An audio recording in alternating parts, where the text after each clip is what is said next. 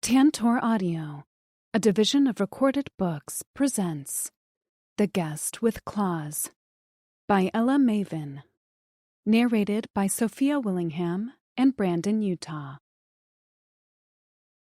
Chapter 1. Nessa. The doorman stared down his nose at me. The wall sconces on either side of the door cast a yellow glow over his waxy complexion. His eyes were a sharp blue that pinned me where I stood. "I have an interview."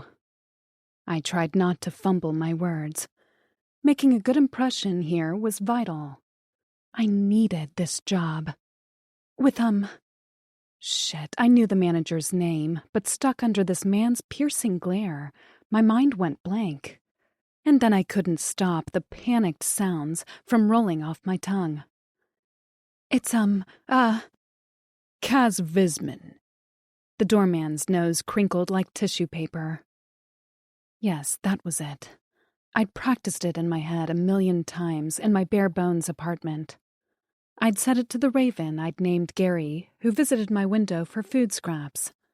I'd repeated it in the shower, getting ready for this damn interview. My stomach squirmed, and I placed a hand there. The doorman's eyes dipped down, and I quickly shoved my hand behind my back. I nodded. "Yes, Miss Visman." Someone shouted down the street, a bark of sound that startled me. I tottered on the cracked sidewalk in my heels, praying that the glue holding my right heel onto the sole didn't decide to quit. With a balmy trickle, nervous sweat slid down the back of my neck under my low, conservative ponytail. The doorman knew. He knew I didn't belong here applying for a job that was way out of my league. It wasn't like I couldn't do the job, but the employees of Hotel Castle Verna weren't hired off the street. It was the best-paying job in the whole damn city of Baxent, and to even be standing in front of the massive wooden doors, you had to know someone who knew someone. I knew someone who knew someone, and that someone knew someone else, and that someone else had the same name as me, but died before her interview. So here I was, wearing borrowed heels in front of this very judgmental doorman, hoping that no one realized I was actually Nessa Black, and not Nessa Wentworth. But I wasn't a quitter, and no way was I going to walk away or back down when I'd gotten up the nerve to come this far. Not even in the face of this stupid doorman, who still stood like a wax statue. My life hadn't been rainbows and roses for a very long time, but I always managed to find my way out of terrible situations. Glass half full and all that. If I didn't remain positive, I was pretty sure I would have curled up in the fetal position and given up long ago. A breeze blew over my bare arms, carrying the oily smell of fried meat from the food truck down the street. I should have brought a sweater, but this dress was one of the last pieces of my life when I had been able to afford anything decent. It fit me like a glove, hugged my curves like nothing else, and I wanted to show it off. Finally, the doorman sniffed, which was the first human gesture he had made, and slithered up the steps in his shiny black shoes. With white gloves, he lifted a 5-inch ring shaped into the jaw of a golden skeleton and slammed it against the wood 3 times. The door swung open, and he took a step to the side. Staring past me with his gloved hands clasped in front of him, he stood silently. I hesitated, and when he didn't speak, I peered through the door. A faint glow could be seen at the end of a long hallway past a large foyer. It was now or never. I took a step forward on wobbly legs and placed one heel onto the stone floor just inside the door. As soon as my other foot cleared the doorframe, the door slammed shut behind me with an eerie thud. I stumbled forward and whirled around to glare daggers through the door at the doorman. I wouldn't have dared to do that where he could see me. Well, the old me would. The one who spoke her mind and didn't worry about consequences. But that person was the Nessa before. Before I had a mountain of debt. before I was looking down the barrel of homelessness and possible forced labor. Decades before I was born, the attacks started in Europe, then Asia, then here in America. We didn't know who bombed our cities and vital centers of power. The finger-pointing of blame among the world's leaders only led to more fighting. Countries fell, cities burned, and we all suffered. Campaigning on better living conditions, the Regulars' Party soared to power in America. But their conditions came at a high price. Regulations and rations ruled our lives. Our justice system gave way to bribery and no due process. So I knew what would happen if I couldn't afford my bills. I'd be sent outside these walls, formerly Chicago, to work and likely die paying off my debt either in the dangerous factories that clogged the sky with smoke or in the farm fields where I'd toil with no rest and little food. I couldn't do either of those. I wouldn't last a month. Every menstrual cycle, I suffered debilitating pain. I'd seen specialists and took every test under the sun, but no one could figure out what caused the pain. That was why my hospital bills were so high, and why I needed this damn job.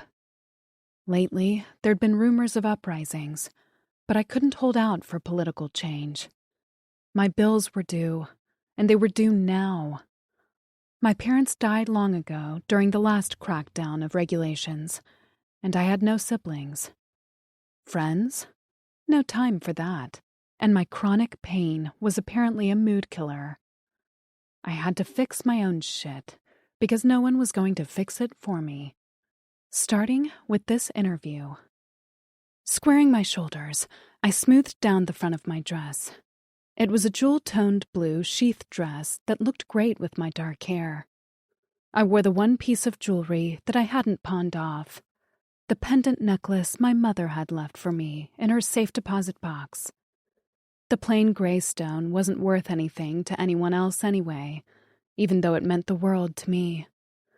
Squeezing the stone for good luck, I began walking down the hallway. The walls were lined with flickering candelabras, and my heels clicked ominously on the stone floors. Up ahead, lights glowed from a large room. I heard voices, more heels clicking, and the swish of clothing.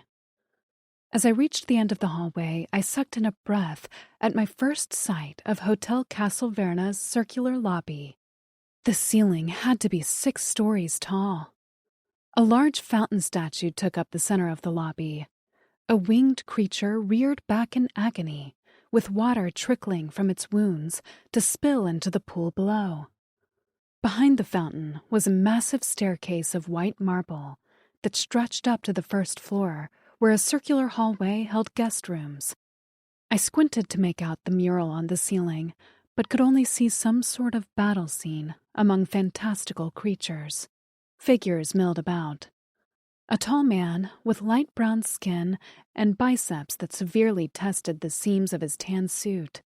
A pale woman kissing another woman, both wearing dresses that had to cost more than my debt.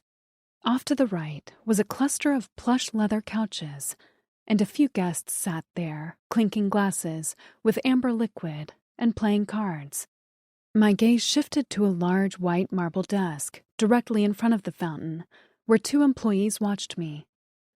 They were identical, down to a single mole beneath their left eyes, prominent on their pale skin. They wore red suits and had long, straight, white blonde hair that brushed their shoulders. They gazed at me with pale eyes, and I felt my face grow a little hot. They were stunningly attractive. Golden jewelry glinted off their ears, necks, and fingers. They wore so much they were almost gilded. When they spoke, it was in unison, with soft voices. "May we help you?" I just managed not to stumble over my words. "I'm here for an interview with Miss Visman." In unison, they raised their left arms and pressed on a device attached to their ears. "Interview for the Ms." They lowered their arms and stared at me silently.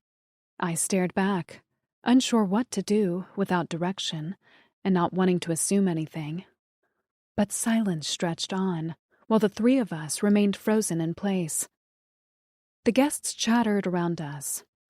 My eyes caught on a lone figure standing at the top of the staircase, leaning against a tall pillar.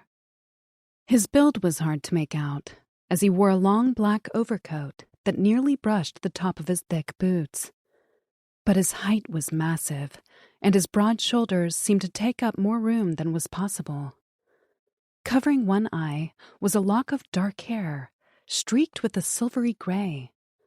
But what was most curious about him was he wore a swath of worn black fabric that covered his nose and the lower half of his face. His black as night uncovered eye, set deep in tan skin, peered over the top of his mask. His right hand was shoved into the pocket of his coat, but the other flipped a single key with gloved fingers.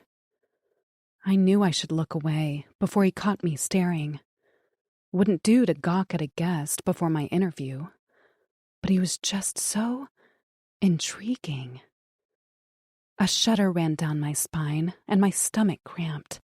I pressed a hand to it, and at my small gesture, his head tilted ever so slightly. I dropped my hand immediately. A sudden heat at my back made me jump and cry out. I whirled around, and my heel caught on the edge of a tile. I would have fallen directly on my ass if a big hand didn't reach out and grab my arm with iron strength. Somewhere in the distance, a crack of sound made a few of the guests chatter. Blowing my hair out of my face, I looked up into the face of a grinning woman with light brown skin wearing a deep red suit. Her hair was the same wine color as her clothes, and her brown eyes sparkled. "Hey there, newbie."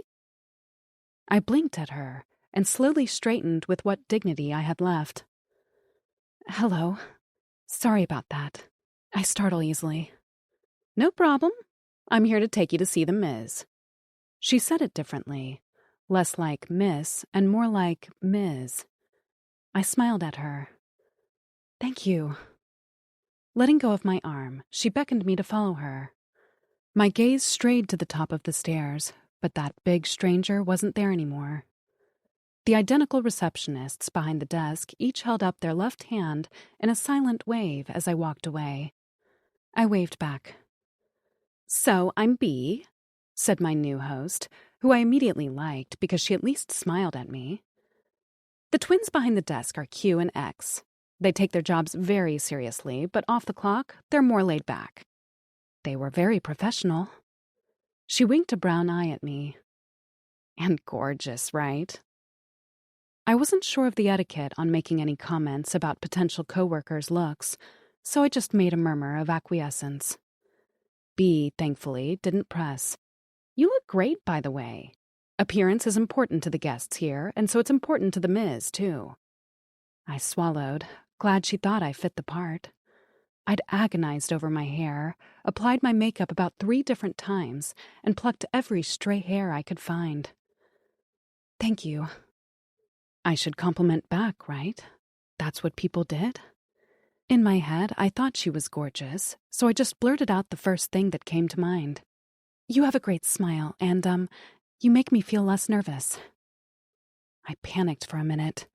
Did she think I was flirting? But she just turned to me with an easy smile. "You'll do fine." We left the lobby and entered another hallway, but this one was short and led into a room lined with floor-to-ceiling bookcases filled with books. It even had one of those ladders on wheels. A fireplace was positioned along the center of one wall, and clustered around the front was a set of plush black leather couches. Hotel Castle Verna had electricity, but the decor made it seem more like a Victorian castle, with flickering sconces and candlelit chandeliers. I appreciated the dedication to a theme. As we entered another hallway, I asked B, "How long have you worked here?" "About a year. I'm the newest employee by about 5 years." I didn't realize they hired so infrequently. B shrugged as she stopped in front of 2 large, ornate wooden doors with wire-wrought handles. "Most employees don't leave until they die." The words felt ominous as the doors swung open with a creak. She gestured for me to walk ahead. I took a few steps inside and turned around to wait for Bee to follow, but she remained outside. With a jaunty wave and sparkle in her eyes, she said, "Good luck," and the door swung closed. I stared at them a minute, thinking this was the second time in less than an hour that doors had been closed in my face. And then I took a deep breath to calm my nerves as I prepared for the most important interview of my life. Behind an obscenely large desk was a thin and petite woman with braided gray hair and dark brown skin. I assumed she was sitting, but then she walked around to the front of the desk, and I realized she'd been standing all along. She probably wasn't even 5 feet, and could have been mistaken for a teenager if it wasn't her eyes.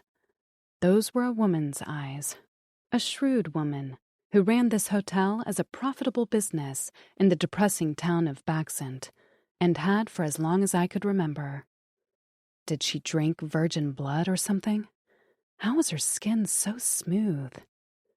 She crossed her arms over her narrow chest, and the multitude of bracelets and bangles covering her forearms jangled. Her lips, painted a deep red, split into a knowing smile. "Welcome to Hotel Castle Verna. Please sit, and we'll start the interview." The only chair in the room, other than an ornate one behind the desk, was a straight-backed, non-cushioned chair with vines carved into the wooden armrests. It looked made for optimal discomfort. I nearly snorted out a laugh. I had to get it together. This whole vibe wasn't real. It was a hotel decorated for a certain atmosphere, and it accomplished it. The 2 receptionists had been trained well. Any guests coming here, like that masked man, were likely a little odd because they were into this. I could play the part too. I had to do it. So I sank down in the chair, crossed my legs, and settled my hands on my lap. Then I looked up and met the eyes of the most intimidating woman I'd ever seen in my life. Chapter 2. Nessa. Standing at the front of her desk with her arms crossed over her chest, Ms. asked basic questions first, and I answered as honestly as I could. What were my strengths? Punctuality, professionalism, and takes direction well. What were my weaknesses? Stuttering when nervous, sometimes clumsy, and coffee creamer. I thought she'd laugh at coffee creamer. I'd worked on that bit and knew it was a bit of a risk, but everything I read about interviews said to show your personality. But other than a slight twitch to her lips, she remained stone-faced. She didn't refer to any papers, not my resume, my application, or anything. Her eyes remained on me the entire time, and I could feel the sweat lining the inside of my thighs as I switched my crossed legs. "You're applying for the entry-level guest services position, which will require you to make deliveries to guest rooms. Our guests can be—" One long red nail tapped her arm. "Different. Are you comfortable with that, and will you respect their privacy?" I thought of the large man I'd seen on the stairs. "Of course," I answered quickly. "I used to work as a receptionist at the urgent care. I know how to remain professional and private." "We have 3 rules for our employees. Number 1. She extended the little finger of one hand. "Always wear your uniform." "Happy to wear the uniform." I assumed it was what Bee wore, which was a deep red color that would suit my hair and light skin color. It was almost a flattering cut, too, which would work on me. I preferred to call myself fluffy, although fat worked too. I'd fill out whatever uniform they gave me well, and then some. "Number 2, Ms. said, with her ring finger extended next to her little one. "Don't leave the premises without permission. You work here, you live here." I hadn't been aware of that, but I could only nod and pretend I did. "Rule number 3. She extended her middle finger next to the other 2. "Never, ever look at the contents of the packages you deliver to the guests' rooms. Privacy is of utmost importance here. Failure of the first 2 will get you fired. The 3rd will get you terminated." I curled my fingers into my thigh and dug my nails into my skin. That was the only way I could stop myself from asking why she'd given a distinction between fired and terminated. In my world, those meant the same thing. What world was I in now? I forced myself to breathe. This wasn't real. This was just her scaring me. It didn't matter anyway because I would follow all 3 rules. I understand, I said, still with that smile on my face that likely had started to look a bit deranged. She sniffed again, and I wondered if it was a sort of derision, if she had a cold, or if she'd indulged in a little nose candy. Either way, none of my business. You have a good backbone, she said, with a twist of her lips, as if complimenting me hurt her. Surprised at her words, I just stared. You're hired, she announced, as she turned on a heel and strode around the side of her desk. Once at her chair, she narrowed her eyes. But quit smiling like that. It's scaring me. You're prettier straight-lipped. I immediately dropped the smile. My face muscles had started to hurt anyway. I'm hired?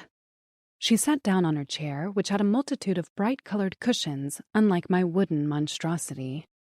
I don't repeat myself. You start training in an hour.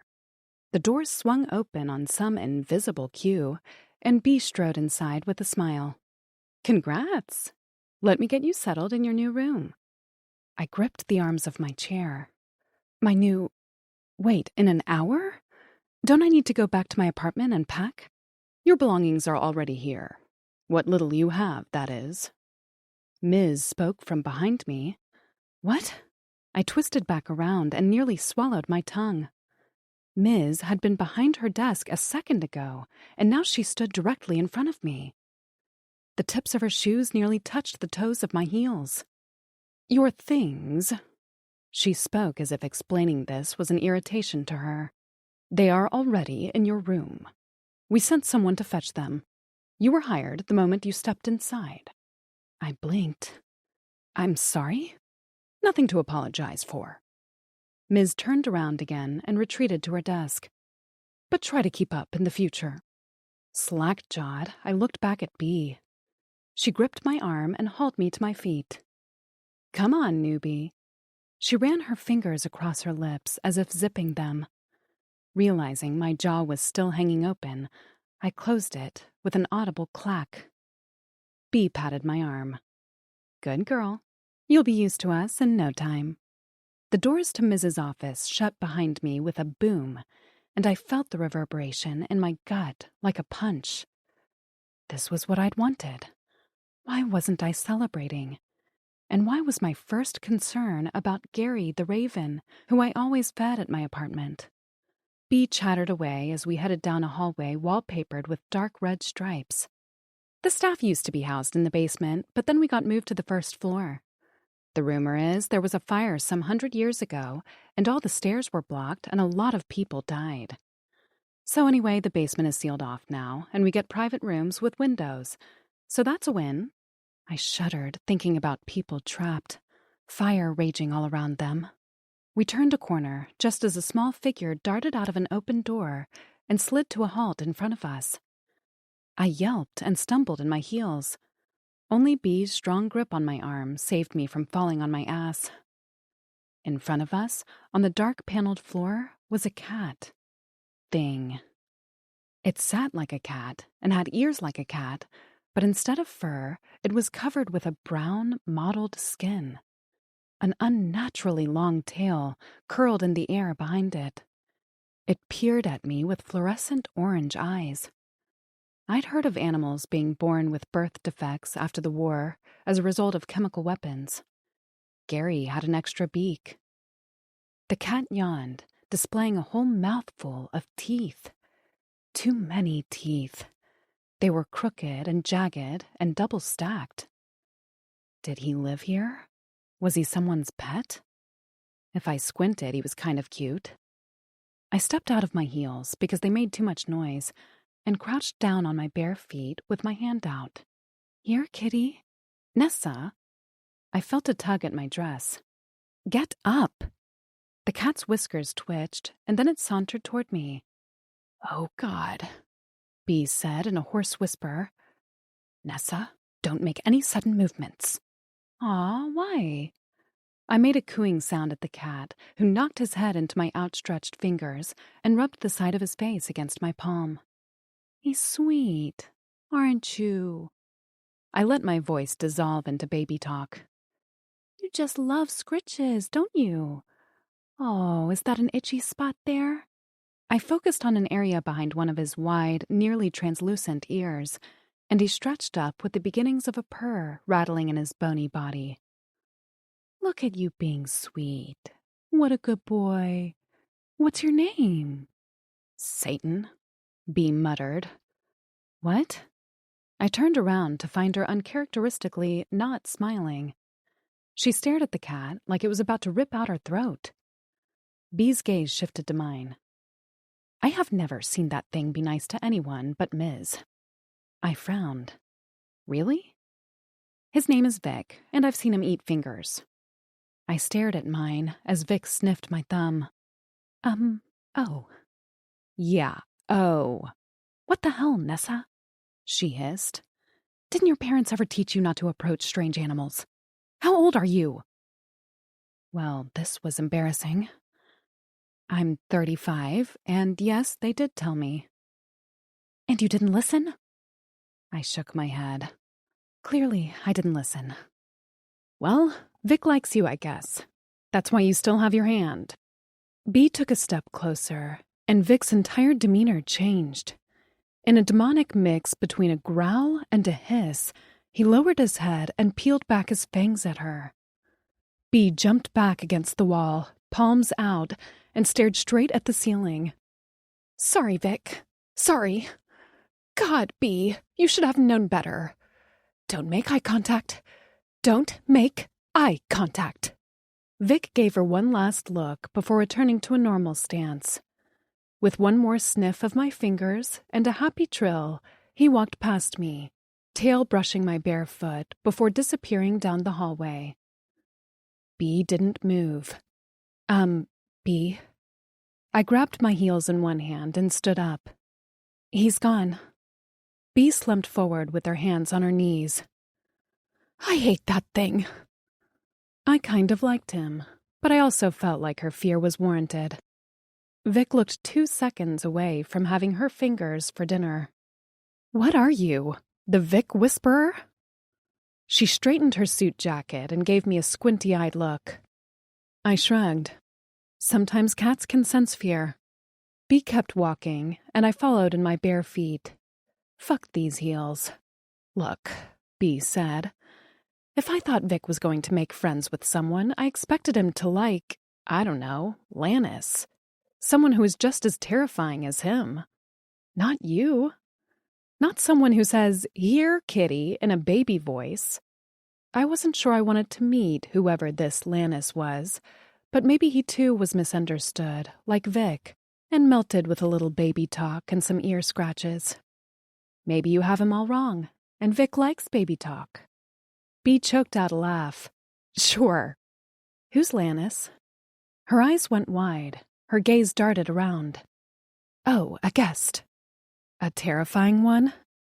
She shot me a look. You have no idea. Before I could ask any more questions, we stopped at a large door. A small plaque at the top bore the burned shape of a dahlia bloom. Here's your room. I'm across the hall, in Lily. She pointed to a door with a lily plaque. So if you need me, just knock. She dropped a key in my hand. We're old-fashioned here. No fancy key cards or electronics. Just a trusty key. Attached to the key ring was a small metal dahlia keychain. I stuck it into the key ring and turned it. The lock clicked loudly, and the door swung open. B remained standing at the threshold while I patted inside. My toes sank into the wine-red-colored, thick plush carpet. The room was maybe 20 by 20, with room for a single bed, a writing desk, and a dresser. 6 of us share a bathroom, B said. It's at the end of the hall, and don't worry, it's clean. I turned and nodded. Great, thank you. Uniform is in the dresser. I'll let you catch your breath, and then I'll be by to collect you to start your training." This was it. The job. My new home.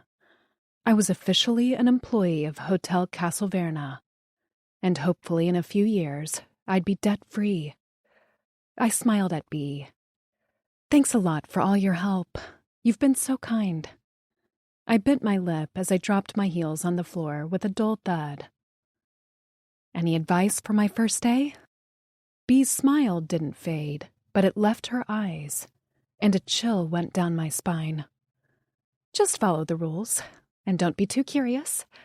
Vic is the least dangerous resident in this hotel."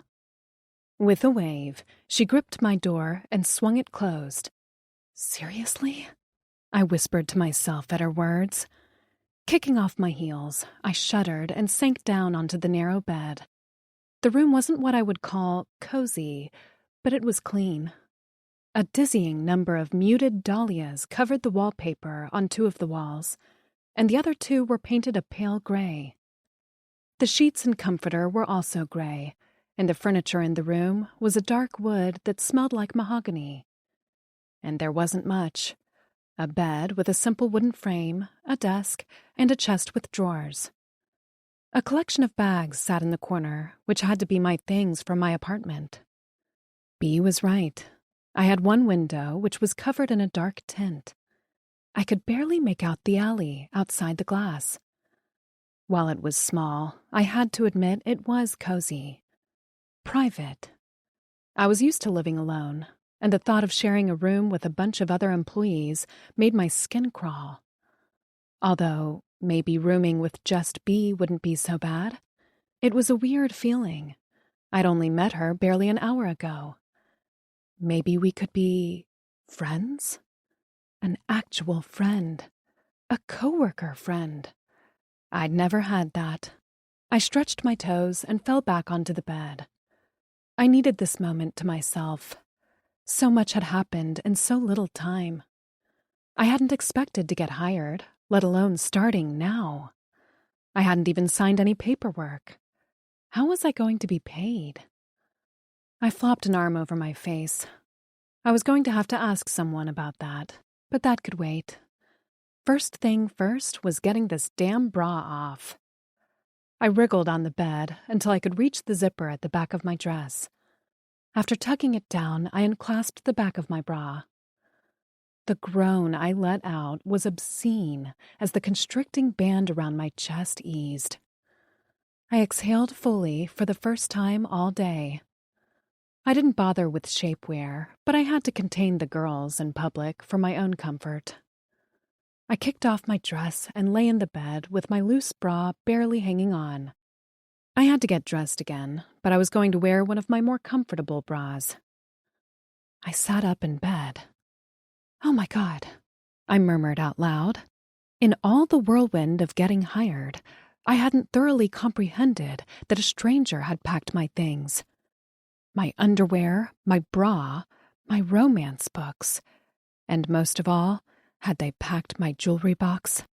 Goosebumps rose on my arms. What kind of place thought it was okay to pack my things? How had they even gotten into my apartment? But then this was Hotel Castelverna. This was one of the few businesses that still had money, even though I never knew anyone who stayed here. Yet it was clear the place was full of guests of plentiful means. Of course they had shady staff who could break into some woman's home. I slid to the floor near my pile of things and immediately threw open a suitcase that was not mine. My clothes spilled out, and I pawed through them until I found an old t-shirt. Tossing that over my head, I continued to do inventory. I'd sold most of my clothes to pay my bills, and so it seemed like everything was in place. I dug through the boxes as well, finding my small collection of romance novels and some other odds and ends. I began to panic when I reached the last box and still hadn't found my jewelry box. Throwing aside an old sweater, I spotted the familiar lid of my most prized possession and nearly cried with relief. Well, the jewelry box itself wasn't prized. It was what it contained that mattered the most. Gently removing it from the box, I sat it on my bare thighs and opened the lid. A broken tune played. It had never sounded in tune, but I didn't care. The box had been a gift from my mother, along with most of the jewelry inside. I pushed aside some family photographs nestled in the bottom until I found exactly what I was looking for. A black velvet pouch that felt light in my hand. Once I untied the string, I upended the bag and smiled when the familiar piece of worn paper dropped into my palm with a flutter. Chapter 3. Nessa. After my parents died, I'd been given a key to their safety deposit box. The necklace I wore, and never took off, had been inside, with a note addressed to me. But the writing had faded. I still had it, and had tried to look at it under every light imaginable to read it, but the handwritten cursive was still too light to read. I didn't care about the second-hand furniture in my apartment, or the old dishes I'd bought from a consignment shop. All I needed was right here, and although I hated the idea of someone seeing all my things, I vowed to keep my mouth shut about it. This was what I wanted and needed, this high-paying job to keep me out of the debtor prison labor camps. I touched the pendant of the necklace where it hung on my chest. It was a dull gray, nothing exciting to look at, but it was comfortable and familiar. Sometimes it would feel warm, like a heat source tucked close to my heart. It was likely from my body heat, but it made me feel like the stone was alive. I was too old to believe in magic, but I liked to think it still held traces of my parents' love. We'd never had a lot of money, but we'd always been happy. They were my best friends, until a robbery gone wrong took them from me. I tucked the necklace under my shirt, slid the note back inside its pouch, nestled it into the jewelry box, and slid it under my bed to the far corner. Okay, so maybe there was one other thing I cared about, and fortunately that was the next thing I found. A ratty stuffed cat named, well, Cat. I hadn't been the most creative 6-year-old when my parents had given him to me. Was I sometimes self-conscious that I refused to give up Cat at my age? Did I assign him anthropomorphic qualities? Yes to both. I credited my attachment to Cat to the fact that I had no friends, but I likely had no friends because I was a 35-year-old with an unhealthy attachment to a stuffed cat and a gray rock I wore around my neck.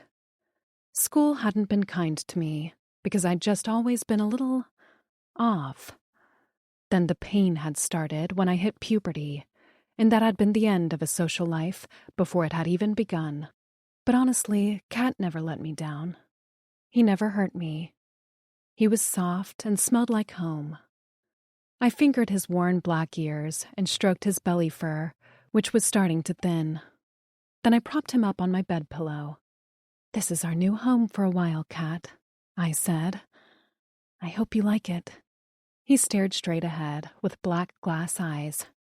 I stared around me at my meager amount of belongings. This was it. I had the job and the things I cared about. A pang pulsed in my chest when I thought about my landlord, Mr. Hernandez.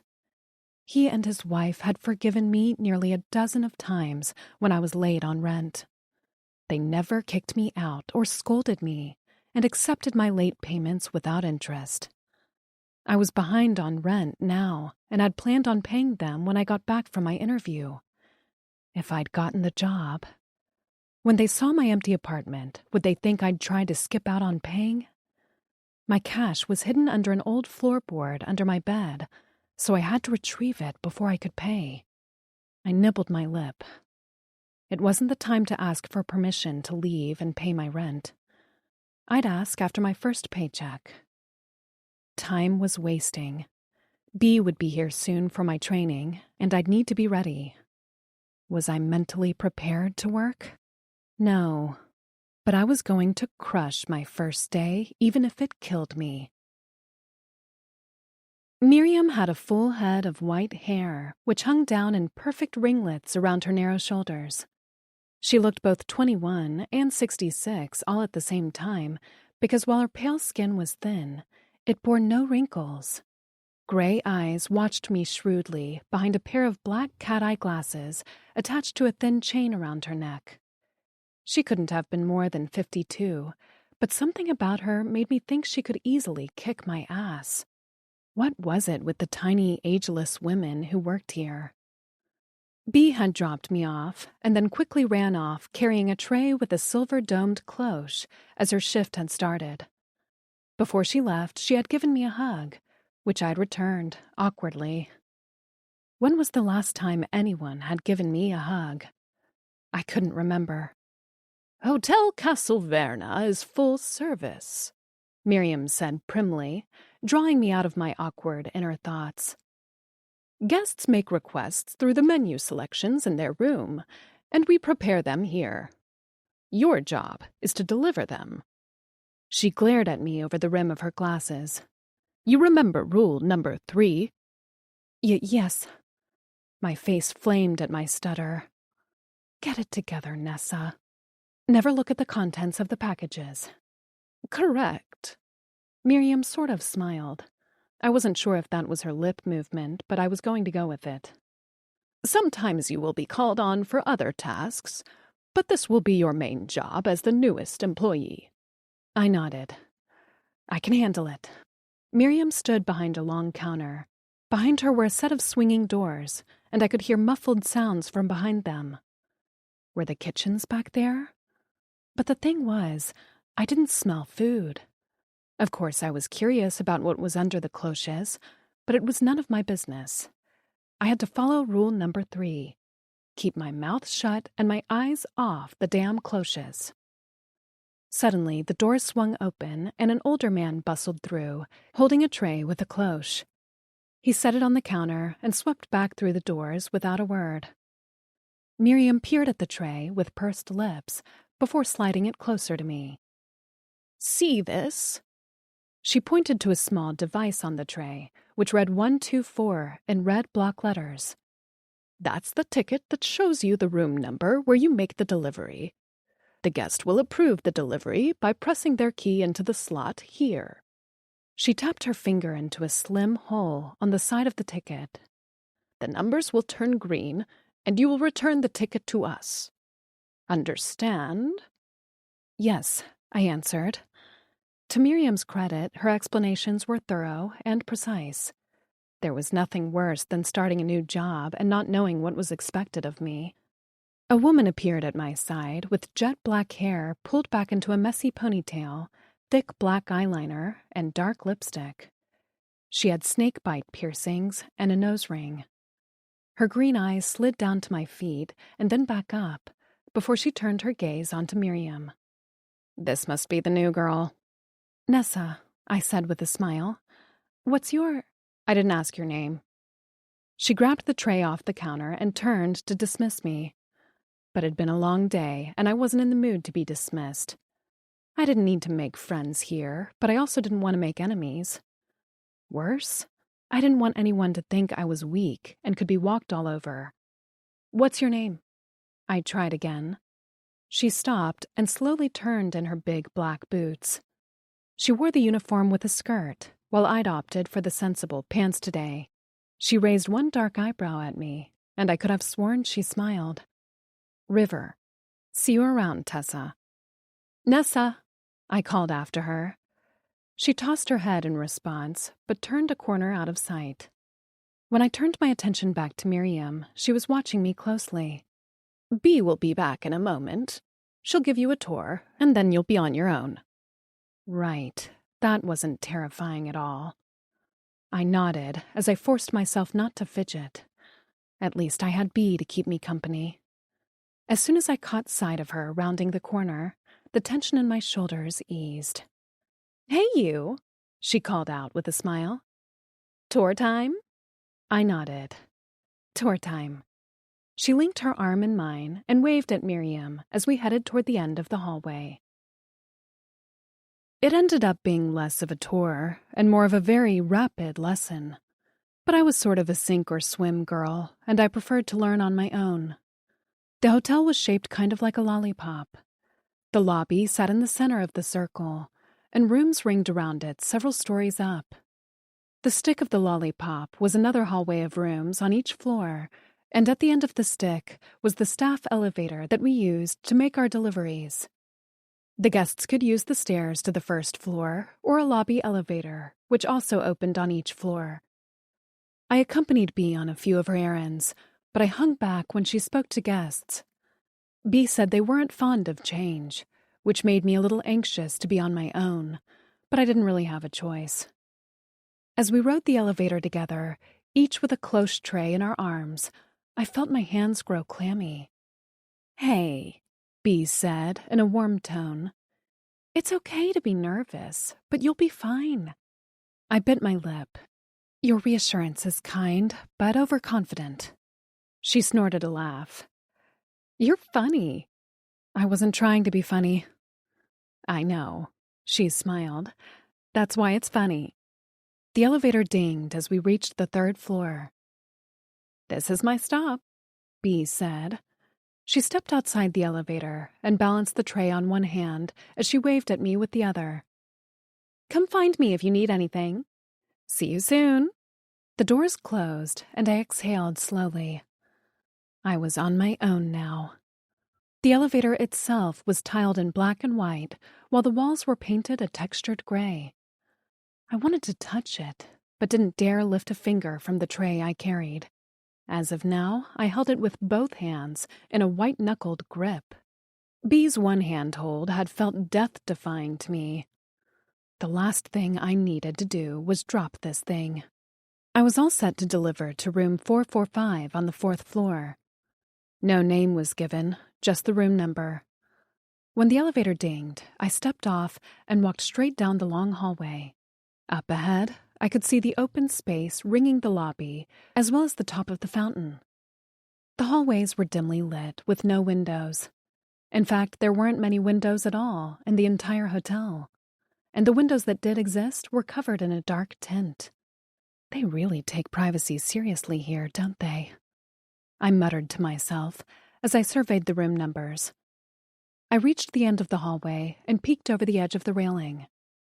Down below, the lobby was less busy, and the twin receptionists stood still and silent at the desk. With a shiver, I continued down the hallway until I reached the correct room number. The doors in this place were huge, easily 10 feet tall, while the wall reached about 12 feet. Each door had a thick brass knocker in the shape of a man's broad face with deep-set eyes. I lifted the ring below his chin and knocked 3 times, as I'd been instructed by Miriam. A shuffling sounded from inside, and the door opened widely.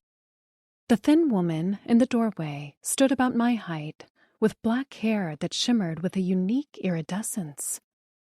Her eyes were a deep blue that stared at me without blinking.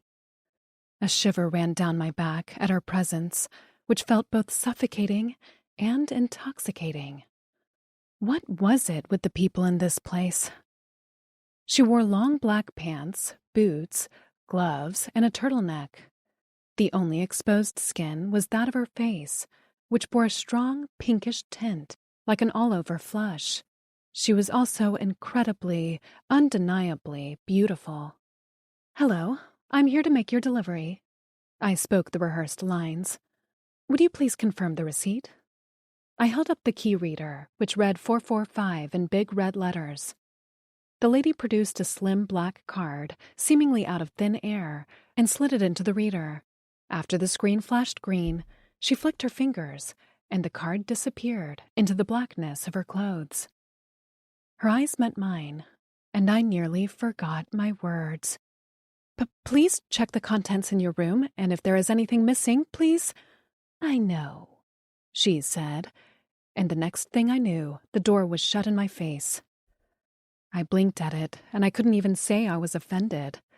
I was just glad that interaction was over with.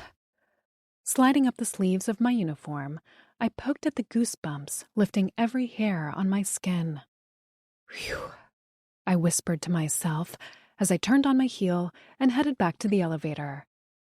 On the way, I noted every door was shut and no sounds could be heard from within. But Miriam had said the hotel was sold out.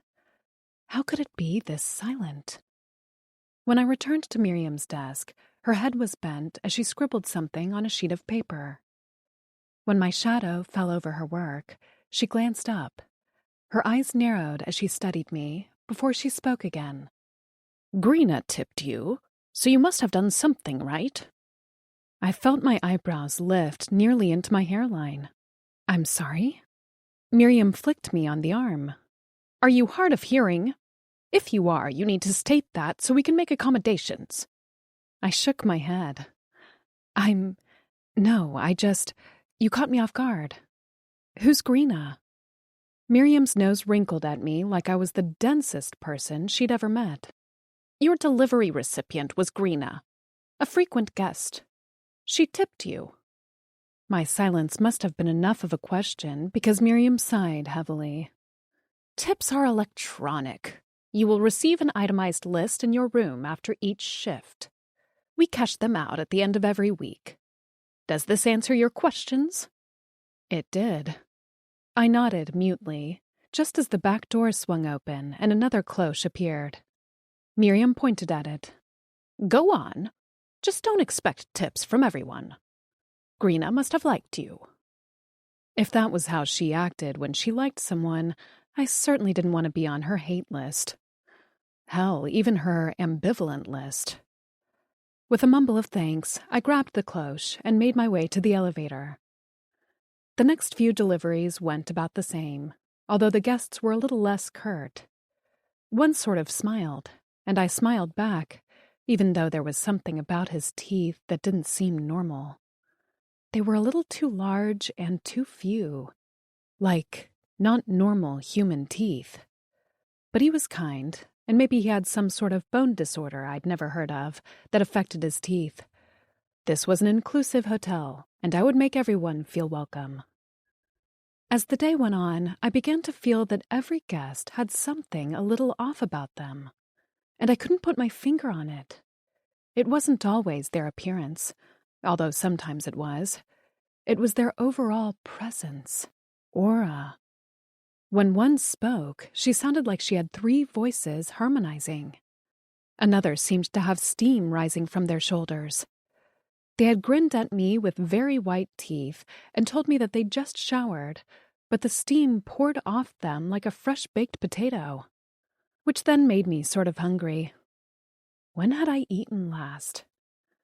I retreated down the hallway on my way to retrieve what was hopefully my last cloche, when the hair on the back of my neck lifted. I spun around, wondering if Greena was there again, but none of the doors were open. The hallway was silent. I could hear no talking from the guest rooms, but I still felt watched. I glanced at the ceiling to check for cameras, but couldn't find any. I rubbed my arms and let a shiver ride down my spine. I gasped as a sudden heat warmed the skin under my necklace. Clutching the pendant in my palm, I winced at the burn to my sensitive skin. What the hell? I muttered. Something in this hotel had to be reacting to the stone's properties. There wasn't any other plausible explanation. My last delivery was on the 6th floor. I rode the elevator to the top and stepped off into the long hallway. I didn't have to enter the circular roundabout because the door was 2 down to my left. I knocked, and a man opened the door with a scowl on his face. The stench that floated out from his room was like nothing I'd smelled before. A mix of bitter and sour that was like expired medicine. My eyes began to water, and I forced myself to recite my lines. The scowl never left his face as he looked down his broad nose at me. His lips were thin and chapped, and when his fingers reached for the cloche, I could have sworn each had an extra knuckle. He wore a full suit, and thinning gray hair covered his scalp. His skin was nearly as pale as Miriam's. He snatched it from me and swiped his card aggressively, nearly knocking me off balance. "Sending me the new girl," he muttered. "As if I'm not one of the most valued guests at this establishment." I curled my lips between my teeth and bit down so I didn't say anything snarky back at him. With a sniff, he slammed the door in my face. I didn't think I'd be getting a tip from him, and that was all right with me. I hoped I never ran into him again. I made a note of his door number, 612. I stuck out my tongue at his closed door, then panicked he had a peephole, so I covered it up with a weird lick at the corner of my mouth and a scratch to my nose. But I used my middle finger, because I couldn't help it. And then I speed-walked back to the elevator like the scaredy cat I was. The entire way back to my room, even in the damn elevator, I felt eyes on me. My pendant grew hot on my skin. I couldn't shake the feeling of being watched. And the weirdest part of it all was that I didn't hate it. Something about it felt safe. I'd always been a private, solitary person. Well, that was what I told myself when, deep down, I knew I was just lonely. Even since I graduated high school, I'd been too busy working and being ill to meet anyone. So this feeling shouldn't have been comforting. I should have been scared. And yet, I wasn't. The glowing of the stone on my chest spread to my limbs and soothed my anxiety of a nerve-wracking first day of a new job. By the time I reached my room, I was relaxed. Happy, even. I slid my key in the lock and slipped inside, then carefully shut and locked the door behind me. The feeling of being watched dissipated, and a chill crept over my arms immediately. All day I just wanted to be alone, and now I wasn't so sure anymore. Rat-tat-tat. A sharp knock shook my door. My heart leapt into my throat, and I spun around to face my door. Chapter 4. Nessa. There was no peephole, and when I tried to peer through the lock, I could only see the wall opposite my door. Turning the lock slowly, I pulled the door open a few inches to get a glimpse of my visitor. Bee's bright smile beamed at me before she held a large tray up to her chin. A bag hung from the crook of her elbow. "Hungry?" My stomach rumbled just as my shoulders dropped with relief. I swung the door open wider, and Bee brushed past me. Intoxicating, mouth-watering smells followed in her wake. I grinned at her as she placed the tray on my desk. Starving. I forgot to eat today. I've never seen Miriam take a bite of anything, so I swear she forgets we are all humans who need to eat. Bee laughed as she whipped off the domed cloche to reveal 2 plates of food and a multitude of sides. I even spotted a small chocolate cake. "Oh my God," I said as my stomach rumbled again. "Bee, you are amazing." She swiped her finger through a mound of mashed potatoes and stuck her finger in her mouth. Her eyes rolled back in her head. "Gotta love mashed taters." She waved her hand at me. "Get more comfy and we can chat about your first day." She wore a matching pair of pajamas, blue and green striped silk pants with a matching button-up with a collar. Her hair was piled into a scarf on top of her head, and her face was clean of makeup. I quickly slipped on a pair of sweatpants that had a hole in the knee and a ratty t-shirt that I'd bought secondhand. I didn't have cute pajamas like Bee, but she didn't judge my old clothes as I perched on the edge of the bed. "You look cozy." She sat at my desk as we dug into our plates, which consisted of mashed potatoes, a seasoned veggie mix, and half a roasted chicken that was juicy and flavorful. I hadn't had real meat in a long time. I couldn't afford it. I ate until my jaw hurt from chewing and my stomach bulged. And then I couldn't leave the poor chocolate cake all alone, so I downed that too. Bee ate even more than I did. "So, did you check your tips yet?" She pushed a black envelope on the desk toward me. "Oh, I didn't even see that." I ripped through the seal and pulled out a sheet of paper. When I saw the number on it, and the number of zeros, my mouth dropped open. A few chocolate crumbs landed in my lap. Bee let out a squeal. "Is it good?" She snatched the paper from me and quickly scanned it. Her nose wrinkled.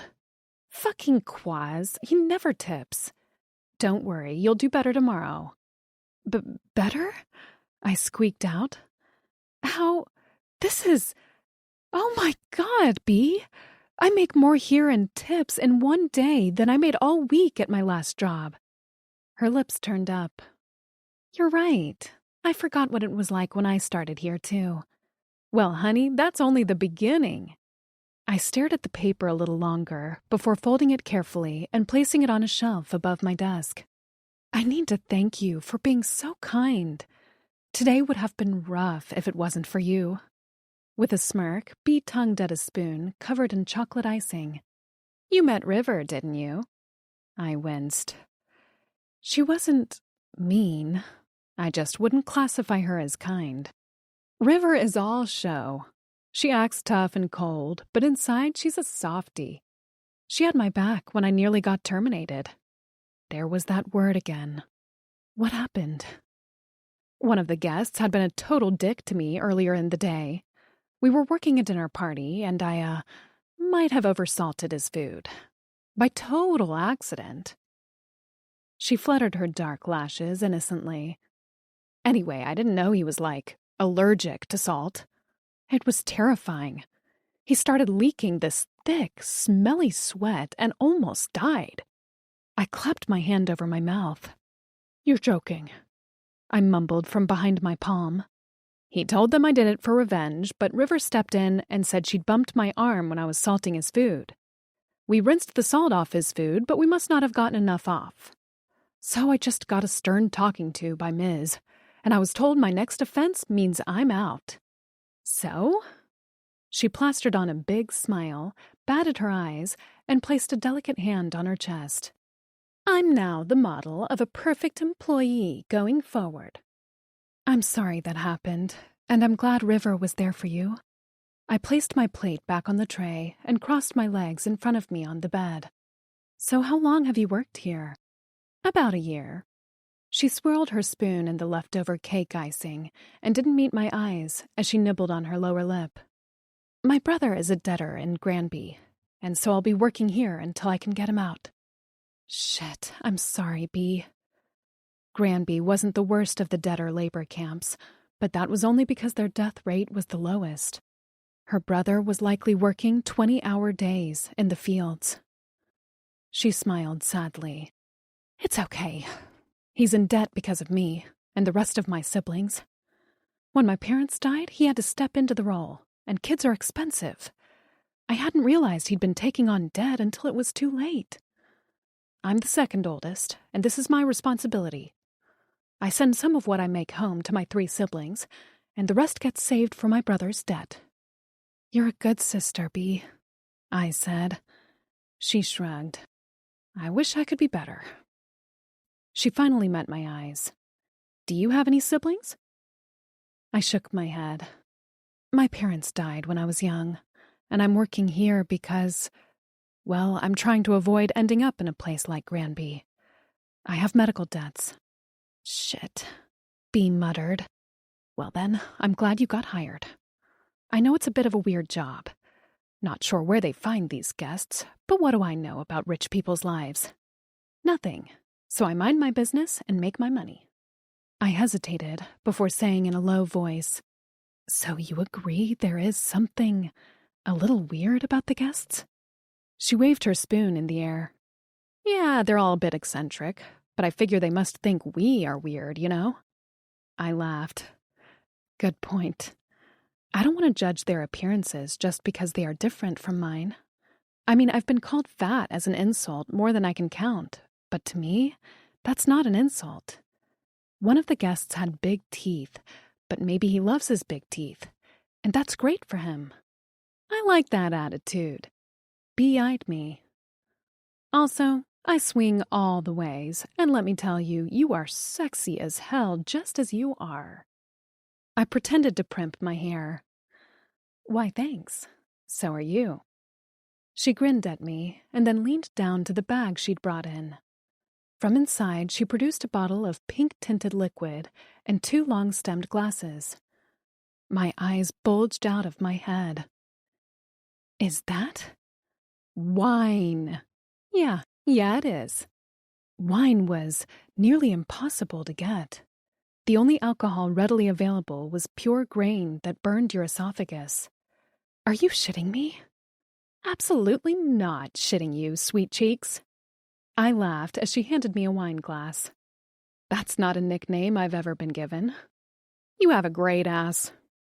I held out my wine glass as she poured a generous amount. A few drops splashed onto my hand, and I licked at them. Flavor exploded on my tongue. I nearly moaned as I tilted the glass back and let the tart wine flood my mouth. It flowed down my throat, spreading warmth throughout my body like a blanket. Bee, you are a goddess.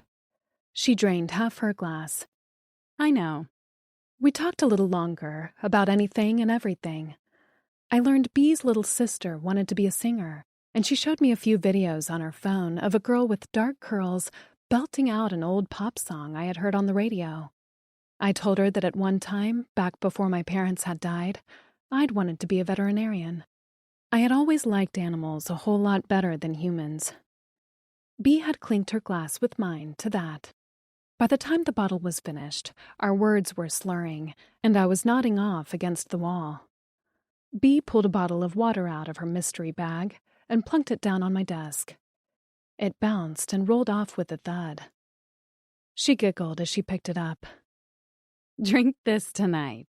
She pulled out another bottle and placed it next to the first. And this in the morning. Breakfast is at 7 a.m.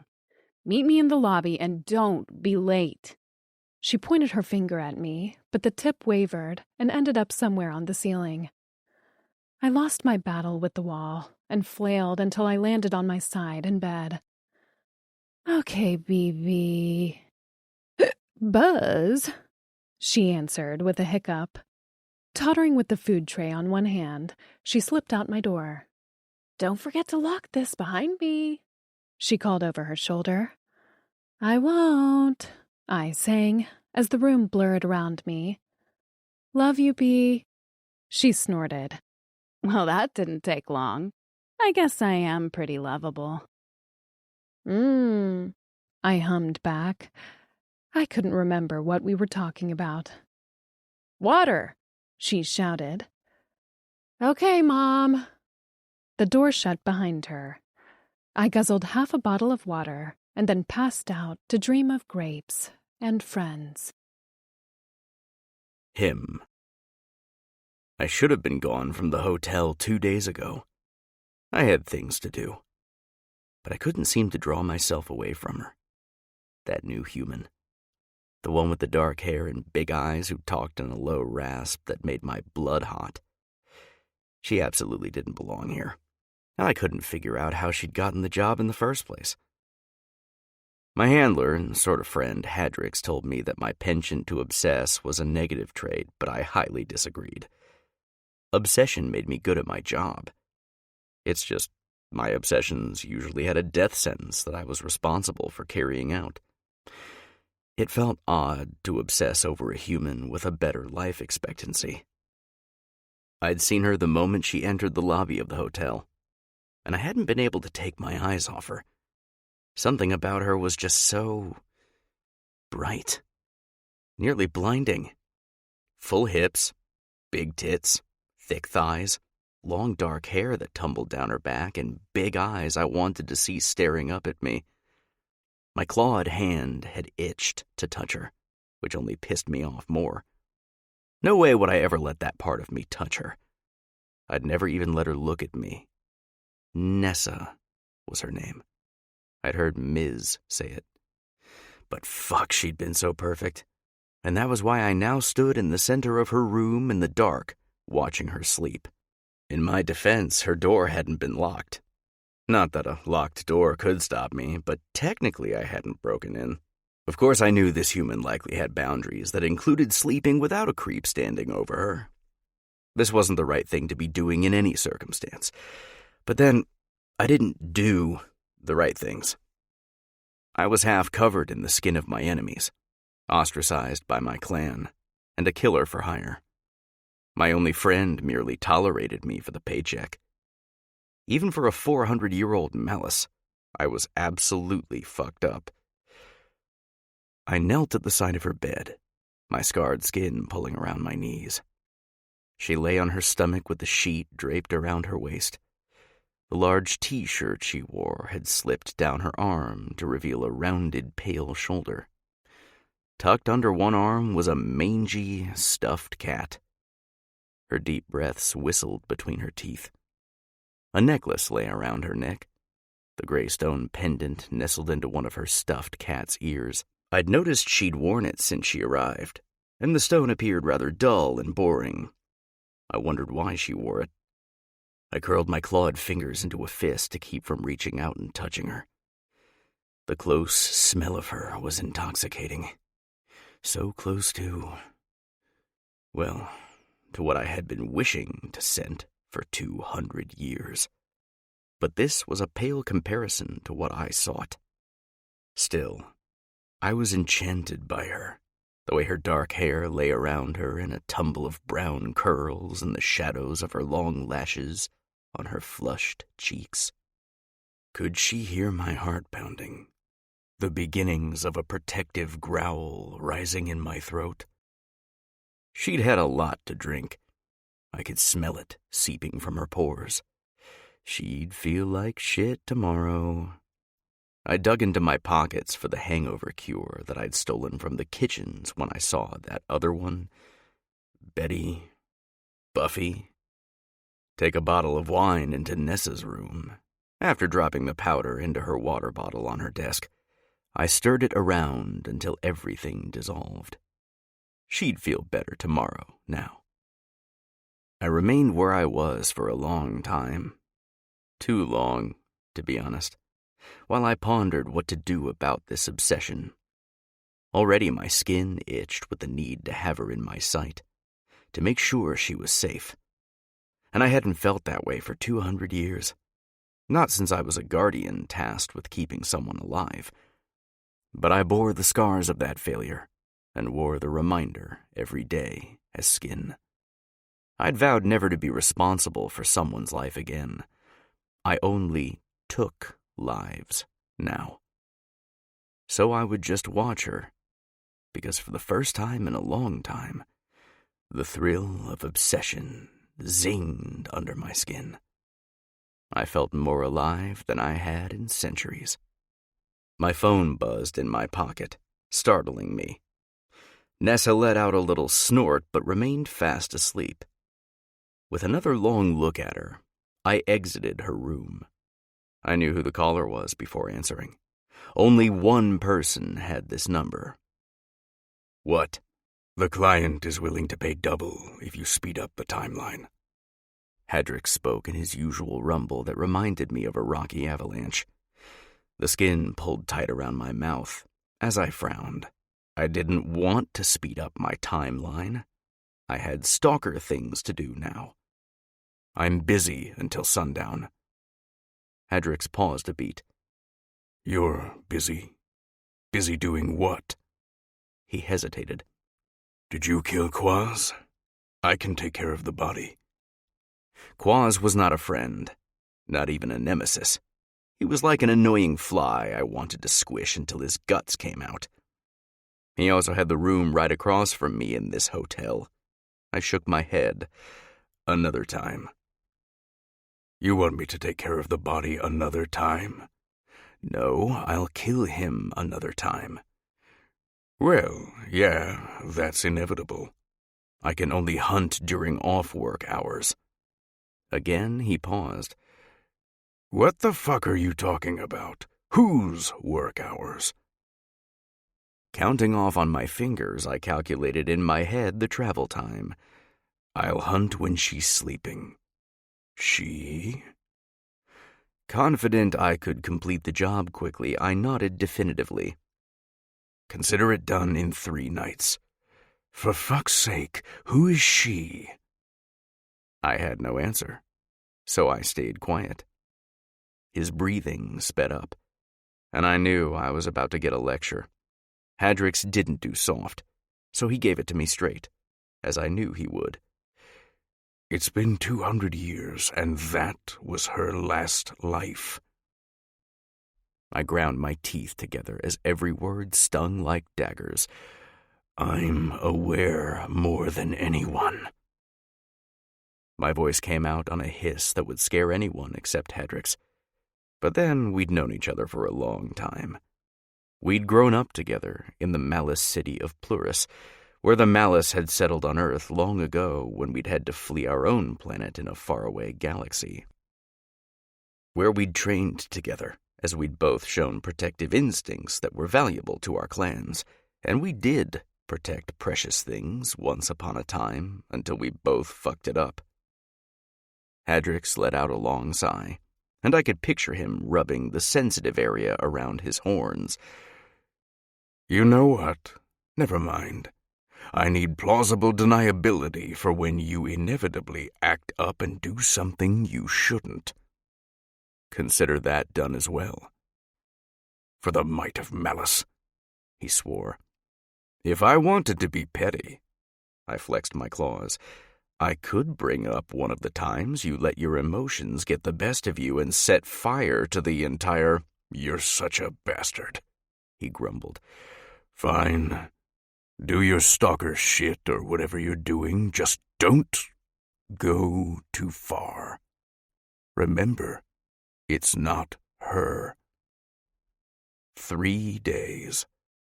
I rapped out and ended the call with a stab so violent that my phone cracked. Well, that was the third one I'd broken this month. Hedrick's was going to love that expense report. I was blaming him for this one. As I shoved my broken phone back into my pocket, Vic sauntered around the corner, his tail waving high.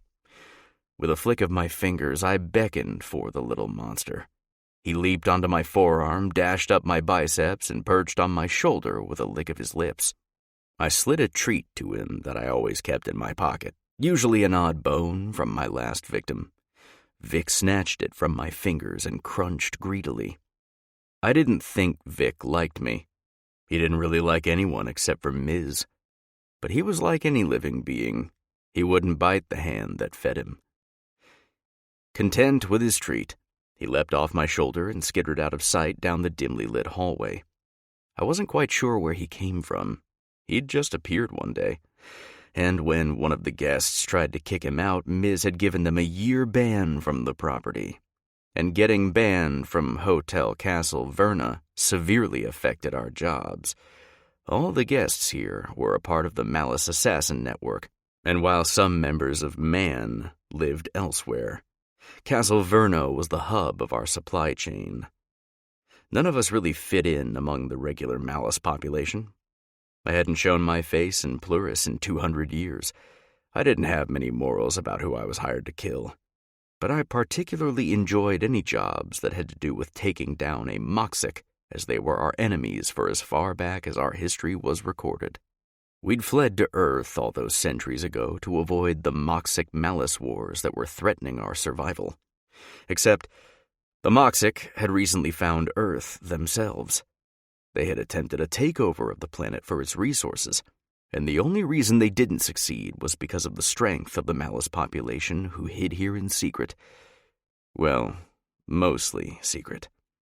Top-level leaders of the most powerful countries knew we were here and worked with us. We had fought back during the attacks and were able to keep the Moxic from taking over the entire planet. But our power lay with our population of Deos, certain humans who react to our body's chemistry and produced a powerful essence when aroused that increased our strength and life expectancy. We discovered these special humans when we discovered Earth, and we'd never been the same. By Malice law, only members of the 3 royal Malice families can mate with Deos. When the Moxic tried to invade Earth, they also learned about Deos, and found that if they captured one and milked them for their essence, they could control some Malice like puppets. Protecting Deos had been the job of guardians, which was what I'd been before it all went to shit. I liked to blame the Moxic, but it was my fault too. Still, It was particularly exhilarating to slice into their flesh with my right hand, whose former owner was a Moxic. But now the massive red-scaled arm, tipped with sharp black claws, was mine. I'd made it to the floor of my room and had one hand on my doorknob when, even through the fabric of my mask, I smelled his scent before I heard him. My Moxic arm tingled with violence where it remained shoved in my coat pocket. "What are you doing out so late?" Quaz's voice came from behind me, a nasally whine that skated over my nerves. "Swat," I imagined in my head. His skull cracks, his mouth falls silent. "Peace." "Plotting your dismemberment," I shot over my shoulder. "Fuck you." His door creaked as it opened wider. With a sigh, I turned to face him. Biting the inside of my cheek until I tasted blood was the only thing keeping me from ripping his throat out. It wasn't like he did anything particularly terrible to me. He was just annoying as fuck, and I often entertained myself thinking of all the ways I'd kill him. Hadrix told me that wasn't a healthy coping mechanism, and I asked him if he wanted to take Quaz's place in my murder dreams. He hadn't talked to me for a solid year after that, and I couldn't understand why. He wanted me to apologize, and I wasn't sure what for. It had been an honest, real question. Quaz stood in his open door with his beady little eyes searing into mine. It was like he was trying to look into my soul, which was hilarious, since I didn't have one. His suit was impeccable, as always, because he was a pretentious fuck whose entire personality was based on labels. He would only use ancient Xerius-forged knives in his work, which was laughable. It would take a bit of work, but I could kill everyone in this hotel with a pencil, if I had to. Why did Ms. have to place him across from me? She knew I wanted to disembowel him for shits and giggles. "You can't murder me in the hotel, you know," he snapped. I guess I hadn't hidden my death-dealing eyes. "I'm aware." Hotel Castle Verna had rules, specific rules, that protected its very specific guests. We were all in the same profession, or very closely related, and the most skilled at what we did. In order to prevent chaos, there was no killing on hotel grounds. Breaking that rule meant bringing the entire MAN down on our heads. The last thing I needed was every malice fucker in here hunting me. But one day, I'd spill Quaz's blood. Off grounds. He just needed to give me one mediocre reason. Most guests and staff were too scared to talk to me, but Quaz wasn't brave. He was just stupid. He blamed me for his fall from grace as a prized lover of Latrian. But I had nothing to do with it. Still, he'd held a grudge for 300 years, and he'd twisted it into his entire personality. I was done with this confrontation that Quaz so desperately sought. I gave him my back, and my hand was turning my doorknob when he spoke again. "Did you see the new hire?" It took every muscle in my body not to react. I kept turning the doorknob even as the solid brass buckled under the strength of my fingers. "No, been busy working," I answered, and slipped inside, careful to shut my door behind me without slamming it. I stood in the safety of my room and seethed. Quaz had seen her. I had been busy with a task from Ms., but I had seen her leave this floor. Had she delivered to Quaz? Had he touched her? Smelled her? I wanted to rip open my door, stomp across the hall, and rip that fucker to shreds. But if I let him know that Nessa had drawn my attention, he'd stop at nothing to use her against me. I speared my hand through my hair and ripped my mask off my face. I'd need a delivery. Soon. Because something told me I had to prepare for a storm. Chapter 5. Nessa. My head pounded. My stomach protested the simple act of opening my eyes, and somewhere in the distance, there was a loud banging. "Stop," I mumbled into my pillow. "Too loud." "For fuck's sake, you two," a voice grumbled on the other side of my door. The knob turned and it swung open. I blinked to see River standing in the doorway, frowning at the door. "You never even locked it." Her gaze swung to me, and I must have looked a state because she groaned out loud and pinched the bridge of her nose. "You look worse than Bee." "How is she?" "She's upright, which is more than I can say for you." "Hurts," I pouted. "Yeah, you big low-tolerance baby. I'm sure everything hurts. But Ms. doesn't give a shit if you've drank a gallon of pure grain. The night shift is clocking out in an hour, and we gotta be ready."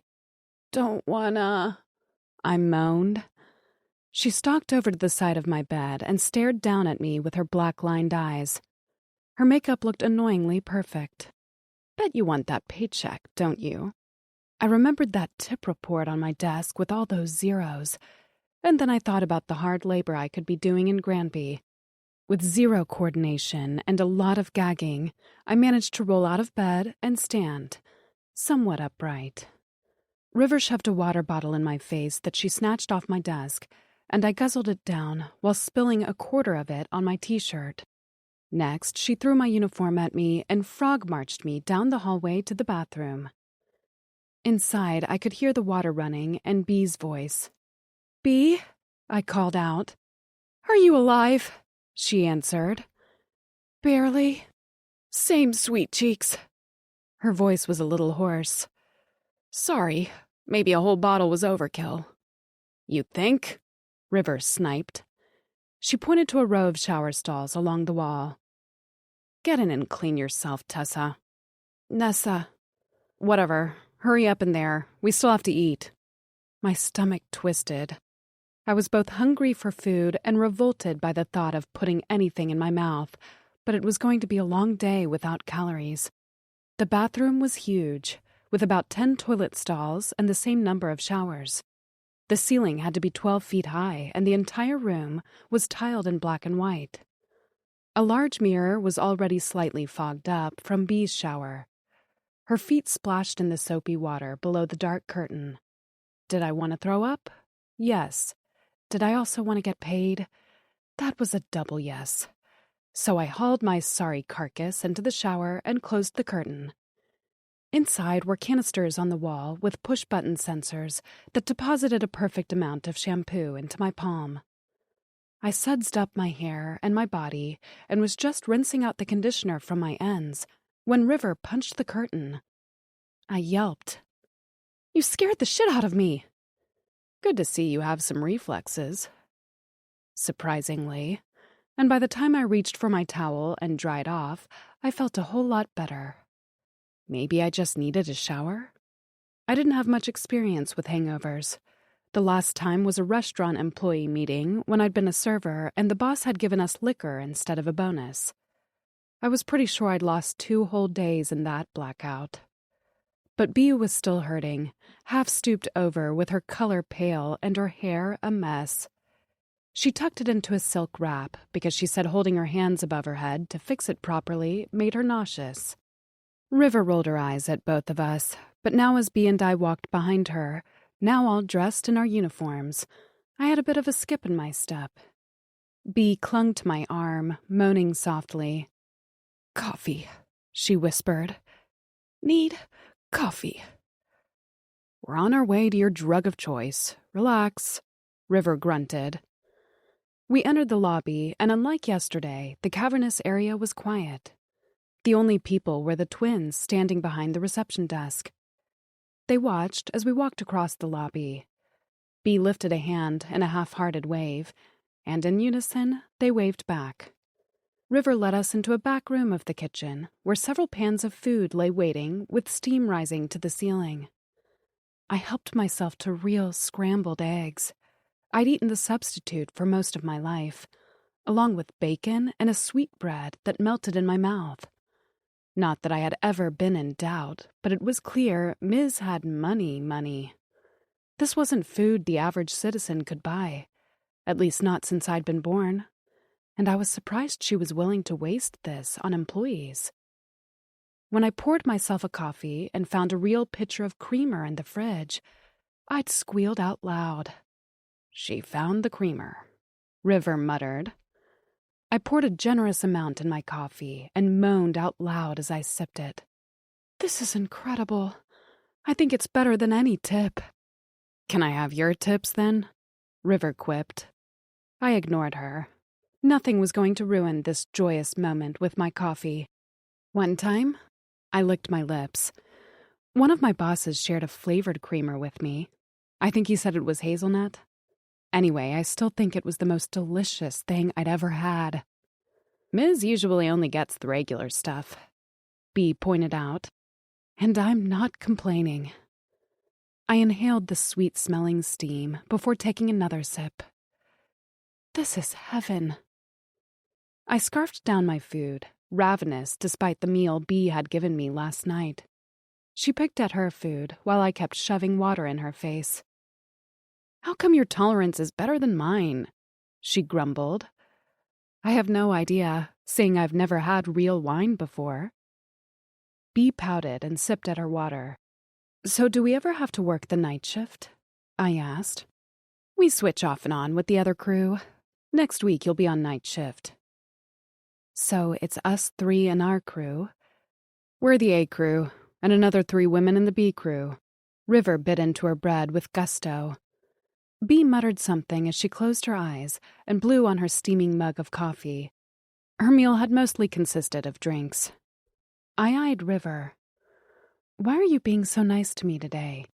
"You think this is nice?" She slurped her own coffee. "Fuck, woman, what kind of friends do you have?" I said the first thing that came to mind. "A stuffed cat." "His name is Cat," B chirped out. River snorted. "This isn't nice. This is cordial and professional. The 3 of us have to work efficiently to complete our daily deliveries. If one of you winos falls down on the job, I have to pick up the slack. And I don't like slack. So buck up and finish your food." I turned to B and pointed at River with my fork. "I like her." B shrugged. "That's good. I don't like anyone right now." I finished my food while B continued to sip at her coffee. At exactly 6:50 a.m., River clapped her hands together and herded us out of the kitchen like a mother hen. We arrived in front of Miriam's desk at 6:58 with a mostly upright B and an annoyed River. Me?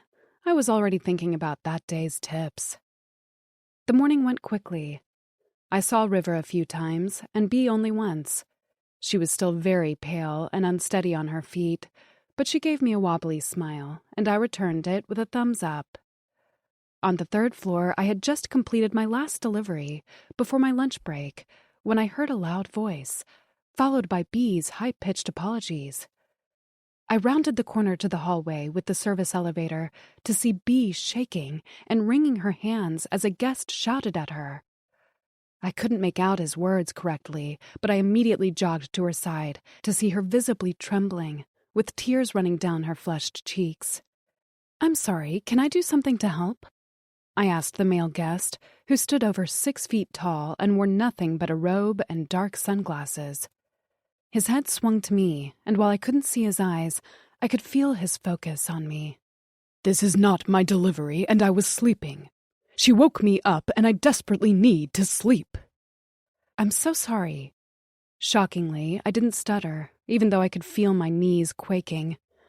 I gathered the tray with the cloche on top in one hand and pushed B back from the man with the other.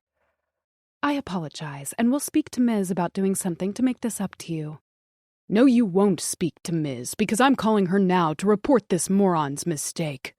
My sleep is of utmost importance." He spit with every syllable, and B twitched with each spray.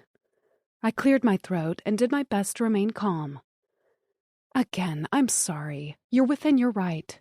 We'll leave you alone now and get this delivered to the proper room." "Fuck off!"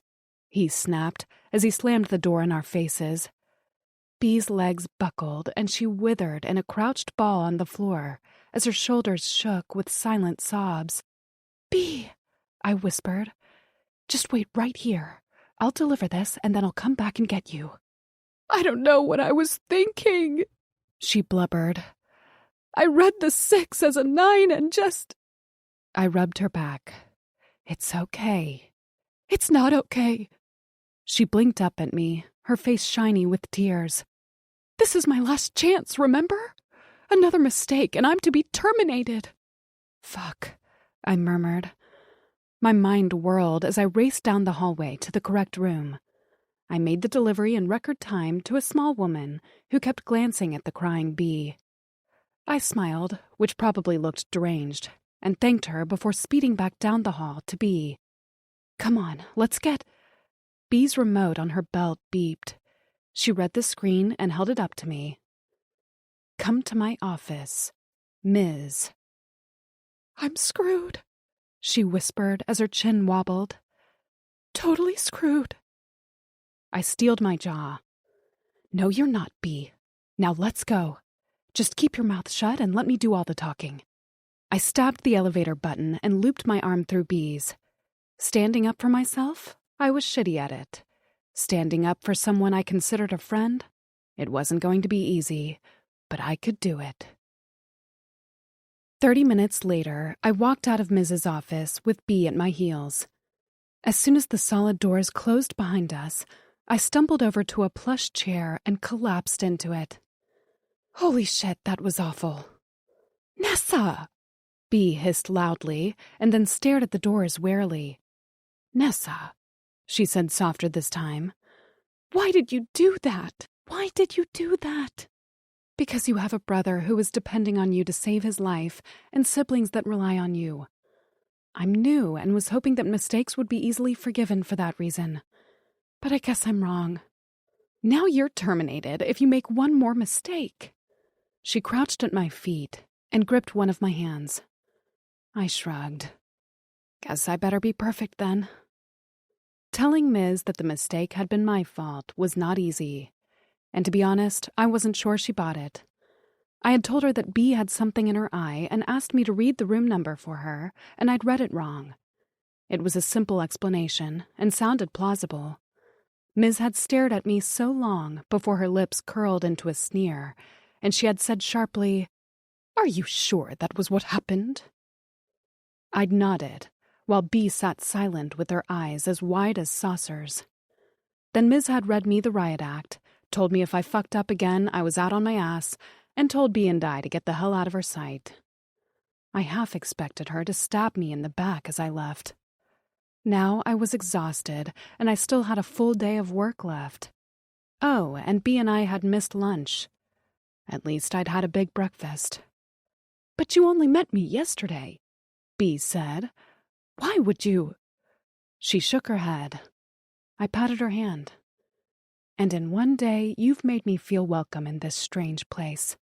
In fact, you'd made me feel more welcome here than I felt anywhere. You're the first real friend I have ever had. I mean, at least, I think we're friends." "Of course we're friends, sweet cheeks." She smiled tiredly. "I don't know what to say. I can never thank you enough for this." Look at it this way. I did it for selfish reasons. I gave her a cheeky grin. "You're the source of the wine supply." She groaned and dropped her head. "Don't talk about the devil's juice. Never again." She rocked her forehead back and forth on my knee. "Never again." "Yeah, that's a good plan. Now let's get back to work before River comes and finds us. I'm pretty sure if someone else yells at me today, I'll crumble into dust." My feet dragged as I made my way down the hallway of a 6th floor. Mid-yawn, my jaw cracked, and I protested with a short groan. One more delivery, then I could eat, get off my feet, and snuggle with Cat. At least I wasn't hungover all day, like Bee. That would have made my day 10 times worse. While balancing the tray in one hand, I'd gotten confident now. I lifted my fist to knock on room 654. Before my knuckles made contact, the door flew open. My heart leapt into my throat at the tall, dark figure that filled the doorway.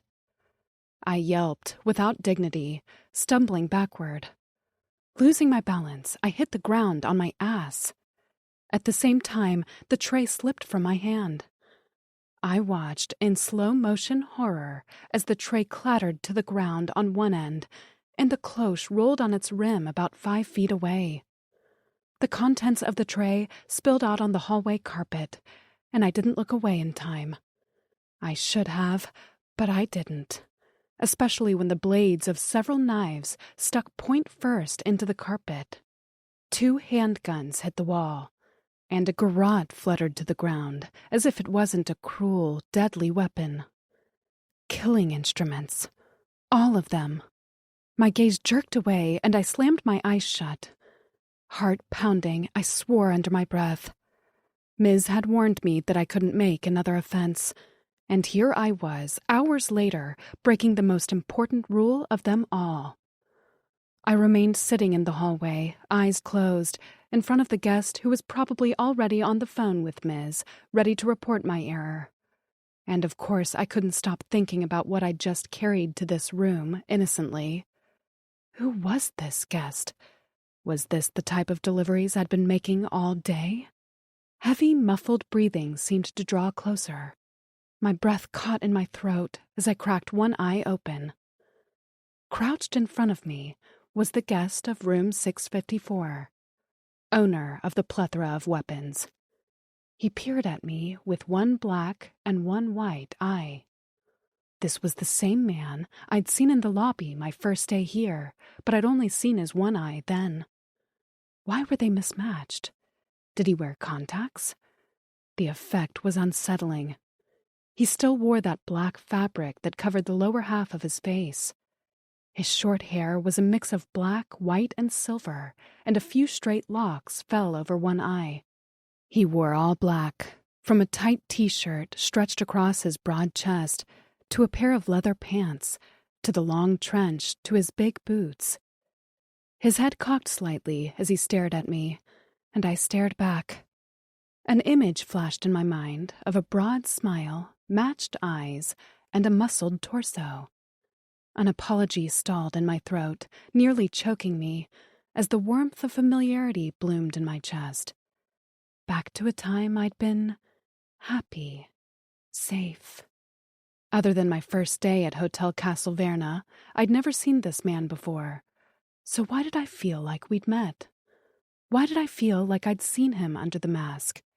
And why did I long for a past I couldn't remember? Up, he uttered in a low register voice. Muscles unlocking, I scrambled to my feet. Using only his left hand, the man made quick work of the items on the ground, placing them back on the tray and covering them with the cloche. His right hand remained in the pocket of his trench, and it seemed to bulge much larger than his left. Maybe he'd injured it, and he bore a cast. That was my only decent guess. A door squeaked open behind me, but I didn't dare turn around. The man's eyes shifted quickly, and he rose to his full height, which had to be close to 6'5". Glaring over my head across the hall, his chest heaved, and his right arm twitched in his pocket. After a tense moment, I heard the click of a door across the hall. He let out a rumble that was somewhere between a growl and a grunt before his gaze returned to me. His left hand lifted, and he beckoned with long fingers. Reader. I scrambled to tuck the reader out of my pocket. I still hadn't said a word, too stunned to speak. He slid his card through the reader. Despite expecting the beep, I still startled when it sounded. He lifted the tray with 2 fingers and a thumb, as if it weighed nothing. He took one last look at me, then slipped inside his room. The door shut behind him, and I nearly passed out. I placed my hand on my chest and willed my heart to slow before I had a heart attack. Lightheaded, I walked toward the elevator at the end of the hall. In a haze, I traveled to the kitchens, grabbed some food to go, and hightailed it to my room without talking to anyone. River and Bee were nowhere to be seen, which was great. I wasn't sure how to process what had just happened on the 6th floor. After kicking off my shoes and changing clothes in the privacy of my room, I sat down on my bed to nibble on my dinner, a fresh salad with chicken. Only then did I check my tips, terrified of seeing a big fat 0 next to my last guest. Except there wasn't a 0. There was much more than a 0. Room 654, guest name Lannis, had tipped me more than the entire 2 days of tips combined. And a question fluttered at the back of my mind. Did he know me, too? Chapter 6. Lannis. I always enjoyed my job, but today felt especially exciting. Not because of my target, but because I needed to do something with my hands other than put them around Quaz's neck or grab the pretty Nessa and never let her go. Remembering the way her big brown eyes had latched onto mine was driving me crazy. I could have sworn I saw recognition there, but I knew that was wishful thinking. Nessa wasn't her. She had died 200 years ago on her last life, and it had all been my fault. I could live 1,000 painful lifetimes, and it would never be enough to make up for how I'd failed her. Nessa didn't look like her, except her eyes, and that was why I was losing my mind. That, and I'd found out she'd sacrificed herself for one of her co-workers. She'd been like that too, so self-sacrificing at the expense of her own well-being. She'd lied to a senior council member one time, just to protect a rodent who'd gotten into the kitchens and eaten a hole in the flour bag. Once this job was done, I'd return to the hotel. I had to watch over Nessa, because I couldn't be sure that Quaz hadn't seen her error. If he reported to Miz that Nessa had seen under the cloche, she'd be terminated. I couldn't let that happen. And it had been partially my fault. I had been on my way to spy on her and had opened the door just as she lifted her hand to knock. I'd forgotten about the delivery I'd placed. My Moxic hand itched as I waited in the shadows for my target, a member of the regulars named Cal Guzvano. The Malice Council didn't trust me as a guardian, but they sure trusted me to end lives, which felt like salt in my many wounds. Like my right arm, my left eye was also pre-owned by the same Moxic. He didn't need it since he'd been dead for 200 years. As much as I missed my former eye, my Moxic eye had a handy benefit of detecting temperature, so while I couldn't see inside the brick building on the outskirts of Baxent, I knew there were 5 humans inside. I only had to kill one, as he'd been spying for the up-and-coming Special Party. The Special Party was backed by Moxic power, who were only held at bay now because of the regulars and killers like me. Most members of the Special Party weren't aware of who the Moxic were. Just like us Malice, they could disguise themselves to blend in. Cal, however, did know, and was willing to sell out his own planet. Mox wanted nothing more than Earth. They'd destroyed their own planet long ago and had been looking for another ever since. I understood their need, but they could fuck off. Us Malice had found Earth first, and humans were safe with us. Well, most of them. Cal wasn't safe for much longer. The figures inside moved, signaling the meeting was over. I slid from my hiding spot and crouched at the bumper of Cal's car. His driver emerged from the vehicle and opened the back door as Cal emerged from the building. He smelled like smoke and liquor. I was reminded of Nessa's flushed face as she slept off her hangover. I'd heard her say she felt surprisingly well the next day, and I credited the hangover cure I'd slipped into her water. "How was your meeting, sir?" his driver asked as Cal reached his side. "Good," Cal grunted. "Where to next?" "Home," Cal answered. He would not be going home. As the driver closed the door, I crept from the shadows and stuck a blade in the soft skin of his belly. The man gasped, and I slapped a gloved hand over his mouth before slicing open his throat. He slipped to the ground, and in the next second I opened the car door and slid in next to Cal. He hadn't even noticed his driver's death as he held his phone to his ear. He glanced at me distractedly, and his eyes widened as he took in my form. Off the property, my true appearance showed, and he'd know exactly what I was. No, he whispered, his jaw flapping. I didn't bother answering, because yes, it was me, and yes, I would succeed. I slipped the garrote around his neck and squeezed. He was a slim man, so there was no give as the slim wire pressed up against his windpipe. He struggled, gasping, but there was no dislodging me, and as he took his dying breaths, I sliced the claws of my Moxic hand across his stomach. The stench of blood and death filled the car as Cal took his last gargled breaths. I hadn't been clean, but then I'd never been a clean killer. Pushing his body to the opposite side of the car, I collected his phone and wallet. After exiting the vehicle, I pulled my own phone from my pocket. It's done, I said to Hedrix. See you in 10. He grunted back. Hedrix's office was a hovel. He said he lived somewhere else in extravagance, and I never knew if he was telling the truth or not. It didn't really matter. He lived near the docks of Baxent, where the waste stench of the inter-river hung thick in the air. My mask didn't do much to block the scent.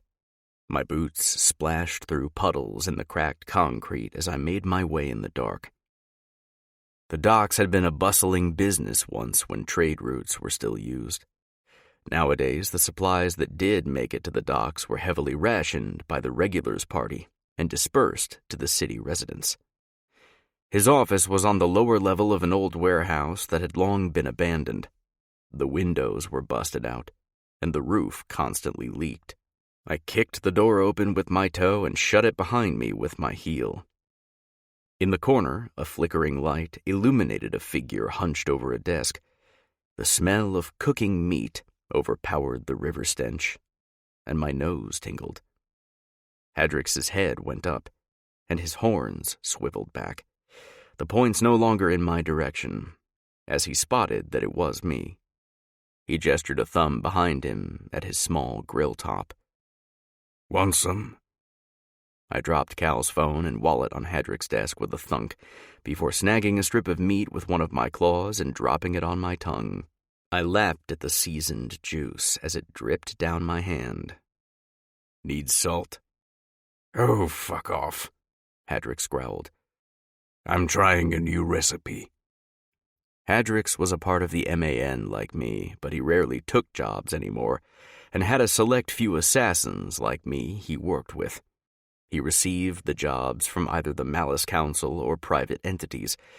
He took a cut of my earnings in exchange for me not having to talk to anyone but him. After devouring 3 more strips of meat, I sank down in Hedrix's only chair other than the one where he sat. Mine had a cracked leg and was missing half of its upholstery. A spring dug into my calf. Money's already in your account, he said, as he slipped the phone and wallet in an envelope. His long tongue licked the seal before he pinched it shut.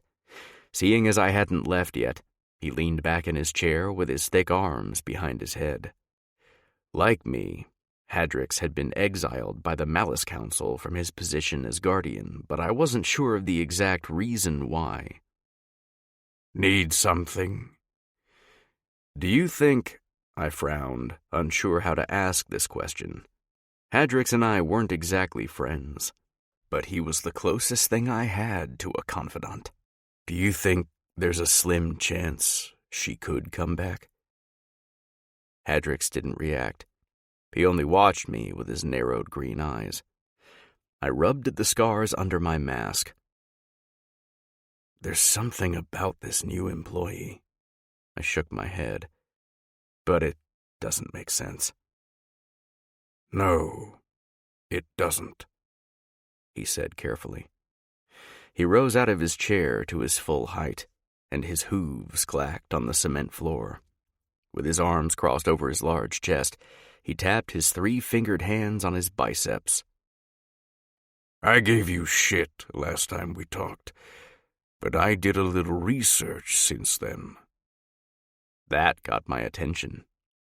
You did? The stars might grant her a bonus life if she made a sacrifice for someone else. My heart skipped a beat. What are you saying? If she took her own life to save someone, then she'd be granted a spare life. My Deo would have risked punishment for a rodent. She would have sacrificed herself for another, but that wasn't what happened. But she was killed, I answered, as my moxic eye twitched. He nodded. As far as we know. The Malice Council saw her body. They confirmed the account of what happened. Hadrix shrugged. I'm just telling you what I know, since you seem pretty certain. I ran the fingers of my good hand through my hair and tugged as frustration burned in my gut. I should leave Baxent and get away from her. But you won't. Of course I won't, I snapped. He sighed. You know I understand. You don't understand, I growled. You have no fucking idea. Hadrix's eyes flamed. Watch your tone. I stood in one fluid motion, and my trench swirled around my legs. Then don't act like you know what I've gone through. His nostrils flared, and the ring between them caught the light of his lantern. I'm not your enemy, Lannis. My anger faded, and, in its place, remained a deep-seated fatigue. I stretched my moxic hand, and the skin over my knuckles tugged painfully. No, I know more than anyone who my enemy is. Hadrix sighed. Go back to the hotel and keep up with your obsession. Stranger things have happened than a Deo being given a spare life. He retreated behind his desk and slapped some more meat on his grill. Want more before you leave? He gestured to a dusty bottle. Got some vodka, too. I scrubbed at the dirty label. How old is this? Old enough to tear a hole in your stomach lining. Just how I like it. I had some errands to run after this, but they could wait for a little. Hadrix grinned at me, all teeth and charm. Drink up, then, friend. As I took a sip of the caustic liquid, it occurred to me he'd never asked me to stay for a drink before, and he certainly had never called me friend. As the vodka burned in my stomach, I felt a change in the air, and it had started the moment I met Nessa's eyes in the hotel lobby. Chapter 7. Nessa. Stop fidgeting, River griped at me as we ate breakfast. Well, River and Bee ate breakfast. I nibbled on a pastry while shaking my leg beneath the table. Bee reached for me.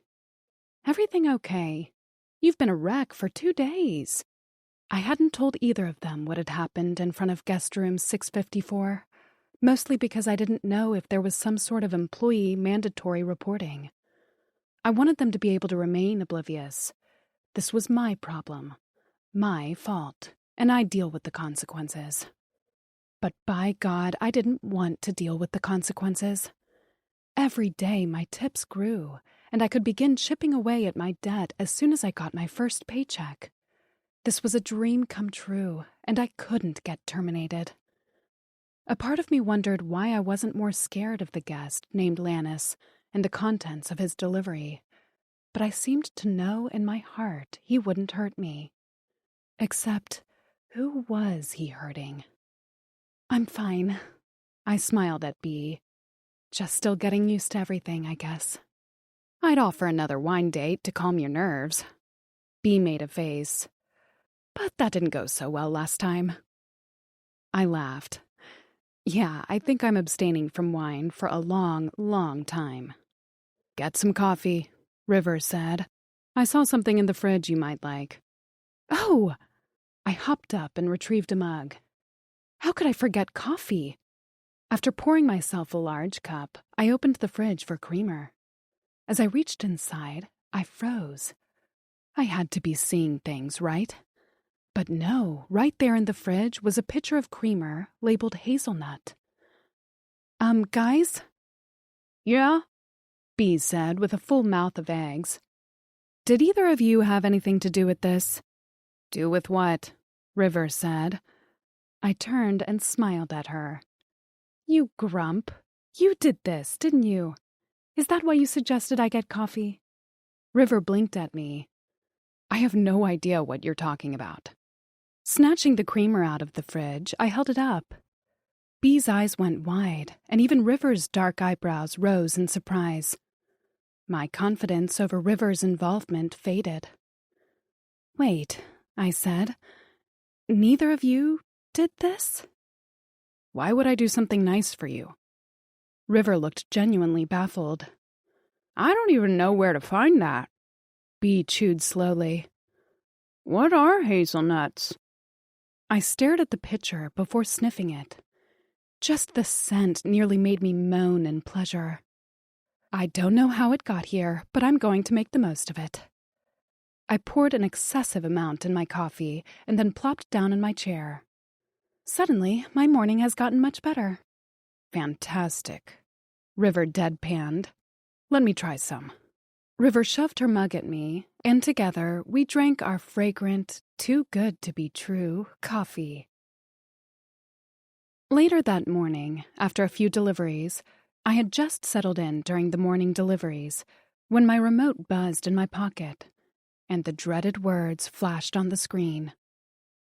Please see me in my office. Ms. Immediately, my knees began to shake so badly that I nearly lost my balance. I wanted to run away, just flee out the front door of this hotel rather than face the truth that I'd been terminated. Would they still give me my first paycheck? My tips? What if termination meant something different? By the time I stood outside the doors of Mrs. office, I could barely stand as my knees knocked together. With a shaking hand, I pushed open the door to find Ms. behind her desk. 2 chairs sat in front, one empty, and one occupied by a familiar guest. He looked over his shoulder at me, and I immediately sought not to react to his smell. This was the guest in the suit who'd been angry that I'd been new and hadn't tipped me. Despite his stench, I found myself relaxing somewhat. If this wasn't about my mistake at room 654, then I couldn't be getting terminated. Right? That's her, the guest said in a nasally tone. She saw everything from Lannis's delivery. I was waiting for him to do the right thing and report it, but... He shrugged and shot me a nasty smirk. I guess he's been busy. And just like that, my heart sank into the floor. I remembered then, when I was sitting prone on the floor. A door across the hall had opened and closed. It must have been this guest, and he was a tattletale. Ms. gestured to the chair, and I managed to get my legs to work long enough to walk across the room and sit down. The smelly guest watched me the whole time with a look of utter delight on his ugly face.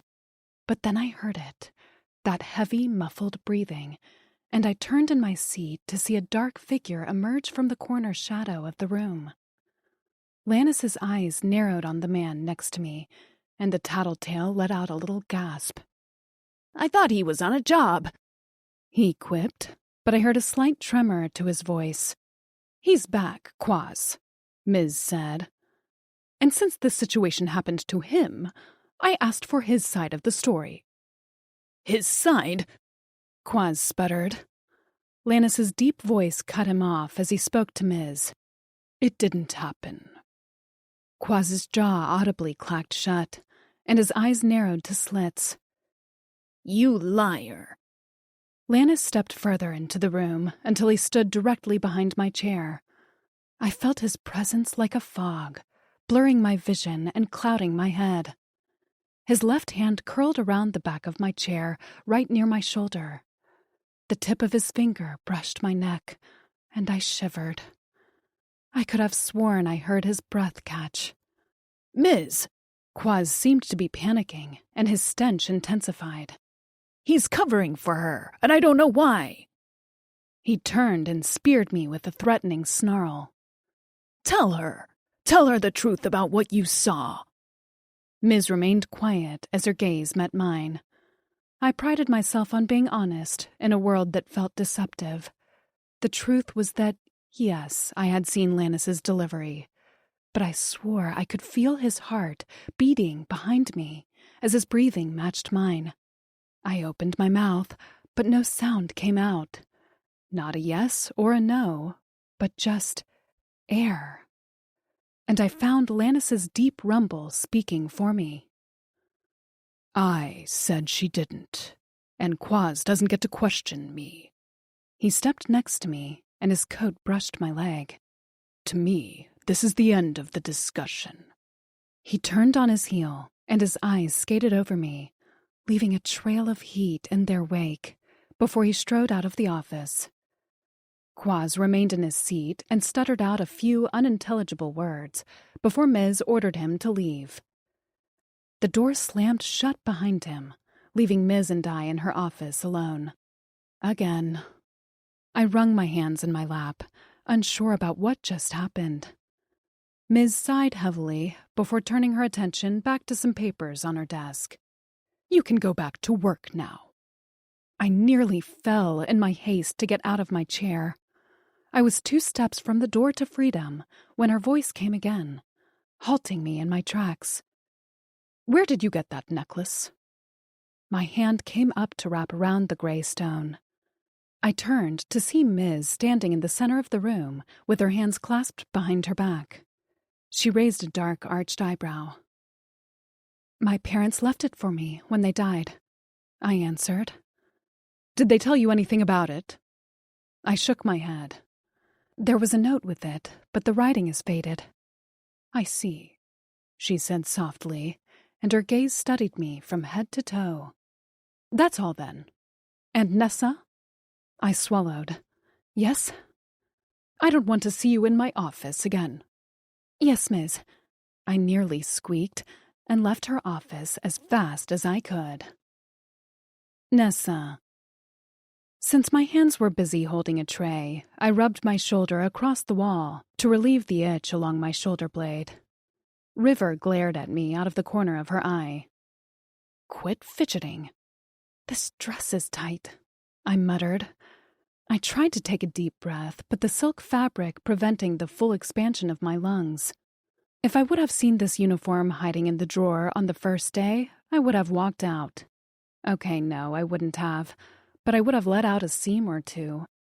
Tonight was a hotel dinner party, and that meant River, B, and I had to squeeze ourselves in wine-red silk dresses that were tight and thin. The skirt flared slightly to swirl around the bottom of my knees. If I got caught in a cool breeze, then the whole hotel would see the outline of my nipples. Also, calling this a dinner party was a stretch. Sure, we occasionally traipsed the room with trays of hors d'oeuvres, but our drink trays were far and away more popular. The party was held in the lobby, where high tables had been set up around the center fountain. The water glowed red tonight from colored lights, making the dragon appear to be leaking red blood. It was a shivering visual, and it matched the party's atmosphere, which felt tense. 2 bartenders were busy with drinks behind a large white marble bar that stretched the entire back length of the circular lobby. One was the older man who helped Miriam, and the other was a younger version of him, so I assumed it was his son. I couldn't really be sure, though. Swapping my tray of empty glasses with a new one full of drinks, I set out once again to make my rounds. To add insult to injury, I wore heels. High black ones with an ankle strap. They made my legs look amazing, but they also killed my toes. Tonight was going to be a long night, but B had told me Ms. paid us double for these hours. And to be honest, I was willing to lose a toe or two to circulation for double pay. I'd been at the hotel for almost a week, and my paycheck was due tomorrow. I couldn't wait. Quaz, the man who'd tattled on me, was here, sitting in the far corner, drinking heavily and glaring at me. Greena sat near him and seemed to be trying to lead him into a conversation. I ignored him, and B agreed to serve that side of the room, so I didn't have to have any contact with him. I couldn't understand his animosity toward me, but I wasn't going to let it get me down. As for my masked savior, he was nowhere to be seen. I'd only met him twice, but he didn't seem like the social type. I'd asked B and River both about him, and they both expressed that he was scary, but not threatening. I couldn't seem to stop searching for him in the crowd, though, and every time I thought I caught a glimpse of his black trench, my heart would flutter, then wilt in disappointment when it turned out not to be him. I pushed thoughts of him aside and focused on walking without falling or spilling any drinks. As I bent down to hand off the last drink on my tray to a seated guest, a pain shot through my heel, and I winced as I felt a trickle of liquid pull around my ankle bone. I glanced down, finding a nasty blister had broken open. Shooting the guest a strained smile, I limped over to the closest surface away from the gathered guests, which happened to be the reception desk. Standing behind it, as always, were the twins Q and X. Wincing, I slipped off my right heel and rubbed at my broken skin. A set of 2 feet appeared in front of me, both wearing black wingtips. Glancing up, I found the twins standing in front of me, holding a white box with a red cross on it. "Do you require first aid?" they asked in unison. I twisted my ankle so they could see my blister. "I could use a small bandage to cover this blister." They both bent down simultaneously, and using their left hands, they unlatched the box. One pulled out a tube of ointment and another a small bandage. I began. "We will handle it," they spoke as they each snapped a black glove onto their left hands. I didn't protest, although I felt very awkward as they both knelt in front of me. "Oh, okay. Thank you." With careful hands, one dabbed at my blister with ointment, while the other efficiently taped on the bandage. While the area was still sore, I was able to slip my foot back in my heel. They rose in front of me with the secured first aid box between them. "Do you need anything else?" I shook my head. "No, I think I'm all good now. Thank you." They both gave me a little bow, and then took up residence behind their desk. I smiled at them because while, yes, they were eccentric, they were hard workers and kind. In fact, I'd never seen them leave from their post behind the desk. Did they sleep? Were there 2 sets of Q and X that rotated day and night? Snorting to myself, I picked up the empty tray and turned to return it to the bar for a new set of drinks. A solid object shoved at my shoulder, nearly toppling me, and I cried out as I sought to keep my balance. A sneering sniffle and that awful stench let me know right away who had bumped into me. I turned to find Quaz standing behind me, with his hands in his pockets. "Watch where you're walking." I wanted to ask him what his damn problem with me was. I wanted to shove him back. In my head, I chanted, "Payday tomorrow, payday tomorrow." And that was how I kept my cool, plastered a smile on my face, and said in an overly cheerful voice, "I'm so sorry. Do you require first aid?" Q and Dex held up the first aid kit between them with helpful expressions, and I stifled a laugh. Quaz narrowed his beady eyes and sniffed. "I'm fine. Stay out of my way." He marched off with a haughty walk. I let my shoulders slump and turned to the twins. "Thanks, guys." "Ignore him," they said in quiet voices. "He's always mean." That made me feel a little bit better. Maybe I wasn't being singled out, and he was just a bully. I picked up the tray to head over back to the bar when I stopped short, feeling like I was forgetting something. My hand went to my chest, and I gasped when I realized my necklace was gone. Frantically, I tottered in my heels as I spun and searched the ground. "No, I whispered. No, no. Nessa? The twins asked. Do you see my necklace anywhere? My breathing quickened. It's just a plain gray stone. The twins helped me search, but the necklace was nowhere to be seen. I knew I had it on when I came here. I never took it off. We will report the loss to Ms., the twins said, ever helpful. I saw Bee and River glancing at me from the bar as guests lifted empty glasses in the air. River's hair was a mess, and Bee had smudged mascara. As much as the loss of the necklace was sending me into an anxious frenzy, I had to work. Payday tomorrow. Payday tomorrow. Let me know if anyone turns in a necklace. My voice shook as I spoke to the twins. They nodded solemnly. Gathering my strength and willing my heart to stop racing, I clutched my empty tray and walked toward the bar.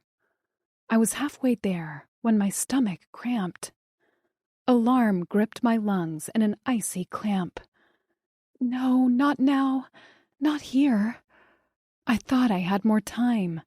I wasn't due for my period for another week, and I had medicine that I took in advance to lessen my symptoms. Another cramp followed, this one infinitely stronger, and I whimpered as my body doubled over. I just barely made it to the bar and placed the tray on top when another cramp punched me in the gut. I grasped the bar with white-knuckled hands and moaned. Nessa? Came Bee's voice from somewhere above me. I blinked through blurry vision to see her face leaning down next to mine. Are you okay? I managed to stand upright and plaster a smile on my face. I didn't want to alarm anyone or draw attention to myself. I'm fine. I just have to use the bathroom badly. Her expression relaxed with relief. Oh, I thought you were hurt or something. You had me worried. Go to the bathroom then, silly. We're allowed breaks, you know. I smiled back, somehow. Right, silly me. Be back in a minute.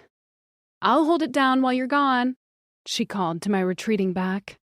I slipped out of the lobby just as another cramp doubled me over. I hit the ground on my knees with a long groan. A small shadow passed in front of me, and I could have sworn I heard Vic hiss. From somewhere in the lobby, a glass shattered amid the din of conversation. Did anyone see me?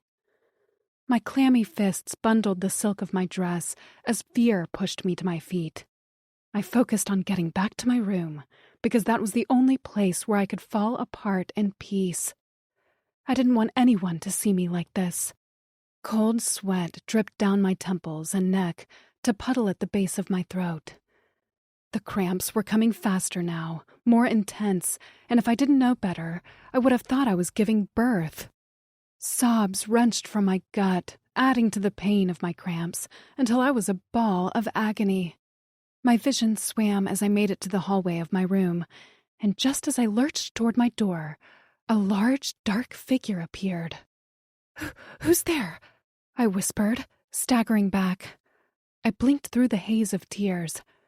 I was weak, vulnerable, and in pain.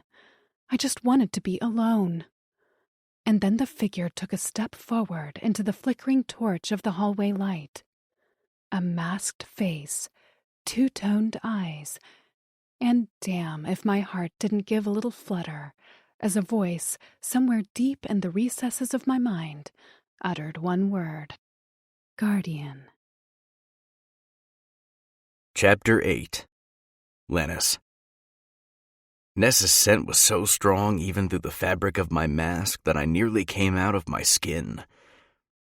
I'd been in the shadows of the lobby at that stupid fucking party. My only intention to watch for her when I'd first smelled her. I thought I'd been imagining it until her scent had hit me again, and I'd dropped my water glass on the cool marble floor.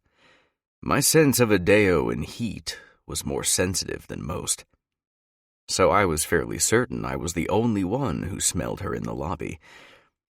But in the state she was now, it would only be a matter of time before we had half the hotel sniffing her out.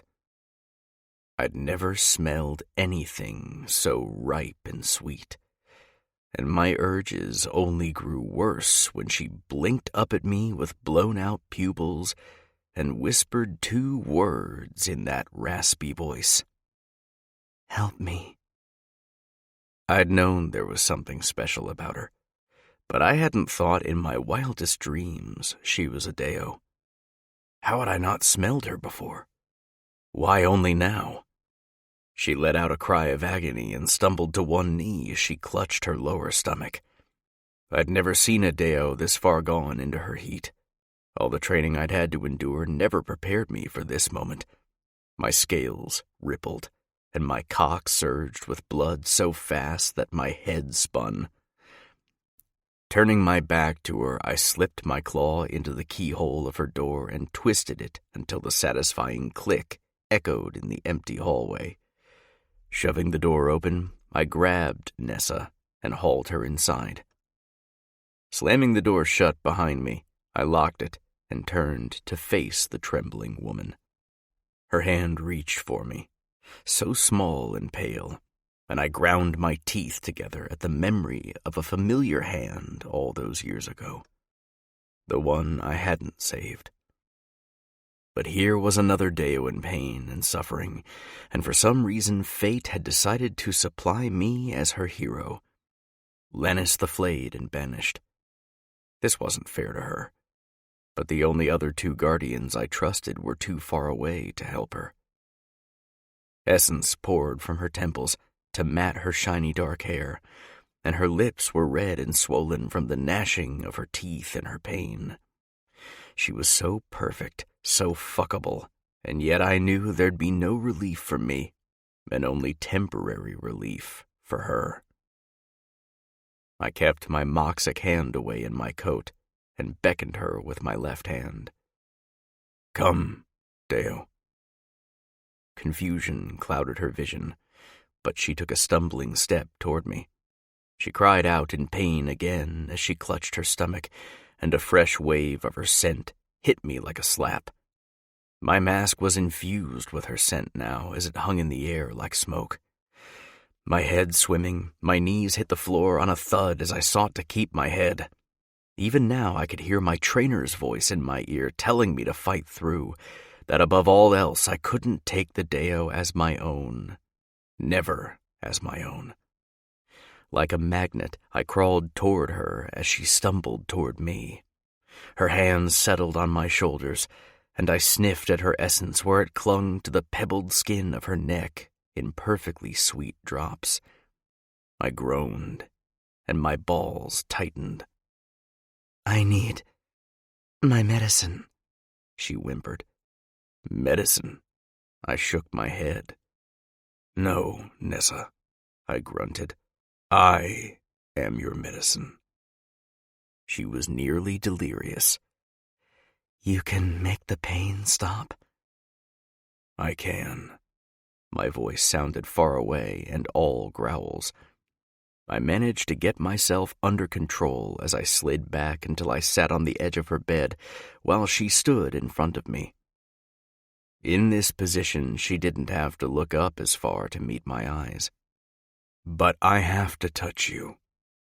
Can I touch you?" Her eyes were huge, round, and so dark. "Touch me? Where?" "Where you hurt."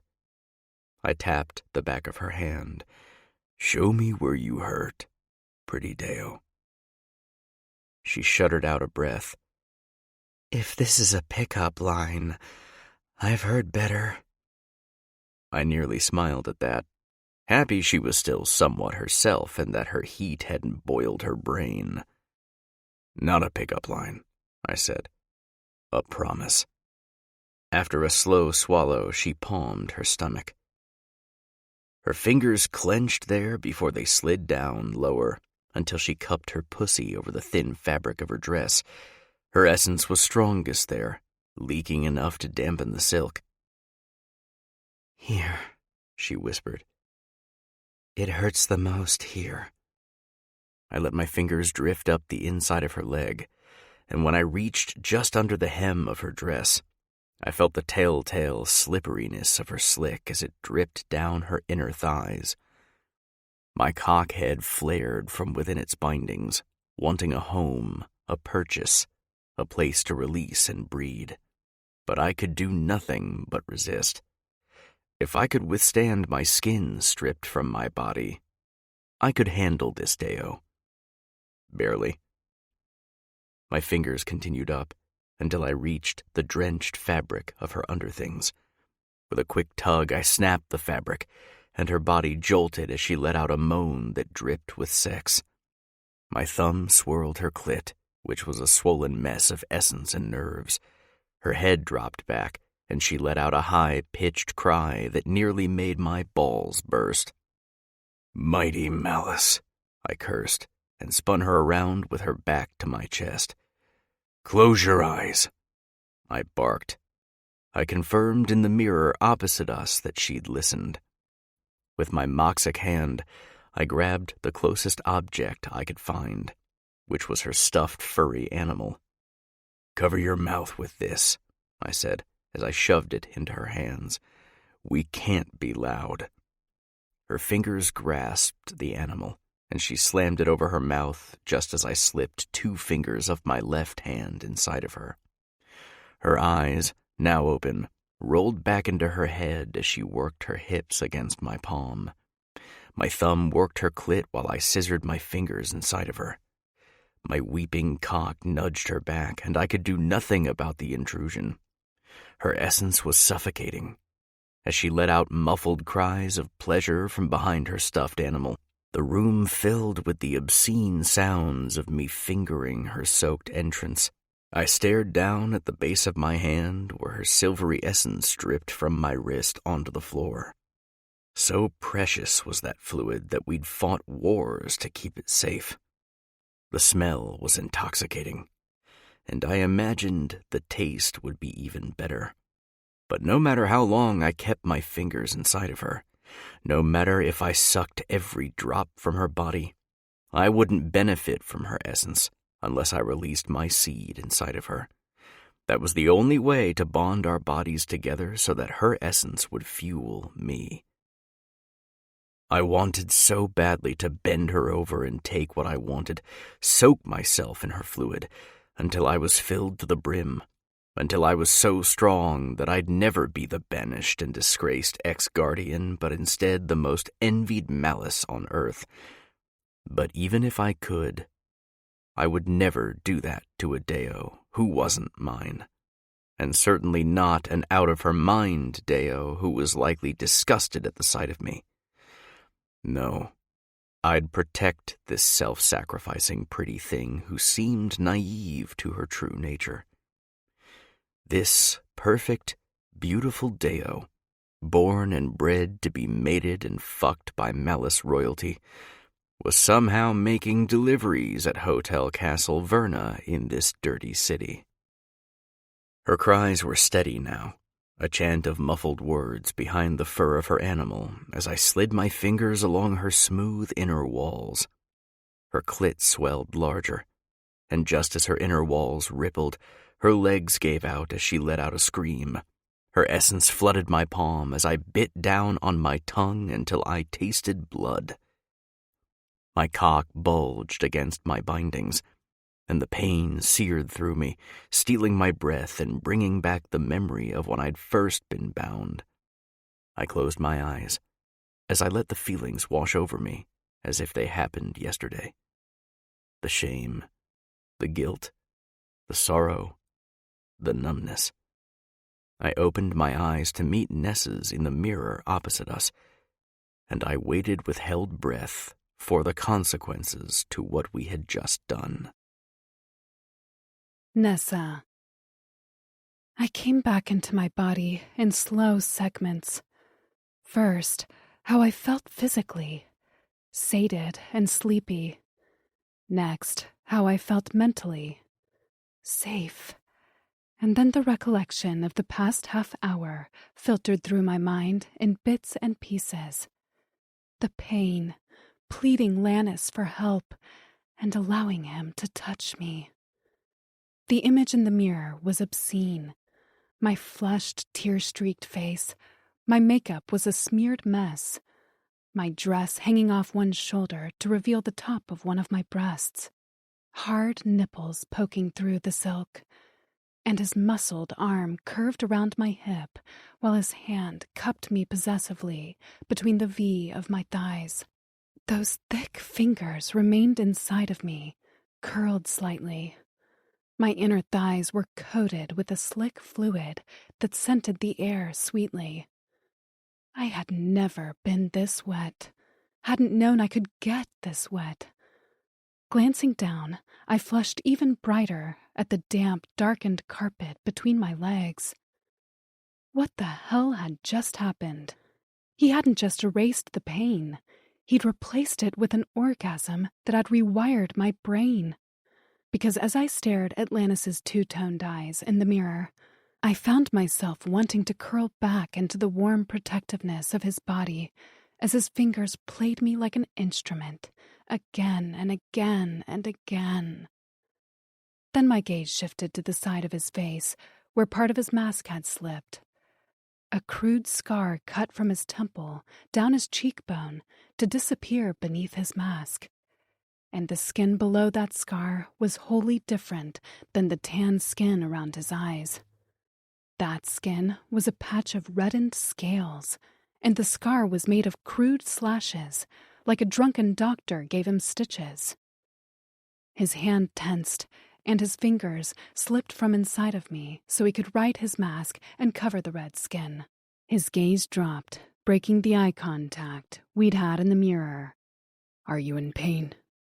he asked, in a voice that seemed to have deepened even further. I shook my head. I tried to speak, but my throat was raw. I quickly reached for a tissue and scrubbed at my mess of a face. Reality was crashing into me now, forcing me to consider what we'd just done. Had I just let this man finger me in my room when I was supposed to be working? What had I been thinking? Actually, I knew what I'd been thinking. I'd been out of my mind with pain, and he had said he could cure it. In all the years I'd suffered the debilitating cramps, I never considered an orgasm to be the cure. No doctor had ever suggested that, which made sense since I would have probably laughed. Of course, I'd never had an orgasm like that before.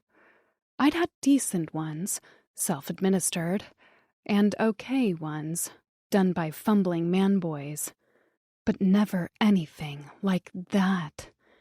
And my experience with penetrative sex was one awkward time with a former coworker. Lannis stood, and I jerked to face him. Bracing one hand behind me on my desk while I clutched Kat to my chest with the other, I nibbled on my lower lip as I contemplated what to say. I settled on, "How did you know what to do?" He remained silent, and I squeezed Kat tighter. I should have felt violated and vulnerable. I didn't know a thing about this man, and yet his presence in my personal space didn't offend me or scare me. If anything, it provided comfort. What the hell? He opened his mouth, but a knock at the door cut him off. Swiftly, he squeezed his massive bulk into a darkened corner of my room and flicked his fingers at the door. "Nessa?" Bee's voice called from the other side. "Are you okay?" After checking to make sure I didn't look completely ravaged in the mirror, I opened the door a crack and peered outside. Bee's eyes were round as she held out a bottle of water and a pack of crackers. "I thought you might want these." "You're sweet." I took them from her, but didn't invite her in. "Thank you. I'm feeling better.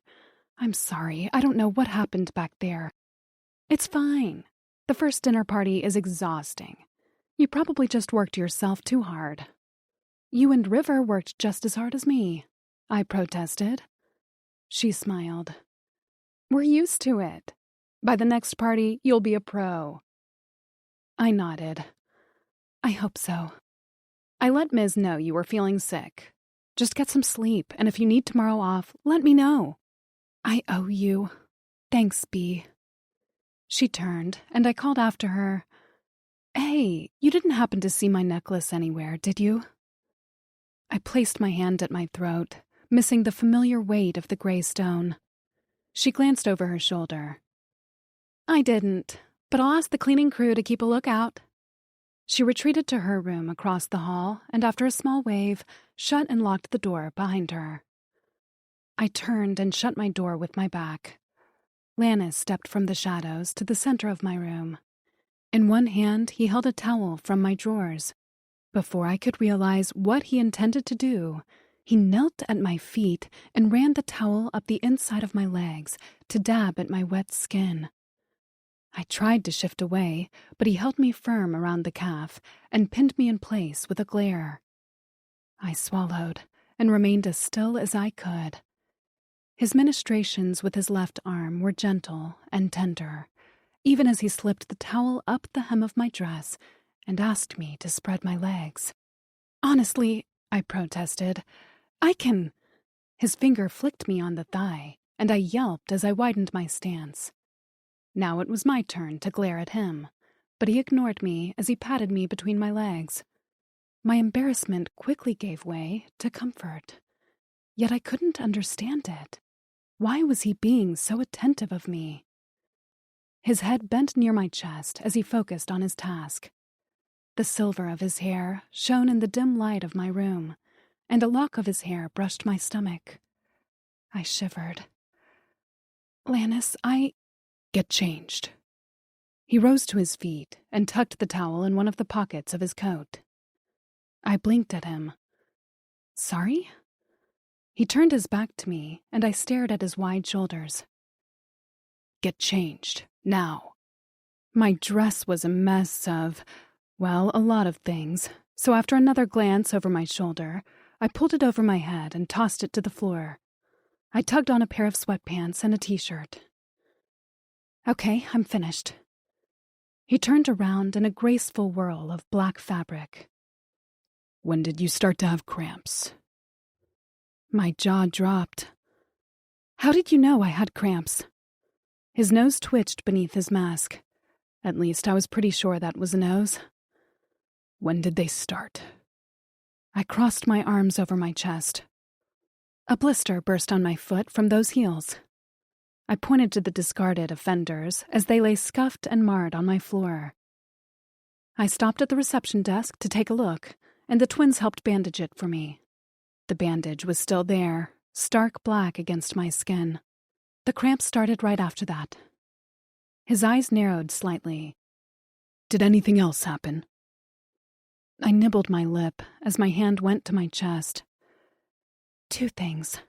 A guest bumped into me. I think his name was Quaz, the one who told on me about what happened at your door. And then I realized my necklace was gone. Lannis seemed to vibrate in front of me. His right hand formed into a fist at his side. I see. I'm not saying he stole it. He reached for the door. I'll be back soon.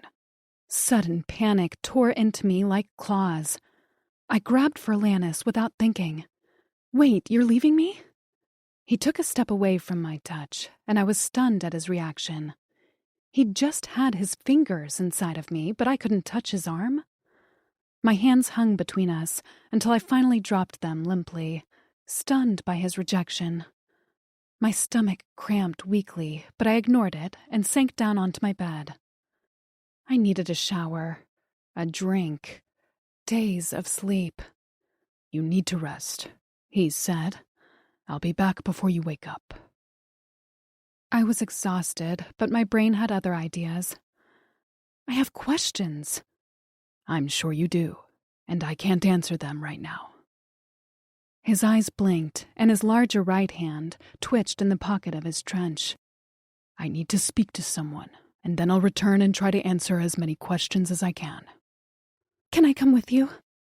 I hated the weak trembling of my voice. He seemed to hesitate, and for the first time since I'd met him, indecision crossed his two-toned eyes. Then he reached for the door again, and my heart sank. He cracked it open and whistled into the hallway. Moments later, Vic sauntered inside my room, licking his lips. Will you feel better if he keeps you company until I return? He can easily bite through bone." He said it so matter-of-factly, as Vic sat proudly with his tail swishing. Despite this insane situation, I felt the corner of my lips turn up. "Sure." Lannis tossed Vic a long white object from his pocket, which looked suspiciously like a bone. Then he nodded and met my eyes squarely. "I will return, Nessa." His deep voice rumbled my name, and my thighs clenched. I hadn't realized he even knew my name. "Okay, Lannis," I said in response. A moment later, he was gone. Chapter 9. Lannis. Fast forward. I ordered the hotel's security engineer, who used one of his 3 stubby fingers to speed up the recording. I needed to see the video recording of tonight, so I bribed Benvie to let me see the footage. Ms. wouldn't allow this, and if she heard about it, I'd likely get a suspension from the hotel or a fine, but I couldn't give a fuck. I had to know what the catalyst was for Nessa's heat. She'd been here all this time under my nose, and I hadn't known. On the screen, I saw the minute the blister on her foot had burst. After ordering Benvie to play at normal speed, I watched as she stumbled slightly with her pretty face scrunched in pain.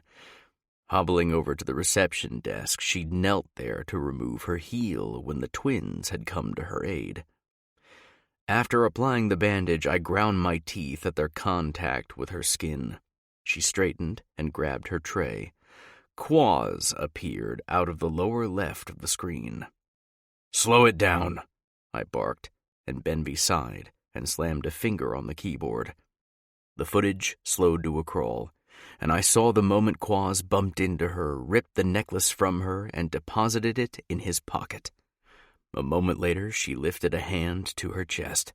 Shock dawned when she realized that her necklace was missing. It wasn't long after that when her body jolted as the first cramping wave coursed through her body. The necklace. That gray stone I'd assumed was ordinary was anything but. It had something to do with disguising her scent and preventing her heat, or maybe at least dulling it. How did Quaz know? I slammed my fist on the desk of the security room, and the keyboard rattled like a tin can. "Hey!" Benvie protested, but when I shot him a glare, he curled into himself and mumbled, "It's fine." "Thank you," I muttered to him on my way out the door. "Anytime," he answered in a shaky voice. I strode down the hallway toward the lobby with murder on my mind. Quaz has always been a little annoying gnat, but now he fucked with something that mattered to me, and I was going to rip his little head from his skinny body. Even now I could hear the pop of his eyeballs and the cracking of his spine. I was going to relish this. Except I had to keep my cool in the hotel. If I murdered him here, a staggering bounty would be placed on my head for breaking the rules. Not that I really cared what happened to me. But now I had Nessa to worry about. If I died, who would care for her? I needed that fucking necklace back to offer her some protection. I'd deal with the next step after that. Nessa's scent clung to me despite washing my body and changing my clothes. Her very essence clung to my skin, making me paranoid that others could smell her on me. I kept the vision of her in the forefront of my mind because she wasn't a distraction. She was what fueled me in my single-minded focus to seek out Quaz. I stayed in the lobby of the shadows, hiding in the darkness while the party dissipated. Quaz was there, lingering by several other guests with a drink in one hand and a sneer on his face. I had more patience than everyone in this hotel combined. I'd wait out Quaz until he took a step off the grounds of the hotel, and then he'd be mine. Turned out I didn't have to wait long. I watched as he pulled his phone from his pocket and read something on the illuminated screen. Making some sort of mumbled excuse to the two guests he'd been talking to, he glanced around him before making his way to the elevators. I took the stairs to the second floor, and then used the service elevator to sneak into my room. From there, I stared through the door with my moxic eye until I saw his heat imprint move down the hall before slipping into his own room. Not intending to return to my room, I gathered the supplies I would need. Waiting by my door, I listened for Quaz to leave his room. He left about an hour later, and I followed silently behind him, using the opposite elevator. In the lobby, he seemed to hesitate, meander, waste time. He made some awkward small talk, imbibed another drink. It was only when he seemed to think that no one was paying him much attention that he slipped down the hallway to the front door. But he was wrong, because I was watching. My lips curled beneath my mask, and my moxic skin rippled with the threat of violence. It knew what I was about to do and craved the blood I was about to spill. I slipped out the door shortly behind Quaz to find him standing on the sidewalk just outside the hotel. The doorman, Jeffer, ignored both of us as he stood with his hands clasped behind his back, staring off at the darkened street. Traffic was heavy despite the late hour, and headlights shone through darkened windows as cars sped by. Somewhere in the distance, a muffler backfired. Not bothering to hide myself anymore, I descended the front stairs until my boots crunched onto the cracked sidewalk. Quaz's shoulders hunched at the sound of my footsteps, and then he slowly turned on a heel to raise one eyebrow at me. "I've known you were following me this whole time." I shrugged. It didn't matter anymore. I had him where I wanted him. He pointed to his shoes. "I'm still on hotel property, and Jeffer is a witness. Miz is probably watching the cameras now." A sneer curled his lips. "You can't do anything to me."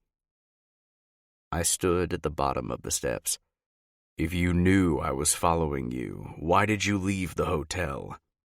"To see how badly you wanted me." I smiled beneath the mask. "I see. Well, now you know." My moxic hand flexed. "I want you very badly, Quaz." "Then let's talk." "I don't want to talk." "Well, you don't have much power right now, do you?" My molars ground together. It was only a matter of time before he slipped up. Right now, his heels hung onto the edge of the sidewalk. Just another few inches and he'd be in the street, unprotected, public property. "Why did you defend the girl?" he asked. I shrugged. "You know something, don't you?" He sniffed the air, but Baxent was too rank with smells, and Quaz was a weak malice. He couldn't scent her on me. He was never a guardian, just a mere servant before being kicked out. A phone trilled in Quaz's pocket. "Don't you have to get that?" I asked him. His fingers inched toward his pocket, but he didn't answer his phone. "What do you know, Lennis?" I didn't answer, and his eye twitched in irritation. A car sped by, its horn blaring, and Quaz startled. His right foot slipped off the sidewalk, and I lunged for him. He pinwheeled his arms as he stumbled. His left foot lifted from the hotel property an inch, and before he could slam it back down, my foot was there. His shiny shoe tip slammed down on top of my boot, and just like that, he was no longer touching hotel property. Outside of the hotel's barrier, his form began to change to show his true Malice Clan's nature. His skin oozed slime, his pupils morphed into horizontal slits, and his hair wiggled into tiny tentacles. I'd always found the Az Clan to be the ugliest of all the malice. His eyes widened, and his slime gushed from his scalp, just as Jeffers muttered in his low monotone. Quaz has left hotel property. "You fucker," he whispered. I lowered my mask, revealing my face to him for the first time. I curled my lips, knowing the terrifying visage my mouth made when I tried to smile. Boo! Quaz took off on a sprint across the street, dodging cars as he went. A black sedan slammed into his hip and he cried out. Glancing over his shoulder at me, he spun before hobbling the rest of the way to the opposite sidewalk. I waited for the traffic light and crossed while cars idled on a red at the intersection. The hunt was on, and there was no need to hurry. I could smell his fear and see his frantic dashing form as he weaved among some drunks stumbling out of a bar. My strides covered more ground than he could manage, and when he darted down an alley and pulled his phone from his pocket, I stopped fucking around. Pulling a knife from an inside pocket of my coat, I flung it at Quaz's hand holding his phone. The blade pierced his palm and embedded in the brick of the wall behind him. His phone went clattering to the ground as he wailed in pain. I bent down to pick up his phone, happy to see the screen wasn't even cracked. Quaz ripped the knife from his hand and tossed it to the side with a growl. I saw the flash of his fancy blade the moment it left his belt holster. He sank the sharp point into my moxic arm, but I barely felt a pinch. The scales rippled and expunged the blade so quickly, Quaz's arm flung back with the force. "What the fuck?" I cut him off by slamming him into the brick wall with a forearm at his throat. He kicked out, struggling against my hold, but I had him pinned with my larger body with ease. "You bastard!" he wheezed. I dug my hand into his pockets until I found what I was looking for. My hand closed around a round, hard object. I tugged it free and dropped the gray stone between us. The necklace chain tangled in my fingers. "Why did you take this?" His nostrils flared, and he struggled weakly against my hold. "Fuck you!" "That's not an answer." I pulled back my arm and slammed my elbow into his eye socket. The crunch was satisfying, but I enjoyed his howl of agony more. I swung the stone in front of the one good eye he had left. "Why did you take this?" "I'm not saying." I slipped a knife into his side and felt the warm gush of blood rush over my fingers. "I can do this for hours, Quaz. Days." He trembled, and the hot smell of urine reached my nose. I lifted the corner of my lips. "Now I know why you were never an effective assassin." He sputtered as I tapped the stone on his nose. "Answer before I break that bone on your face, too. Why did you take this?" "I'd seen that stone before," he blurted out, "and I planned to report it to the council." His phone rang again, and while keeping Quaz prone against the wall, I pulled it from my pocket to see an unknown number. I hummed. "I don't believe you." "Rannis." "Why would you steal it to report it? Why didn't you just tell Ms.?" "Because I wanted the credit." "Bullshit." I slammed my moxic fist into his stomach and relished the crack of at least 3 ribs. He doubled over, and I stepped back as he collapsed onto the ground in a bleeding, broken ball. His head wobbled as he peered up at me with one good eye. The other was a swollen mess. "Fuck you. It doesn't even matter if you kill me. The plan is already in motion. You won't stop it. Neither will the council." I crouched down on the balls of my feet as his phone rang for the 3rd time. I hit the call button and held the phone to my ear.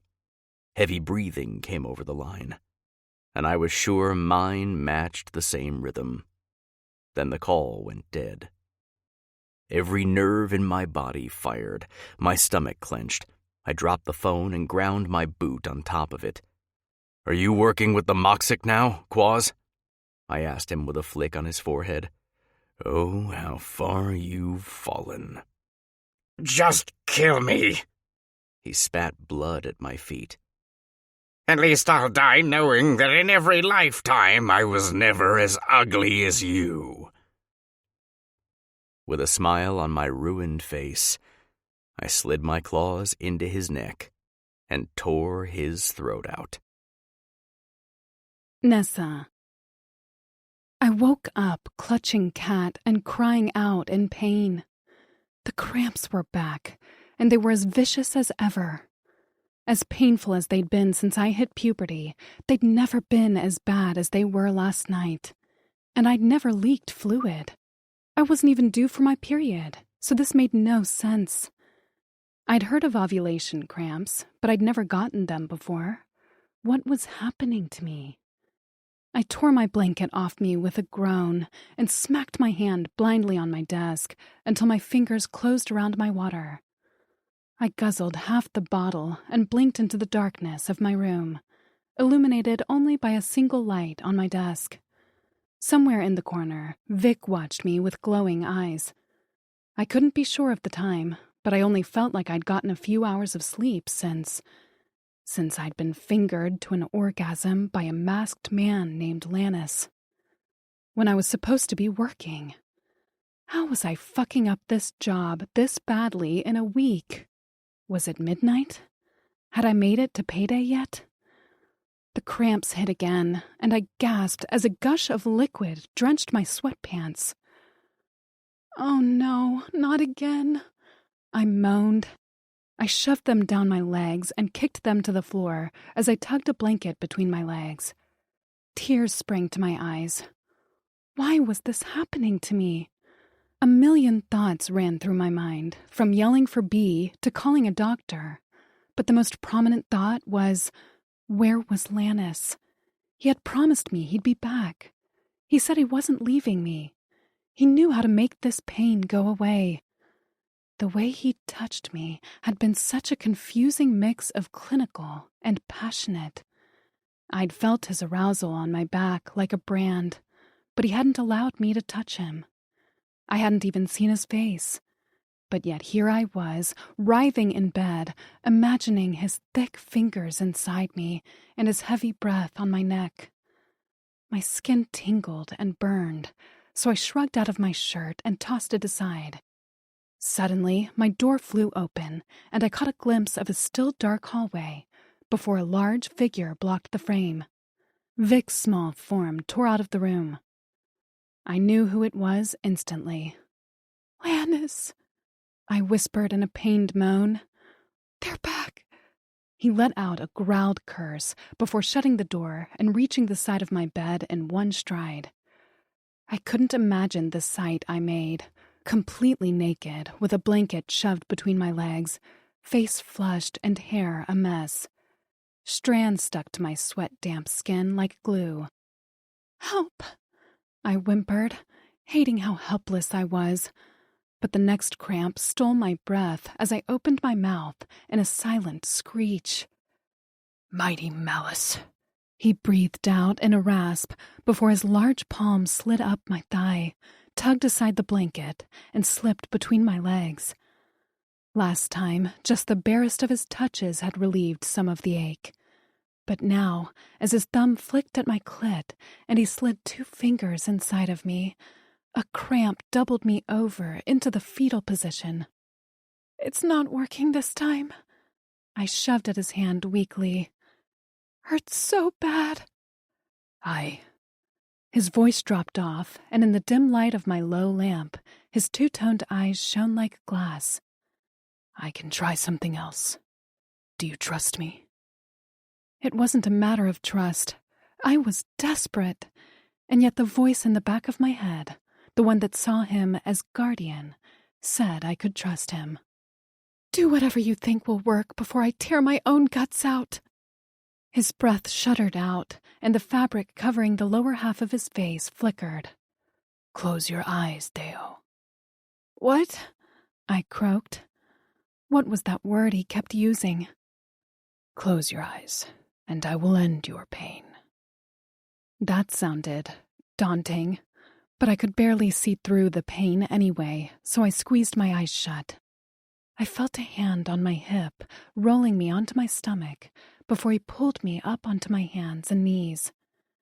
I should have felt embarrassed at this vulnerable position, but my body moved like it was made for this. My legs spread.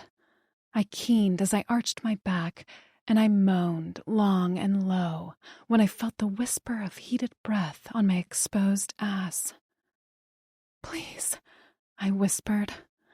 "Quiet, pretty Dale," he murmured. "Stay quiet and keep your eyes closed." Once again, reaching for stuffed cat, I shoved his front paw in my mouth to muffle my sounds, just as I felt a hot, wet lick lap at my entrance. My body pitched forward, and if I hadn't muffled my sounds, then the whole hotel would have heard me scream. Lannis's mouth returned to my pussy, but something about his tongue was not what I expected. Instead of one tongue tip, it seemed like he had multiples that fluttered over my clit with a steady vibration. Fingers pierced my entrance, sliding up to curl along my inner walls. Lips closed over my clit, and I bit down onto Cat's paw so hard I swore I punctured the casing. That wicked tongue fluttered my clit and played with my entrance, while those fingers plunged inside of me on a steady rhythm. My hips bucked back into his face shamelessly, and I felt him shudder against my wet skin. Another hand, the one I never saw, briefly brushed my thigh, and I could have sworn I felt the sharp rake of long nails. The burn they left behind ignited me. Pain all but forgotten, I rode a high that I'd never felt before, as this dark stranger plucked, pulled, and sucked at my naked body. His tongue left my clit, and I felt a rumbling growl just before that double-tipped wonder rimmed my back entrance. Coupled with his thick fingers doing wicked things inside of me, my body reacted like a flame to gasoline. I bucked back, crying out into the bed below me, and came around his fingers and against his mouth like a tidal wave. The orgasm went on and on, turning my body into some mindless pleasure machine until I collapsed onto the soaked sheets, wrung out and spaced out. A shuffling sound behind me shocked me from my stupor. I still had my teeth clenched on my stuffed animal. Weakly, I reached behind me and tugged the blanket over me. Sure, he'd already seen all he was going to see, but that didn't stop me from wanting some dignity left.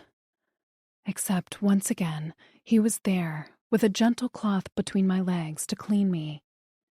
He wrapped me in a clean sheet and tugged me onto his lap, where his hand tucked my head beneath his chin. Just like before, he was fully covered, mask carefully pulled to just below his eyes. Only his messy hair gave any indication that he'd just tongued me into a coma. I squirmed on his lap, and the sheet fell off one shoulder. He fixed it quickly by tugging it back up to the side of my neck. The respect for my personal boundaries warmed my belly. "Why?" I asked into the now silent room. "Why do you know how to help me?" He brought his hand in front of my face and opened his fist. My necklace dropped down and spun in the low light. I let out a gasp and reached for it. "Where did you find it?" "What do you know about this necklace?" I turned to look him in the eye. I'd never been this close to his face, and I noticed he had a smattering of freckles around his two-toned eyes. "I don't know much about it. When my parents died, this was in their lockbox, with a note addressed to me. But the writing was too faded for me to read it." The skin around his eyes tightened, and his head cocked. "A note?" I reached up without thinking and shoved back a lock of gray and black hair that had slipped over his eye. "I have it. Do you want to see it?" He seemed caught off guard by my touch, and his gaze strayed to my fingers when they returned to my lap. I heard him swallow beneath the mask. Yes, please. Climbing off his lap, I kept the sheet tugged around me as I reached under the bed for my jewelry box. My fingers closed around the handle, and I pulled it out with a grunt. After retrieving the pouch, I dropped the note in his open palm. See, it's faded. He took it from me and held it up to the light on my desk. I propped a hand on my hip and cleared my throat. You think I hadn't thought of that? He ignored me as he pulled various instruments from his pockets. Some small green light, a few blades that he tried to heat and apply to the paper. I'm telling you, I said as I stood next to him. I tried everything I could think of. His breathing seemed heavy, and his jaw worked beneath the mask. His gaze strayed to where my necklace sat beside the note. Slowly, he picked it up and began to rub the surface of the stone on the note. I was about to protest that he was going to ruin it, until one letter on the note became visible in a chalky gray script. Nessa. Gasping, I gripped his arm. Keep going. He rubbed vigorously until the entire note was readable in a pretty script I recognized as my mother's. I grabbed the note and read it out loud. Nessa, this necklace is yours, and all I ask is that you never take it off, because it's your good luck charm. If for some reason you're ever in trouble or you fear for your life, take it off and call for your... The next word nearly caught in my throat. Guardian. I swallowed and looked up at Lannis as I said the last line. He will come. Chapter 10. Nessa. I'd managed to put on a pair of pants and a t-shirt, inside out. That was about all I could handle as my mind raced while Lannis shoved my meager belongings into a duffel bag. Where had he gotten a duffel bag? I had no idea, but he'd produced one from his coat like a magician. What else did he have in there? Oh, right. He likely hid weapons, like the ones I'd delivered to his room. My head ached. I rubbed my temples with a whimper. Lannis's rummaging stopped abruptly. Are you in pain? Are the cramps back? I glanced up at him to see his eyes squinted and his body tense. I shook my head. Just a headache. His brow remained furrowed. What can you take for a headache? I snorted with a wry laugh. I'm pretty sure nothing is going to cure this one. He dropped to one knee in front of me and craned his neck so he could get a good look at my face. Is it that serious? His attentiveness made my belly warm, but it wasn't necessary. I shook my head. No, it's fine. Look, I'm confused, okay? And wait, why are you packing my things? We can't stay here. Why can't... I blinked. I'm sorry, we? Put on your shoes. We have to talk to Ms. and get out of here before sunrise. This was all happening too fast. Why? What if my cramps start again? Are you going to bend me over in the street? I swore flames flared in his eyes as he spun slowly to spear me with enough heat to singe my eyelashes. Absolutely not, Deo. Why are you calling me that? Have you had cramps before? I growled in my throat in frustration. He loved answering my question with a completely unrelated question. Yes, it's why I need this job so bad. I have medical debt up to my eyeballs, but the cramps have never been as bad as they were last night, and I've never... I swallowed as my cheeks flushed with embarrassment. I've never produced, You never flooded with essence. He finished for me in a gravelly voice. Essence? That was a nicer word than I could have come up with. Yeah. Last night, the pain was so bad, I thought I was going to die. Until you... I waved a hand in the air. Until you did your thing. He pointed to the necklace, where it bulged underneath my sweatshirt. Ever since I'd placed it back on, the stone had remained heated against my skin. I think your heat was kept at bay by the necklace. As soon as it was off, I smelled you immediately. Those were 2 sentences I never thought anyone would say to me in my life. The only reason I wasn't running out of the room was because of that note and because, well, some latent part of me that sought out his presence like a lifeline. My heat? You smelled me? Shoes, he ordered with a pointed finger at my bare feet. We need to leave. The only reason I listened to his orders was because I truly was at a loss on what to say. As my mind tried to unscramble my reality, I shoved my feet into a pair of sneakers and snagged Kat off my bed. I glanced around the room one last time, but Lannis had managed to fit most of my belongings in the bulging bag, which now hung off his giant shoulders. I just need to say bye to... No time. He threw the door open. Let's go. I snatched a sweatshirt on the way out and threw it over my head. I had to jog to keep up with him. His strides were immense, and he didn't seem to notice that I had much shorter legs than him. When we reached Mrs. office, he didn't bother to knock, just shoved the door open with a crack of his fist. Ms. stood at the front of her desk, arms crossed casually across her chest. She didn't seem surprised to see him. Hello, Lannis. Did you know what she is when you hired her? He demanded. I huddled behind him, terrified that he was using that tone with Ms.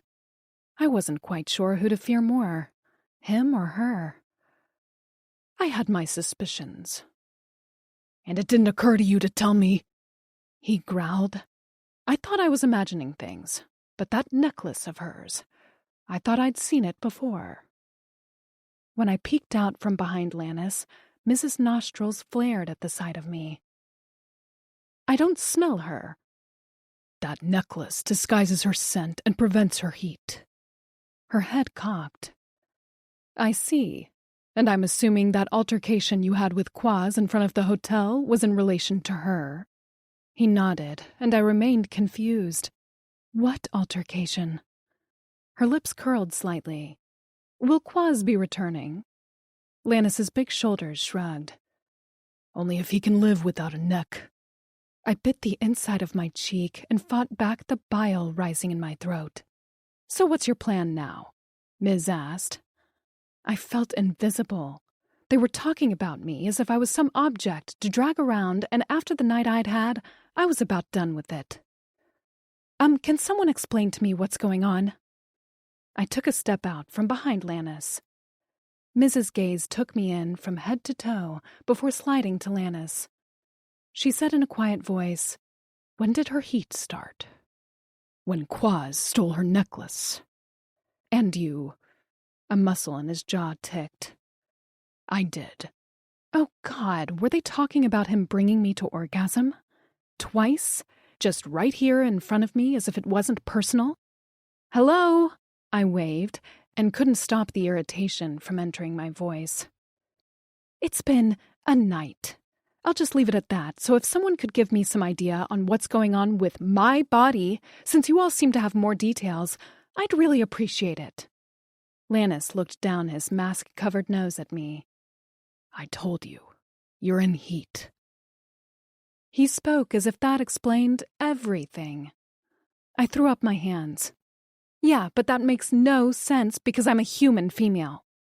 The pause that followed was loaded. My heart began to pound and my fingers tingled. I felt a hysterical laugh begin to bubble up my throat. I mean, right?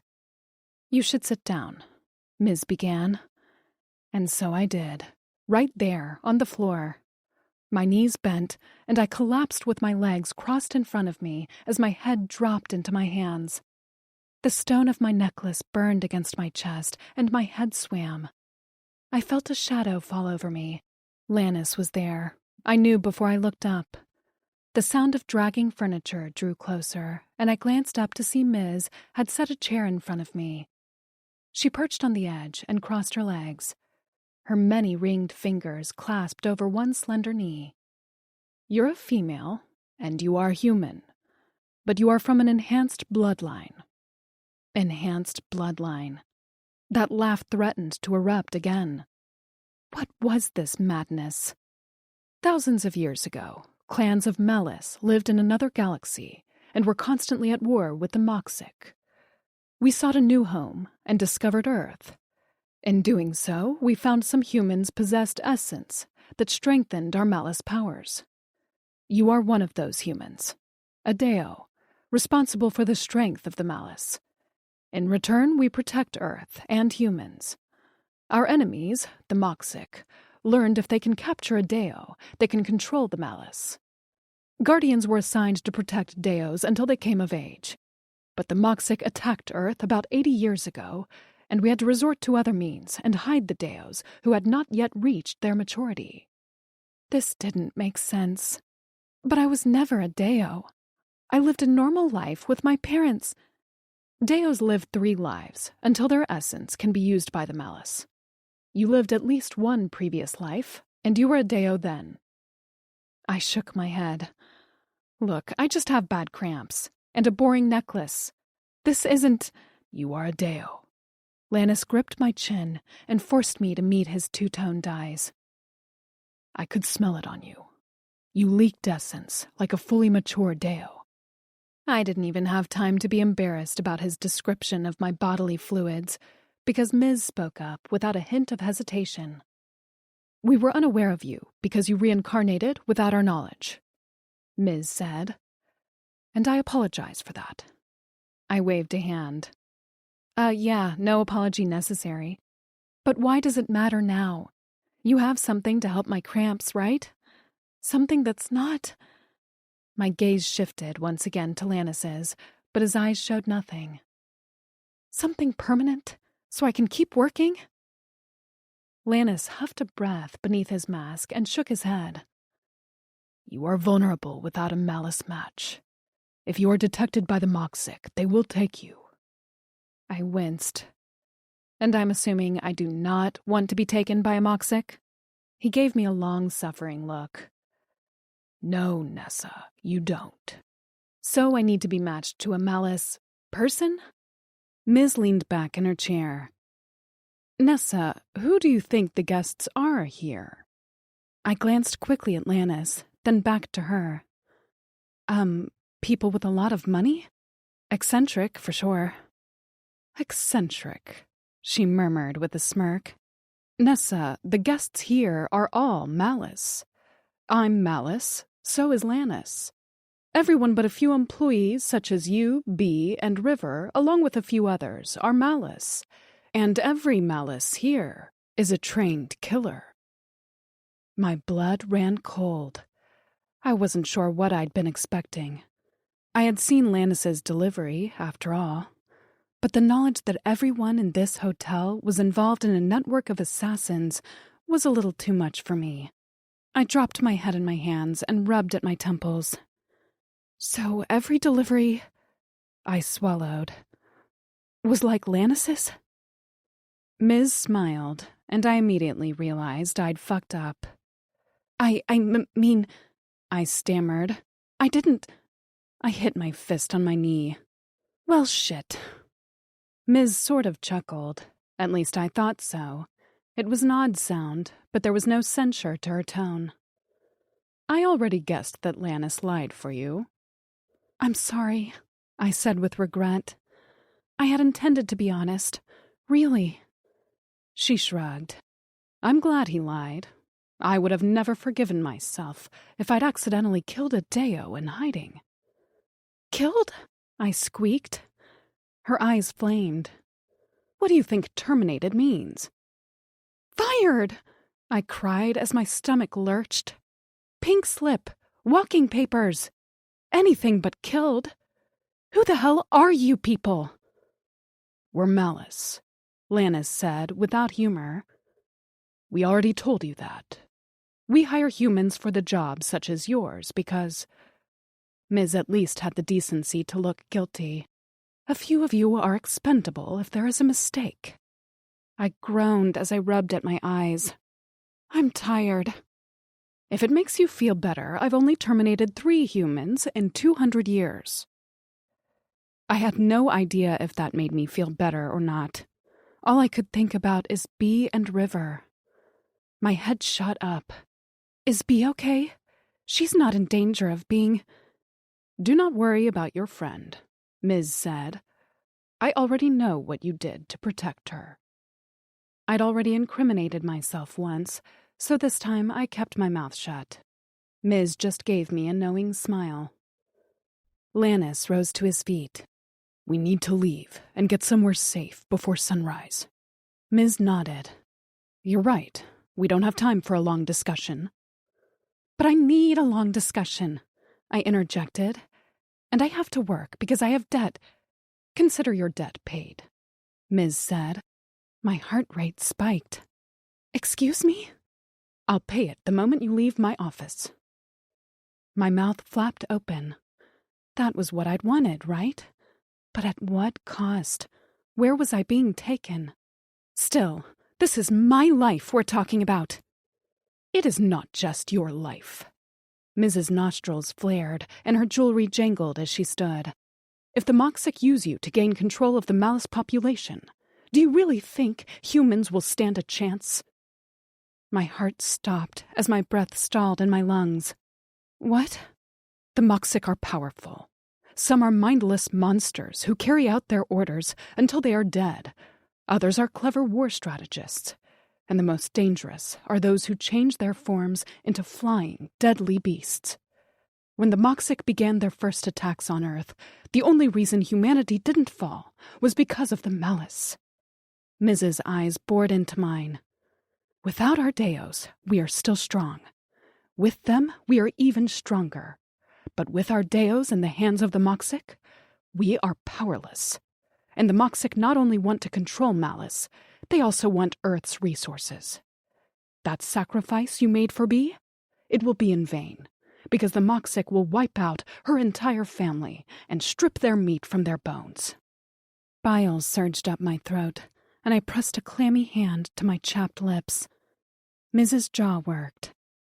I'm sorry for scaring you, but you need to understand how precious you are, and how dangerous you can be, too.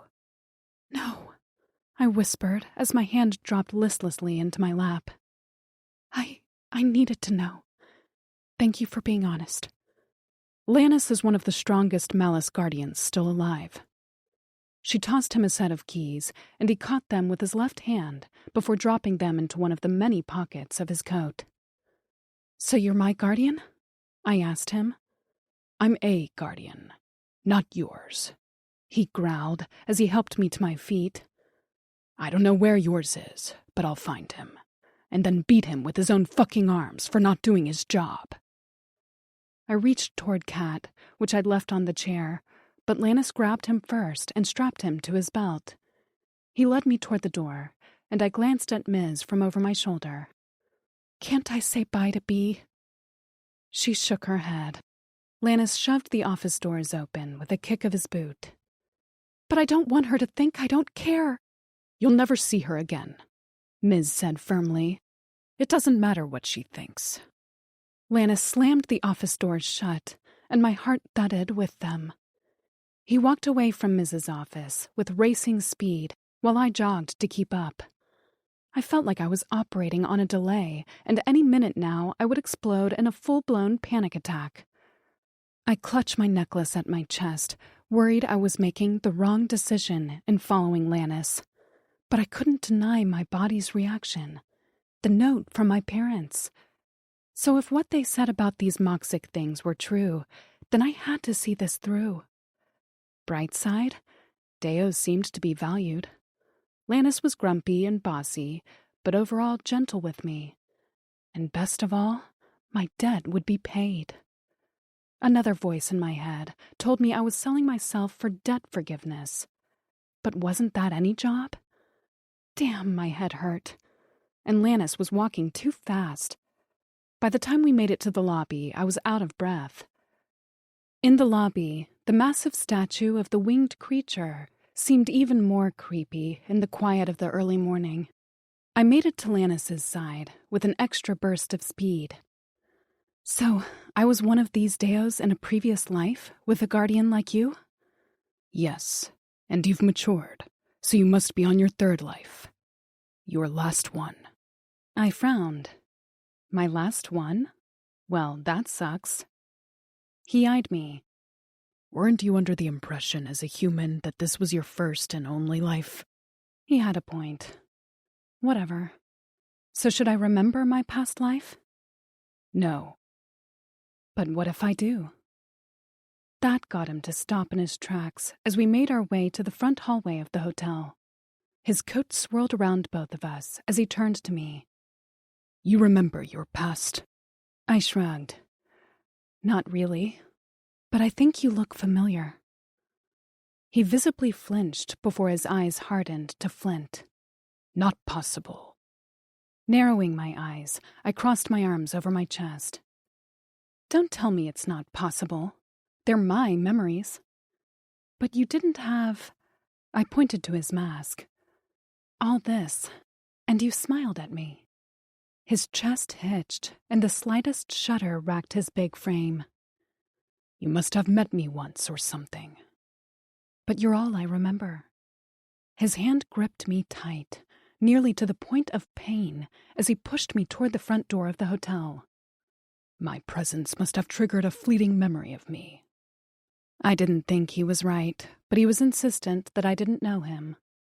Who was I to argue? Maybe he was right, and I only met him once or twice. Something told me that wasn't right, but I wasn't going to get anywhere in this conversation with him. So where are we going? I asked as he turned the doorknob of the front door. He paused. Ms. gave us keys to one of the Malice Guardian vehicles. I haven't driven one in a while, since I prefer my motorcycle when I'm working. We need to reach the vehicle before sunrise, and then we'll be driving to the Malice city of Plurus. My eyebrows went up. You have a city? He didn't elaborate.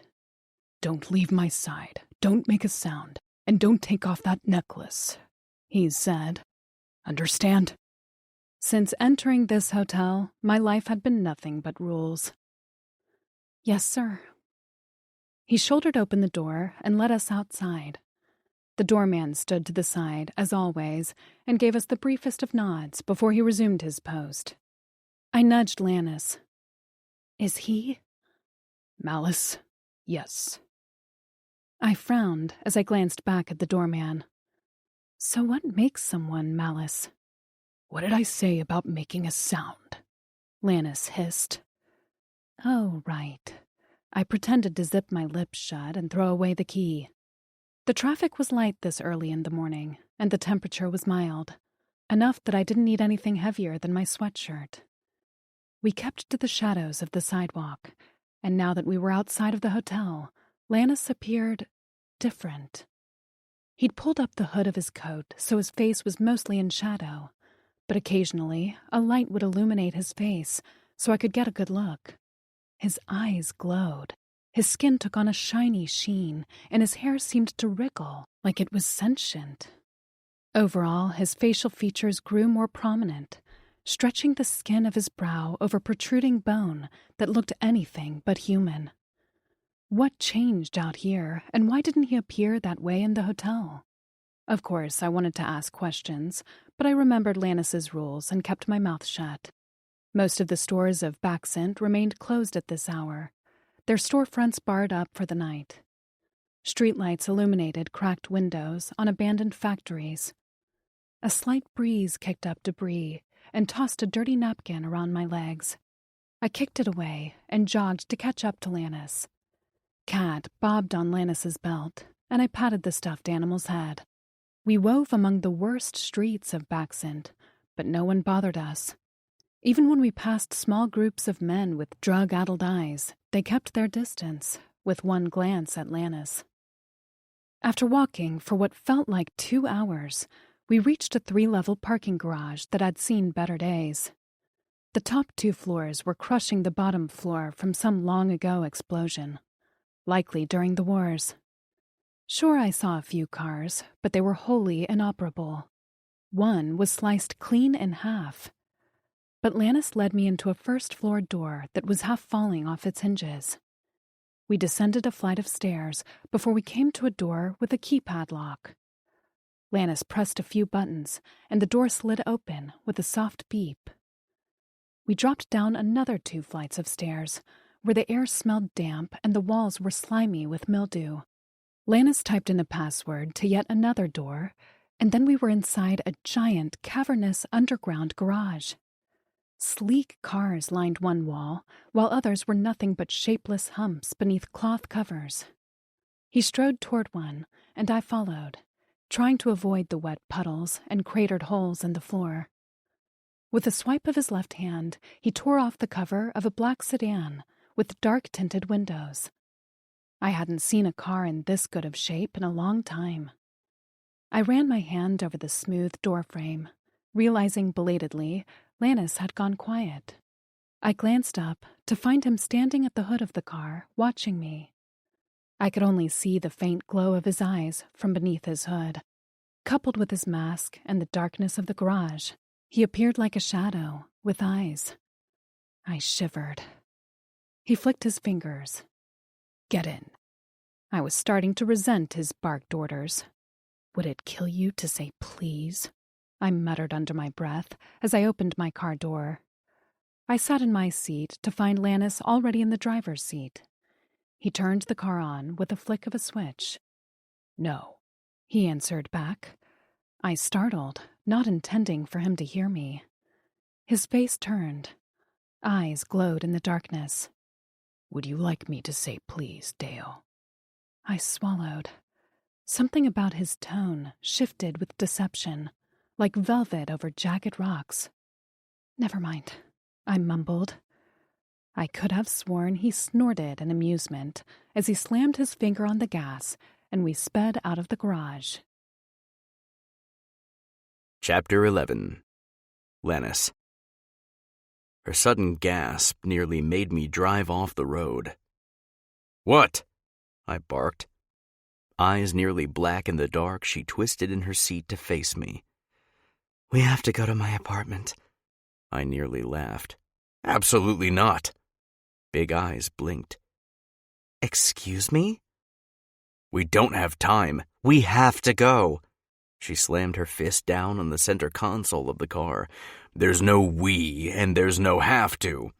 "I owe my landlords money." She wasn't letting this go. "And I have to pay them before I go to wherever we are going." "I'm sure they'll survive without your rent," I growled. "And you'll never see them again, so it doesn't—" "Quit telling me I'll never see people again." Her chin jutted in the air defiantly. "I know you have assigned this Deo role to me, and that's whatever. I haven't even fully processed it yet, but I've been an independent human for most of my life, and even when I only had 2 pennies to rub together, I'd give those 2 pennies to someone else if I owed them. My integrity matters to me." Sometimes she was so like her that she took my breath away. "So I'm asking you to please do this for me. All we have to do is go to my apartment, get my money, and give it to my landlords." "It's 4 in the fucking morning, Nessa." "I'll just slip it under their door." I wanted to tie her to her seat and gag her before she asked me for something else, because I could feel myself caving with each pleading lilt of her voice. As someone with little integrity and dignity, I sure valued those traits in others. With a vicious whip of the wheel, I turned down an alley. Nessa let out a screech and braced herself on the dashboard. "Where are we going?" "Where the fuck do you think?" Who was I really mad at, her or myself for giving in? "Your apartment." She had been ready to fight again, but at my last 2 words, she slammed her jaw shut and fell silent. It wasn't until we pulled in front of her building with a screech of tires that she peered out of the windshield. "How did you know where I lived?" I read her entire resume. I knew everything about her. "Get out," I said, and added with a snarl, "Please." Okay, geez." She flung open her door and stepped onto the cracked sidewalk. You make it hard to say thank you.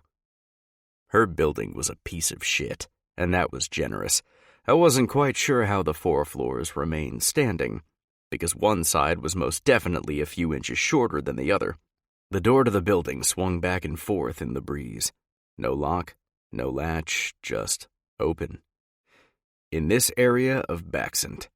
When I made a growling noise of displeasure, Nessa glanced over her shoulder at me sheepishly. The landlord told me he'd fix it soon. We walked inside, and a foul smell filtered through my mask. A handwritten, out-of-order sign hung over a bent elevator door. Nessa waved at them. I don't like elevators anyway. The stairs are good exercise. When I glared at her, she cleared her throat. Can't get stuck on stairs when the power goes out is all I'm saying, she muttered. I shoved her behind me before she could take the first step. Follow me, I ordered. I didn't want to know what kind of derelicts hung out on this staircase in the dark. A few lights flickered while the rest were burnt out. We reached the 2nd floor without incident, and Nessa opened her door with an easy twist of her key that made me cringe. It would be nothing to break into that lock. How did she live here safely? The door swung open, and I walked inside first.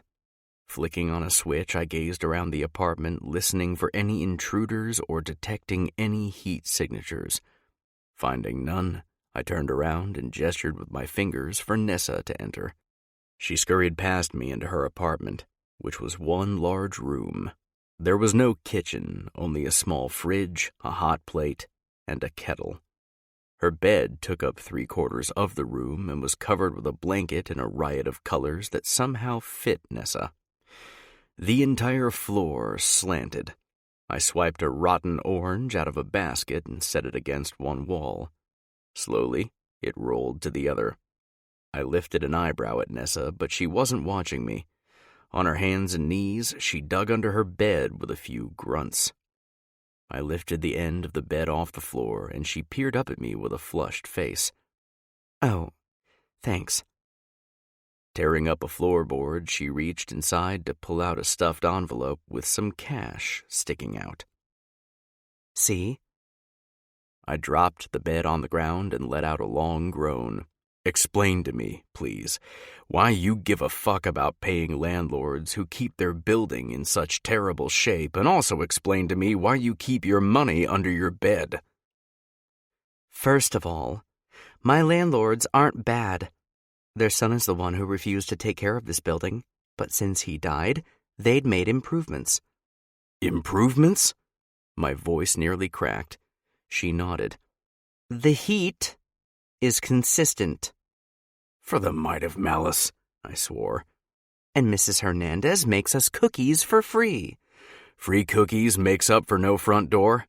I stared at her. Hey, you haven't had them yet. They're so good, like perfectly chewy on the inside. Let's go, I barked. I was over it. The thought of Nessa being in this place for one more minute pissed me off. Nessa stood and wiped the dust off her pants. Okay. A squawk cut through the air, and I reached into my jacket for a weapon just as Nessa shrieked, Gary! She raced over to her window, which was open for fuck's sake, and held out her hand. A raven with 3 feet and an extra beak fluttered his dark wings. Nessa dug into a small bucket beside the window and withdrew a handful of brown pellets. The raven pecked it right out of her hand. Sorry, buddy, she murmured, but I'm moving out. On to bigger and better things, or whatever they say. So you're going to have to find a new sucker to buy you cat food. This woman was going to be the death of me.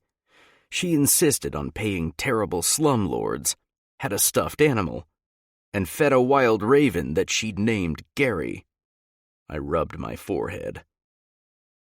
Time to go, Nessa. I know, she sighed as she held up another handful of food which Gary inhaled in seconds. Bye, buddy. Have a great life, okay? Maybe you can find me. I know you have a big brain in there.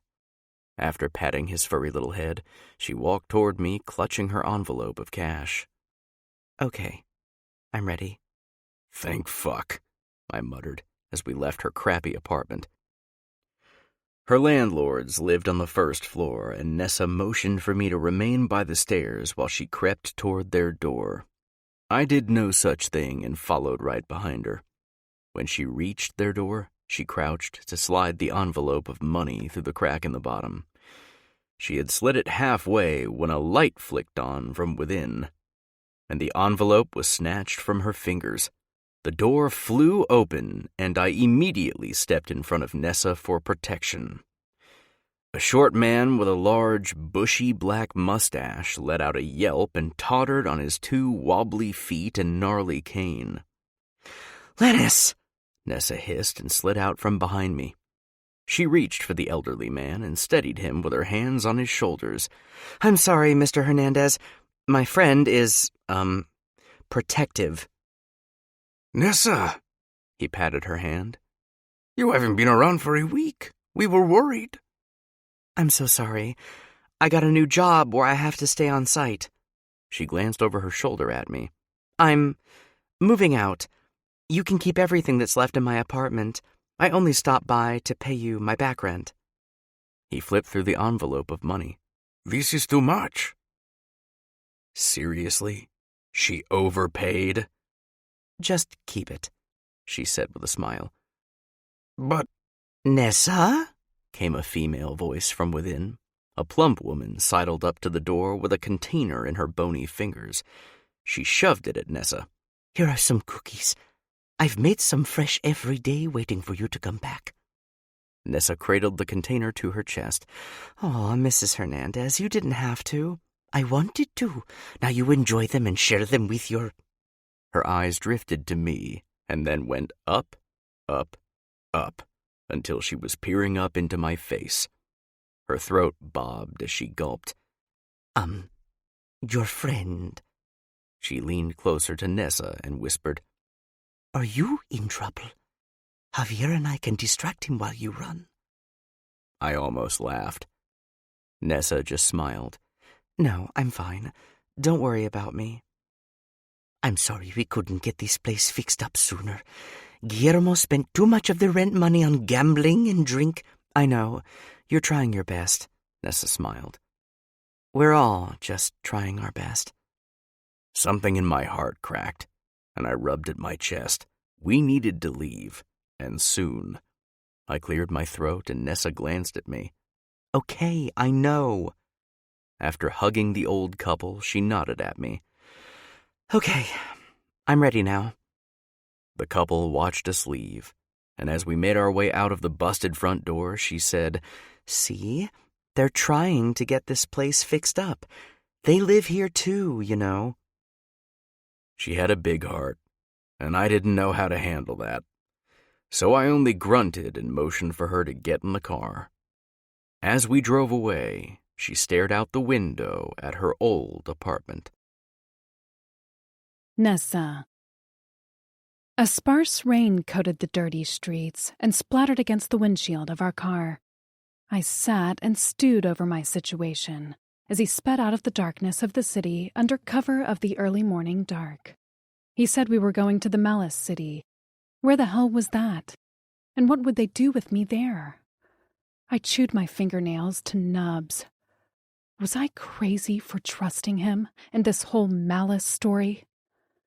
He dropped his hood, and his silver strands of hair shone in the reflection of the streetlights. He made me nervous, but in a belly-fluttering, excited way. And he also put me at ease. Whatever part of me recognized him from my past also trusted him. And if I couldn't trust my past life, who could I trust? I nibbled on a cookie, wanting to make the dozen I had last, since I'd likely never see Mrs. Hernandez again. Want a cookie? I asked Lannis. He only shook his head. I shrugged. Okay, but you're missing out. The rain let up as we rumbled onto the bridge, crossing the quarter-mile-long Inter River, and I finally began to relax somewhat. I wasn't quite sure how much longer we had to go, but putting Backsent behind us seemed like the right thing to do. The beginning of the sunrise coated the horizon in streaks of pink and yellow light. I was considering getting some sleep when I glanced up to see a black object obscure the light of the stars for a brief moment. I leaned forward in my seat. What was that? The leather of the steering wheel creaked beneath Lannis's death grip. He craned his neck to see out the top of the windshield.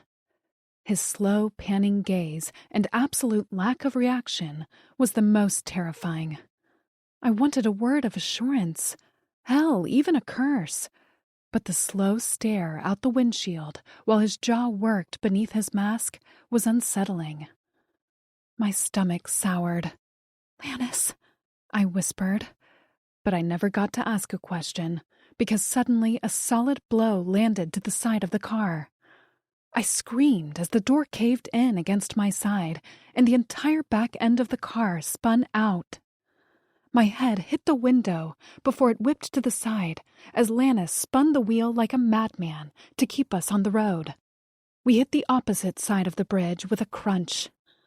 Something warm and wet dripped down my temple. A drop of crimson landed on my sweatpants. I stared at the growing stain as sharp pain sliced into my skull. Another blow landed to the side of the car, sounding like two gigantic fists. Through the rain-blurred glass, a face came into view.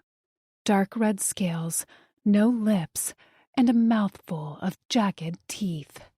The mouth opened and hissed. Somewhere, a distant memory conjured exactly what this creature was. A moxic. Terror froze my vocal cords, so I couldn't even scream. I could only stare in horror as the fists banged again and the glass of my window shattered like a dropped mirror.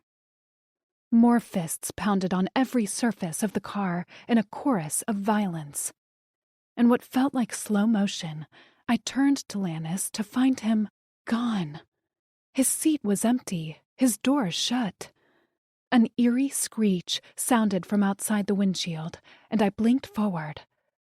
There, all-black-clad Lannis stood out in stark contrast to the soft colors of the rising sun as he opened his coat to reveal an entire arsenal strapped in the lining. Knives, guns, and other instruments I couldn't even name.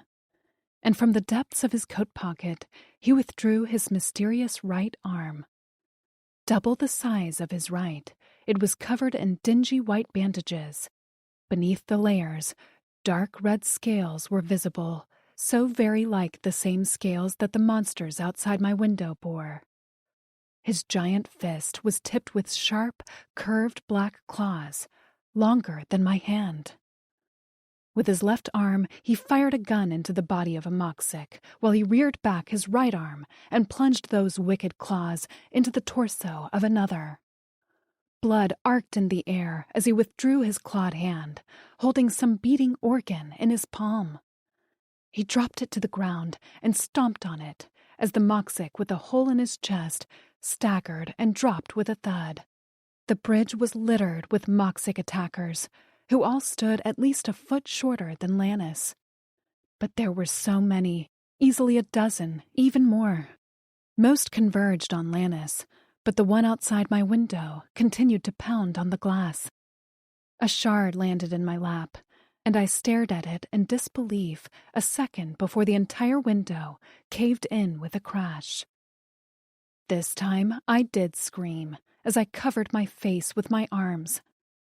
A hand tore at my sweatshirt, and a rank breath panted in my ear a moment before a roar rent the air. The breath was gone, and I glanced up to see Lannis standing beside the car, holding a moxic by the throat with his clawed hand. Lannis squeezed, and I looked away moments before bones crunched, and a high-pitched scream tapered off into nothing. Sensing my vulnerability, the moxic attackers converged on the car. Lannis blocked my broken window with his big body, and I saw the moment 3 moxics slammed into him at once. His body bounced off the side of the car, but he didn't even let out a grunt as he shot two and snapped the neck of the other. I'd never seen this much violence in my life. I didn't even watch old action movies, but there was something about the way Lannis moved that I couldn't look away from. He didn't fight gracefully. There was nothing pretty about his movements. He was efficient and powerful. He didn't draw out death or seem to relish it in any way. His intent was to kill, and he was damn good at it. He absorbed the blows from the Moxic without a sound, but I noticed the way he began to favor one leg. And all the while, Cat remained on his belt, furry head bobbing as Lannis fought, as if mimicking his movements. The bridge was covered in bodies with garish injuries and missing limbs. Lannis stood in front of the car, his shoulders heaving. Thinking the fight was over, I fumbled with the car door handle, when suddenly a whoosh of air and a crisp snap sounded from above.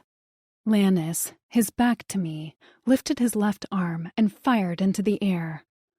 A screech answered his shot, and a massive, scaled body tumbled to the bridge in a flap of wings. My mouth opened as the body straightened to reveal a dragon-like creature the size of a full-grown elephant. It was like the Hotel Castlevern's lobby fountain had come to life. "Holy shit," I murmured as I grasped the top of the door and pulled myself half out of the open car window.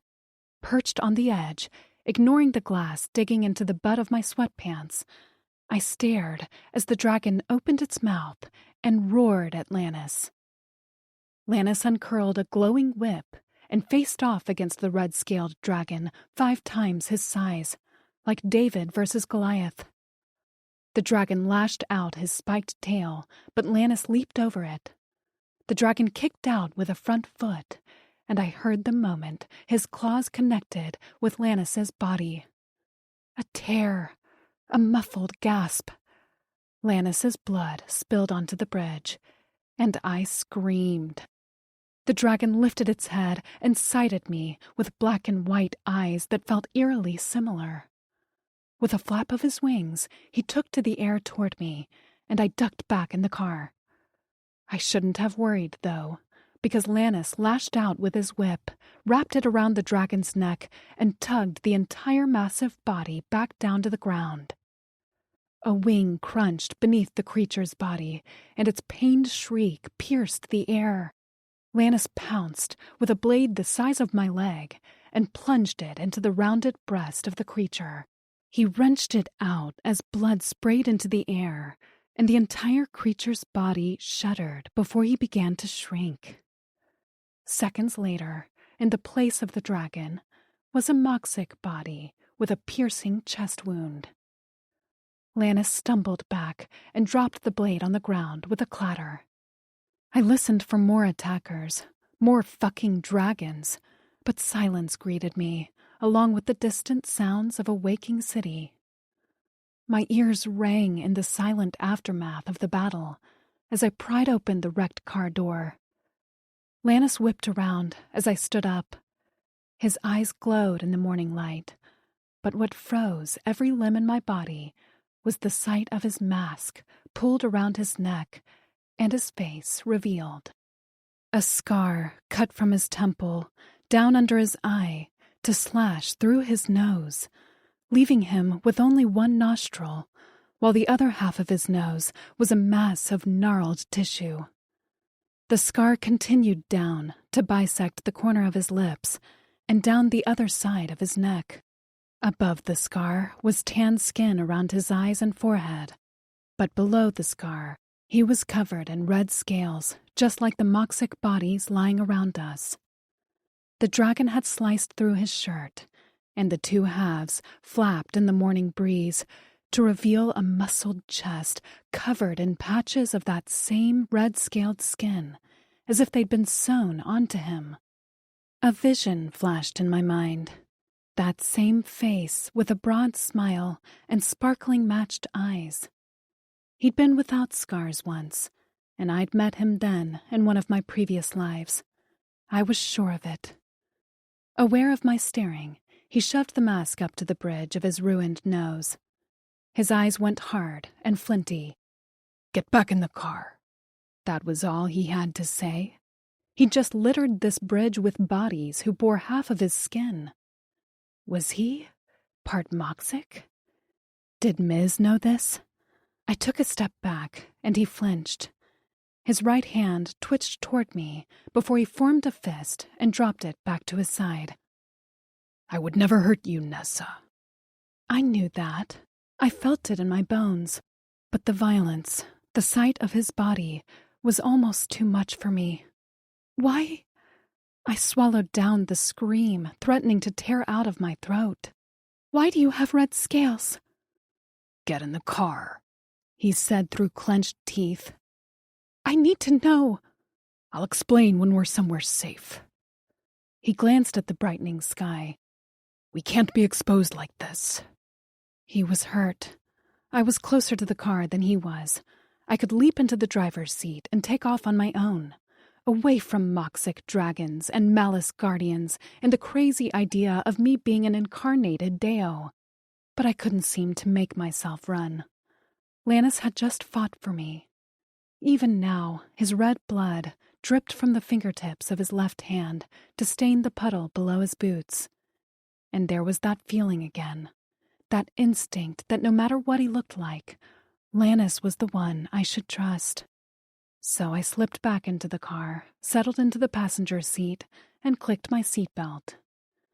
I stared out of the cracked windshield at Lannis, who closed his eyes for a brief moment before making his way to the car with a slight limp.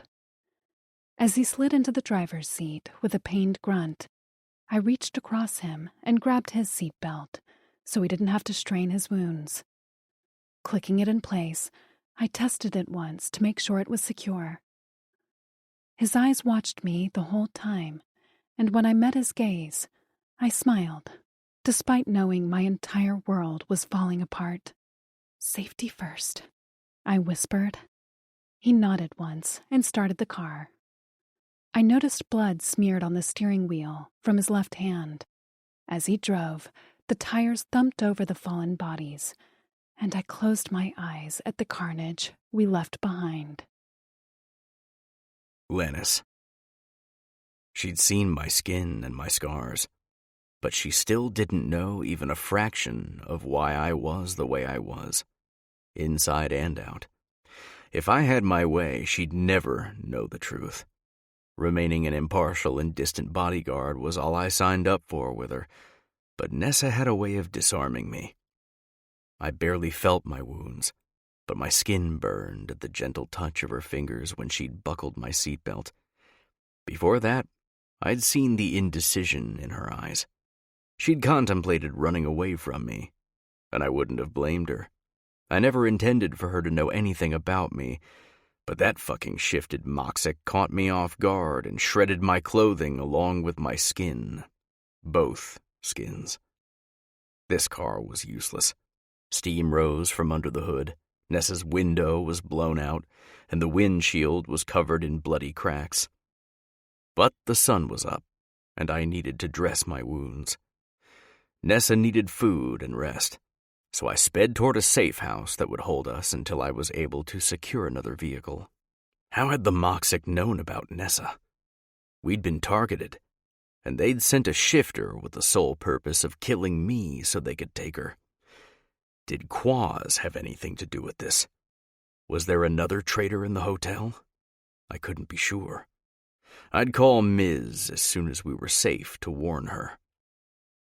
Nessa sat quietly in the passenger side, and I caught her eyes drifting shut a few times before she woke up with a jerk and a worried glance at me. I could understand her trepidation, but this only made things more difficult. She had to trust me. Our survival depended on it. It took an hour before I registered the pain. My left shoulder, my right leg, my entire stomach and the back of my head. There'd been a few times in that fight where I'd let them get the better of me because I'd been focused on Nessa being safe. I took a sharp left turn onto a dirt road and drove for another hour on twisting, winding mountain roads before I came to a locked gate. I typed in the code on the keypad, and the gate swung open with a creak. Nessa was fully awake now as she stared out of the windshield with rounded eyes. But in the daylight, I could see the dark circles under her eyes and the pale cast on her skin. She needed sleep and food. While she was a Deo, she was still human. The gate swung shut behind me, and the sound of the locking mechanism calmed my ragged nerves. As soon as I was inside and had turned on the security system, I'd feel almost at ease. I parked the car in an open carport covered in overgrown vines. The car shut off with an exhausted, rattling hiss. My hands slid off the steering wheel to fall into my lap as I exhaled. Nessa remained still in the passenger seat with her neck craned toward the house. Her eyes met mine. "You can get out now," I said. She swallowed and gave me a jerky nod before opening her door. This safe house was called Clarion, in honor of one of the first Deos to ever bless the Malice population. House Clarion looked a little rough, which was the point. We wanted her to appear deserted when she really was outfitted with a state-of-the-art security system and enough food to feed a family of 4 for 5 years. I pressed my palm to the reader at the side door, and the scanner confirmed my identity before the lock disengaged. Opening the door, I entered first. This was about safety, not chivalry. Fortunately, the house was quiet and empty. My Moxic eye didn't detect a single warm presence. Nessa rubbed her arms and shivered, which led me to the house's control panel. After engaging the security system and firing up the cameras, I turned on the heat. "Let me stop my bleeding and I'll get you some food," I murmured to Nessa as she gazed around, wide-eyed. My left hand trembled with the effort as my shoulder protested every movement. After hauling a first aid kit off its holder in the hall, I grabbed a bottle of liquor off the rack in the kitchen and sank down into a chair at the table. I plunked the first aid kit on the table, then ripped open the lid before chugging a few gulps of the liquor. The liquid slid down my throat like flame, and I gasped as it pooled in my belly. The pain dulled to a faint ache in seconds. I slipped off my coat, which fell to the floor with a solid thud because of all the gear I kept inside of it. Next was my ruined shirt, and I winced as I eased it off my bad shoulder. My flesh was broken open in a jagged wound, likely caused by a Moxic serrated blade. Flaring pain cut through the alcohol buzz, and my vision went a little hazy as I tried to shove my shirt off the rest of the way. I closed my eyes and took a few deep breaths before I continued. "Stop," Nessa's voice said quietly close by. I jerked my eyes open to find her standing between my spread legs while rummaging through the first aid kit. The tight skin around my mouth stretched into a frown. "I can handle." "I'm sure you can." She wielded a pair of scissors, "but I'll be able to do it quicker." I remained still and quiet as she cut my t-shirt until it fell off my body in a heap of bloody cloth. My breath held as I waited for her disgust at the condition of my body. The wicked scars from haphazard stitching, the random patches of Moxic skin, bloody streaks from the fight. But she only placed the scissors back into the first aid kit before grabbing a squirt bottle of disinfectant. Her hands hovered above my shoulder and her eyes darted to my face. "Can I touch you?" I hadn't intended to ever let her see me, let alone touch me. But in the moment, with her warm brown eyes holding mine, I couldn't say no. I hadn't been touched in hundreds of years. And after this, I wouldn't be touched for hundreds more. I nodded, and the smile she gifted me warmed my core better than any liquor. Her fingers prodded at my shoulder wound before she squirted the disinfectant on the cut. Afterward, she wiped at my skin with a clean cloth. "Is this hurting you?" she asked, as I took another swig of liquor. Now I was drinking for a whole other reason, and it had to do with her. I shook my head. "Okay," she murmured. After bandaging my shoulder, she bent over my lap until her hair tickled my stomach. I sucked in a breath as my cock swelled to the limits of my bonds. She dabbed at the cut on my upper abdominals before wrapping a bandage around my waist. Her fingers were warm and delicate, and I would have given anything in that moment to feel how she touched me with desire. I admired that she'd seen me kill all those Moxic, observed the ruined state of my skin, and yet was willing to care for my wounds. When she was finished, she sank into a chair opposite me. "Do you need anything else? Are you in pain?" I was in pain, but not from my wounds. "I'm fine. I need to get you something to eat." She glanced around the kitchen. "There's food here?" "Enough to last years." I stood up and faltered as my injured leg protested. Nessa rose hastily with her arms out, as if she had a chance of supporting my weight. "Do you need me to look at your leg?" she asked. "No, I'm not bleeding. Just a bruise." At least I was pretty sure. No fucking way was I taking off my pants.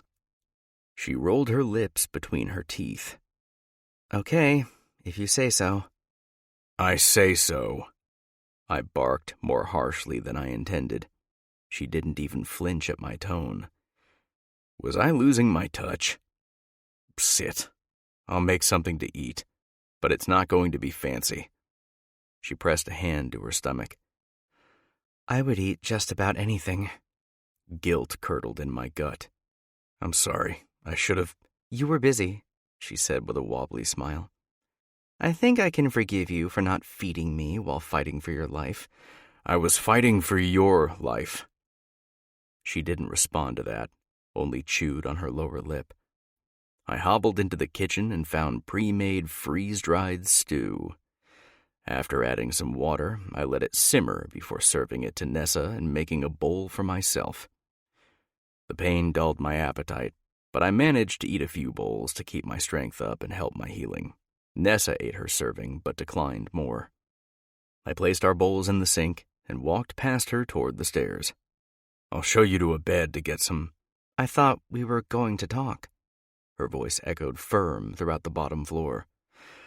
My heart thudded. I turned to see she hadn't moved from her place at the table.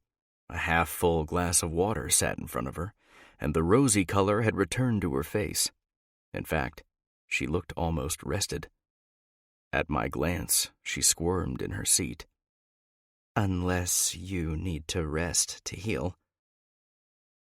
I didn't need to sleep much. I rarely did. I'd heal just fine without it. I thought about lying, though, making up some excuse about why I needed to get away from her and avoid more conversation.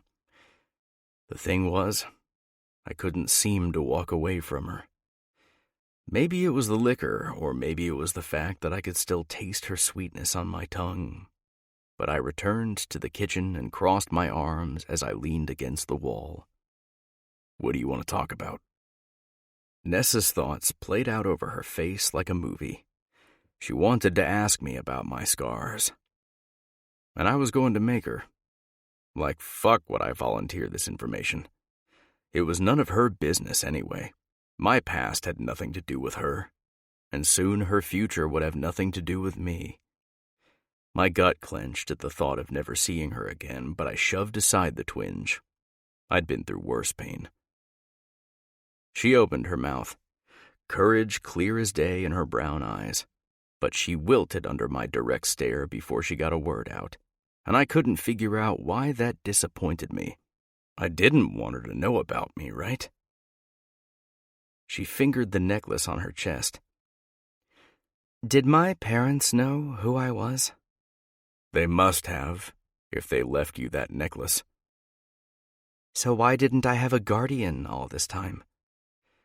That was a mystery, and one Ms. would get to the bottom of.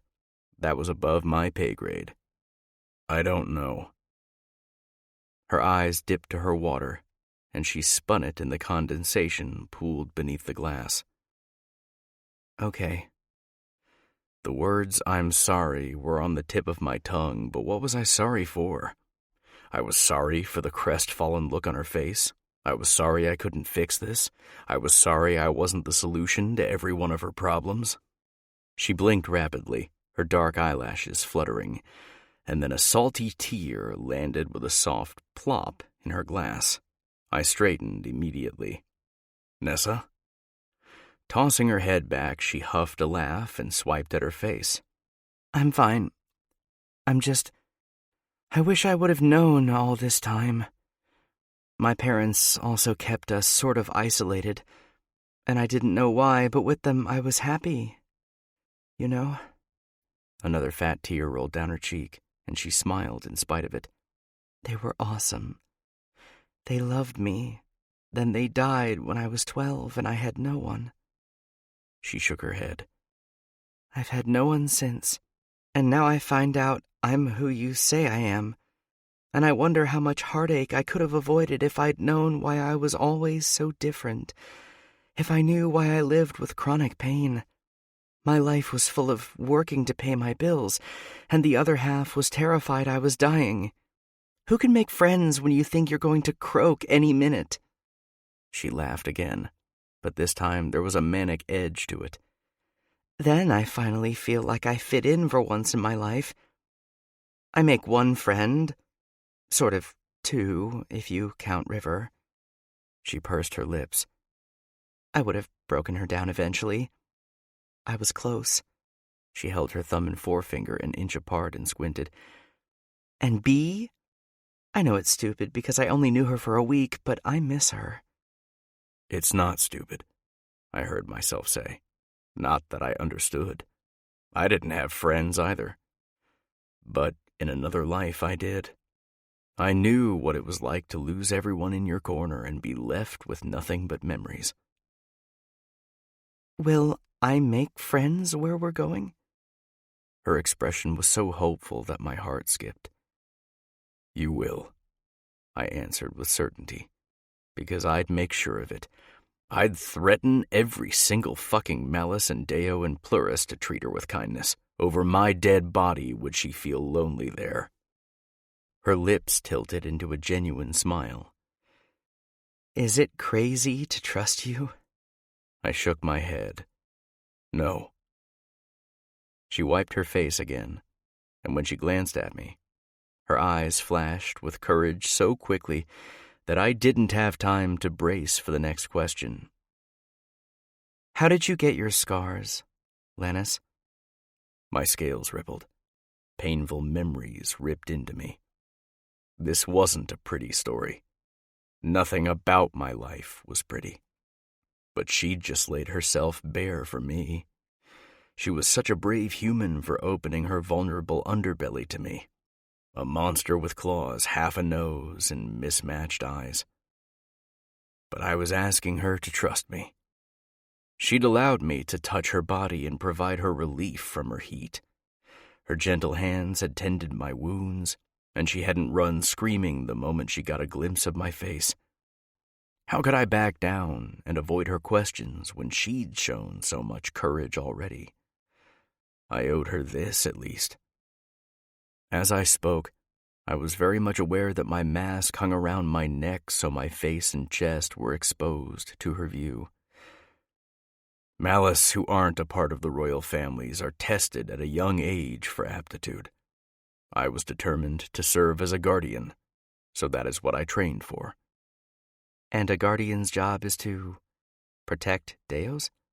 Yes, we are assigned one Deo, and we protect them through their first 3 lives until they reach maturity in their 3rd life. And then what? I forced myself not to react. And then the Deos are given to a member of the royal court. She squinted. For what purpose? When you are in heat, you produce an essence that makes a Malice more powerful. I got all that. She waved a hand impatiently. What does this Malice court member do with me? What am I to them? You are their deo. The liquor sloshed in my stomach. And your purpose is to be fucked. Chapter 12. Nessa. I had to have heard him wrong. I'm sorry? The Malice has to release his seed inside of you to activate the absorption of your essence. His voice was monotone and gave nothing away. And that's... I blinked, despair crawling up my throat to choke me. That's just okay with all these deos? I don't... What? His hands dropped to his sides, and his claws clicked against the wall. You will crave Malice cock and heat. The food in my stomach threatened to come back up. What if I don't? You will. I remembered the pain of the cramps and how badly I wanted them to end. How much I craved Lannis's thick fingers and the filthy flicks of his tongue. Even now, my stomach clenched with want. What the hell was wrong with me? I looked away. What does this have to do with your skin? His jaw clenched. I was assigned a deo, who I guarded for 3 lifetimes. She had reached maturity, but had been detected by a Moxic horde. I hid her and was captured by a Moxic leader. They tortured me for her location. Yep, I was going to vomit. I clenched my fist around the cool glass of water. Tortured? His mismatched eyes met mine, and there I detected a real emotion. Deep-seated sorrow, so buried that I wasn't even sure he was aware of it. They flayed my skin, piece by piece. My mouth dropped open. Little Lannis. They took my eye. He pointed to the white one. And my arm. But then they told me that my deo had died to mock me. I didn't believe them, but I had to know for sure. I broke free. He rubbed at the scar on his face as his eyes went distant. He wasn't there with me anymore. He was locked in a painful memory of the past. The Malice Council told me she was, in fact, dead. At that point, I was not myself. I hunted down the Moxic leader who had tortured me. I tied him up and I took an eye for an eye. He tapped the skin beneath his wide eye. I sucked in a breath at the reality of his words and placed my palm over my mouth.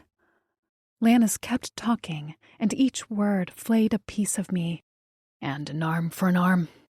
He flexed his clawed hand.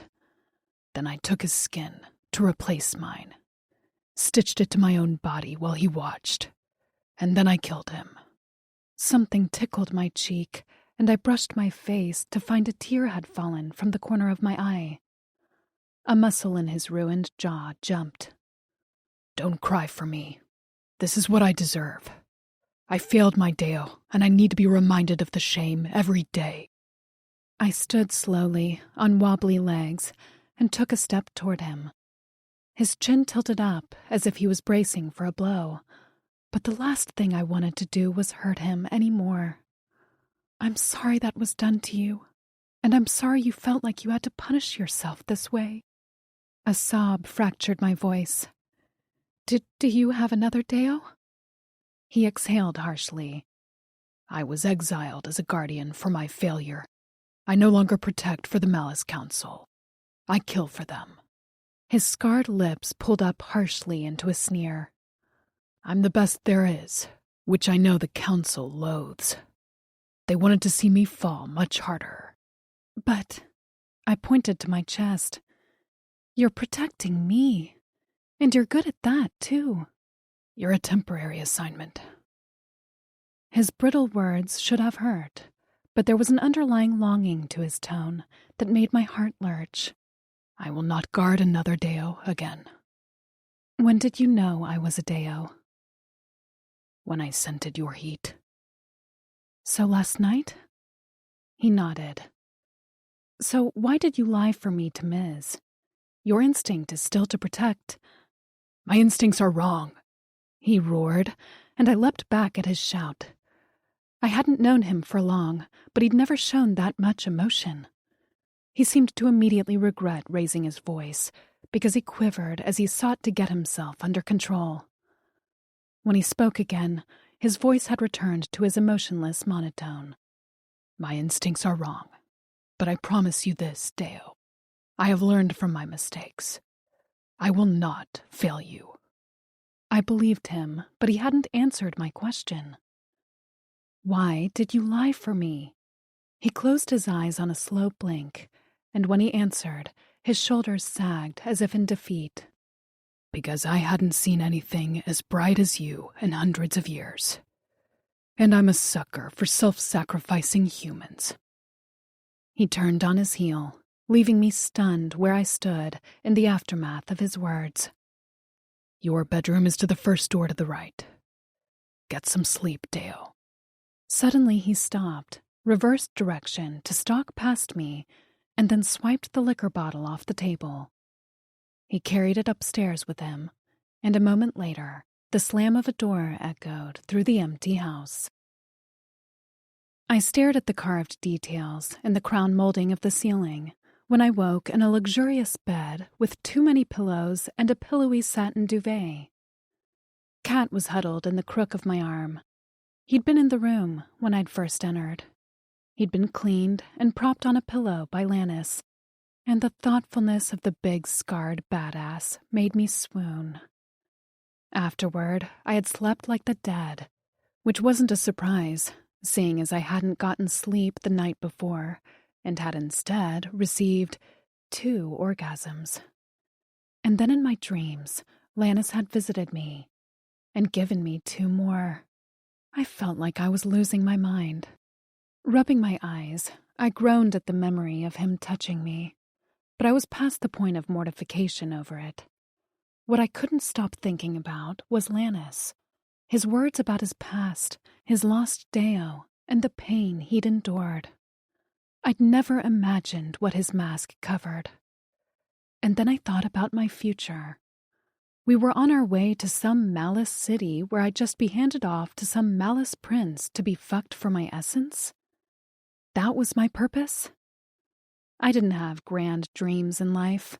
My most immediate goal had been to pay my debt. But I certainly hadn't wanted to be some sort of monster concubine. What the hell, Mom and Dad? I muttered as I clutched my necklace. What is this life? But I was also terrified of the agony of the cramps. My heat. Would Ms. still pay my debt if I refused to go to Pluris? Did I even have the option to refuse? I clutched Kat, who smelled like soap, and rolled onto my side. I could hear movement downstairs as Lannis walked on the creaky floorboards. With a groan, I swung my legs over the side of the bed and tucked Kat under the covers. After washing my face in the bathroom, I piled my hair on top of my head and padded down the hallway. The house was like a castle, with stone floors and a grand marble staircase. The first floor had what I guessed were 12-foot ceilings. Most of the furniture had been covered in dust cloths when we arrived, but by the time I ventured downstairs, Lannis had removed most of them. He sat on the couch, taking up nearly the entire thing, wearing nothing but his pants. His feet were huge, and his bare chest bore his old scars, as well as the new injuries he received the day before. His hands moved slowly as he replaced the bandage on his shoulder wound. "Do you need help?" I asked. He glanced up at me and shook his head. "Did you sleep well?" He raised an eyebrow at me, which tugged at the skin of his face. He wasn't wearing his mask this morning, and I had to get used to this new face of his. "Did you sleep well?" I nodded as I sat down in front of a steaming mug of coffee. "I did. Can I have this?" "I made it for you."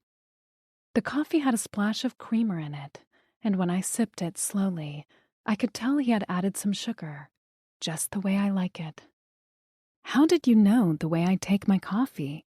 His hands paused before he answered, "I noticed."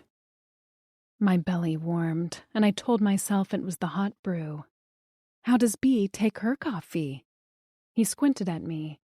Who? Red hair, bubbly, likes wine, at least this tall. I held my hand above my head. B? His squint deepened. Oh, I'm not sure. River? What river? I snorted. Never mind. If this is what you're getting at, he said, as he tied off the bandage. I never noticed anyone else before you. I took a sip of coffee to cover my blush. The knowledge that he'd noticed me before he ever knew I was a Deo made this entire situation more bearable. A sudden thought occurred to me. Wait, did you have anything to do with the coffee creamer and the hotel kitchen? His fingers twitched and his jaw rolled. Slowly, his eyes lifted to mine. He didn't say a word, just met my gaze head on. I gasped. Are you serious? That was you? How did you? I told you I noticed things. How? I mentioned it one time. I heard you. He said it matter-of-factly, like it was nothing. I blinked at him. Only Bee and River were in that room. I have good hearing. I shivered as I remembered all the times I felt like I was being watched. Did you spy on me? Spy? He cocked his head. I prefer the term study. I nearly choked on my coffee. Lannis, what the hell? I told you. He seemed to be growing impatient with the direction of the conversation. You were bright. I liked it. I watched you. He held up a clawed finger. I also put a hangover cure in your water when you drank with that other one. I rolled my eyes. She's not the other one. Her name is Bee. And you what? How? He looked genuinely confused. How do you think? I came in your room, watched you sleep, and then slipped the cure in your water bottle. Lannis's personal boundaries were not the same as mine. You can't just come into people's rooms when they are sleeping. I remembered River arriving the next day, telling me my door was unlocked. Wait, did you come in because I didn't lock it? He shook his head. I would have come in regardless. A locked door is merely an inconvenience, not a deterrent. I wanted to watch you sleep. Lannis, I felt a laugh bubble up. He saw nothing wrong with his stalker ways, and I couldn't even be mad. We clearly had different ideas of right and wrong. Please don't do that to people. People? He frowned. What people? I don't want to watch anyone else sleep. Only you. Now, why did that make me want to giggle and toss my hair? I was losing it. I needed to change the subject, and fast. So I need to ask you a few things. He sighed heavily and leaned back on the couch. His head rested on the back cushion as he closed his eyes. Of course you do. Are you making fun of me? I swore the corner of his lips twitched. Never. I didn't mean to stare at him, but now that his eyes were closed, I felt free to peruse his heavily muscled torso. His thighs were so thick he had to spread them obscenely on the couch, which tested the seams of his dark denim pants. His face in my memory was handsome, nearly angelic, and while that Lannis felt familiar, I didn't know him like I knew the Lannis before me now. The scarred one, with two-toned eyes, who defended me from terrible hotel guests, knew how I liked my coffee, and defended me while keeping my precious stuffed cat intact. Oh, and who could make me orgasm until I blacked out with just his fingers and a few flicks of his tongue. Focus, Nessa. So what exactly is a malice? Do you just walk amongst us humans? He spoke without opening his eyes. Malice are physically diverse, based on 1,000-year-old interspecies breeding in our former galaxy. Only the Malice royal families who make up the court have remained pure-blood Malice. Those of us with the most non-human characteristics can change our form temporarily, but it takes a lot of energy. In the case of Hotel Castle Verna, there is a barrier on the property that alters our appearance to our most human-like, without energy loss on our part. Most of the guests looked human, but there was often something a bit off. He opened his eyes and nodded. Barrier can be glitchy. I rubbed my hands together as I thought how to phrase my next request. So you said you're taking me to this city to be matched with a royal malice? His eyes held mine. That is the best way to protect you from the Moxic. I pressed my lips together.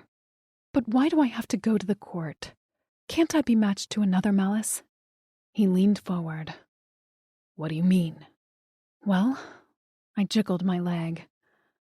I know you, and I'm comfortable with you. And we already... I cleared my throat. You know, can't I be matched to you? He stood so fast that the couch slid back a foot.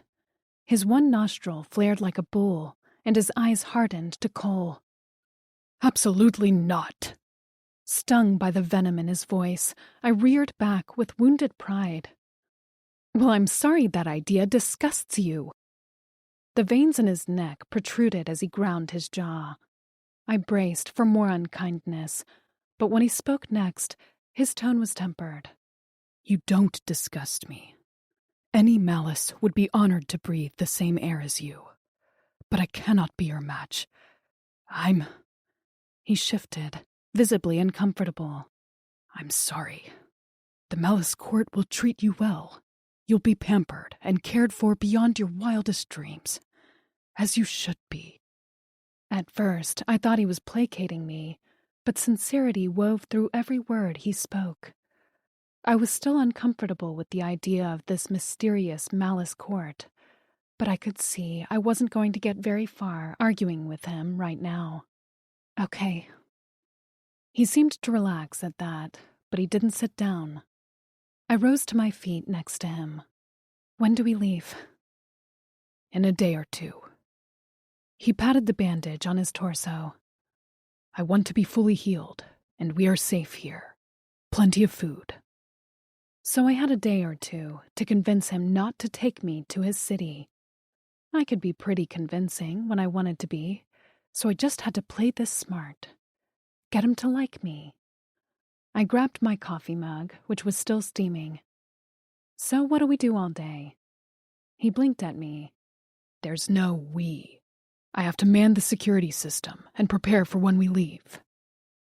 He turned on his heel without another word and took off toward the kitchen.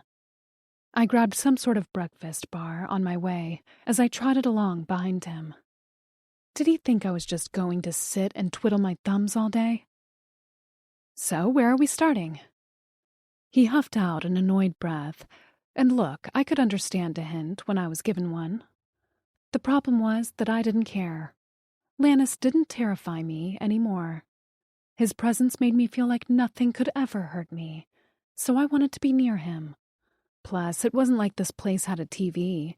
I couldn't binge Netflix all day. I was used to working all the time, so I was bored already. He didn't answer me as he made his way over to what I like to call the cockpit of the house. 5 screens were set into the wall and displayed security camera footage from around the property. A small ledge pulled out of the wall that held a keyboard and a mouse. With his left hand, Lannis clicked through various cameras while he scrutinized the screens. His right hand hung at his side, and I noticed he'd left off the dingy bandages, so his red scales and claws were plainly visible. I took a satisfying gulp of coffee. See anything suspicious? He glanced over his shoulder at me, and I just smiled brightly before biting into my breakfast bar. It tasted like processed blueberry and oats, but wasn't worse than anything I'd eaten before my cushy hotel job. He didn't answer me, which was fine.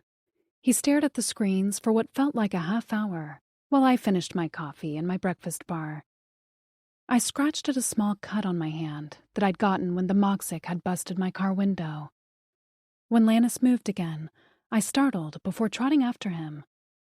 Where are we going now? He only sighed heavily, and I smiled. I trotted after him as he went around the house, checking on all the windows and doors. I learned Lannis muttered to himself a lot, just like I did. We both were used to being alone a lot. For having such a big frame, he moved with ease and flexibility. His strength was astounding. He didn't use tools and banged a few loose nails back into place with a slam of his clawed fist. Most of all, he was aware of me at all times. When we'd walked on the streets of Baxent, he'd always kept me on the inside of the sidewalk, away from the street. He had walked up the stairs first to my apartment, had stepped in front of me when he thought my landlords were a threat, and had thrown himself in front of my car window to protect me during the fight on the bridge. Even in the house, his eyes followed me wherever I went.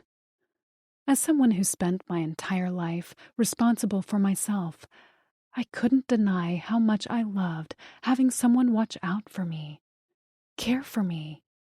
And he made small gestures that mattered, things that certainly weren't necessary to protect me. When I bent over a thorny bush in the backyard, he had fisted my hair so it wouldn't get caught in the branches.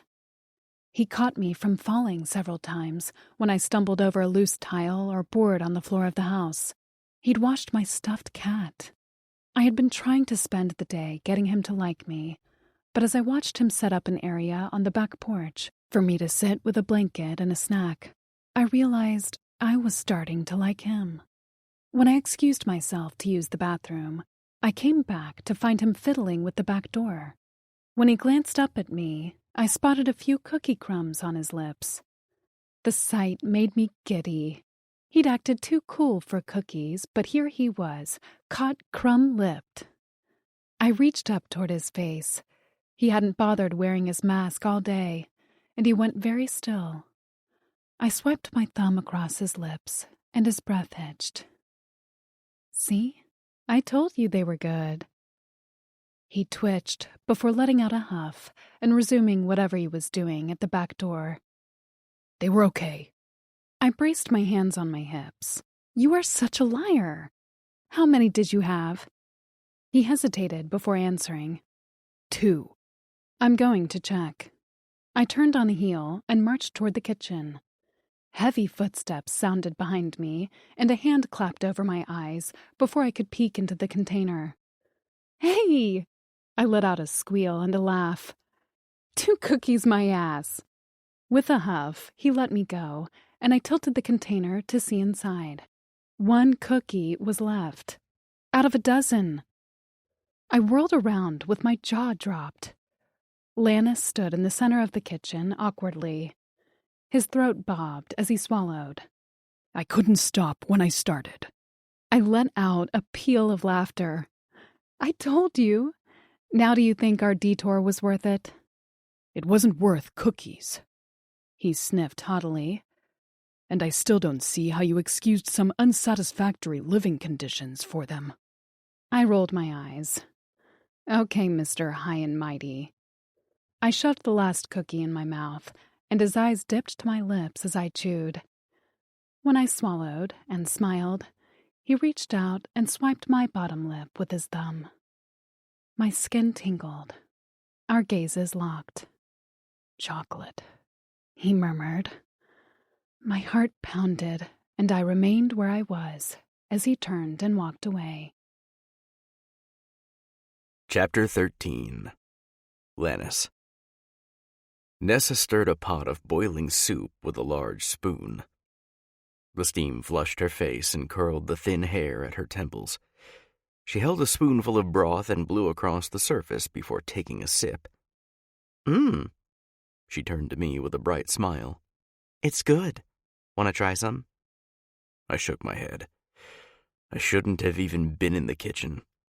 I wanted to check the cameras again. I needed to write an incident report about the vehicle. I had a whole host of things to do.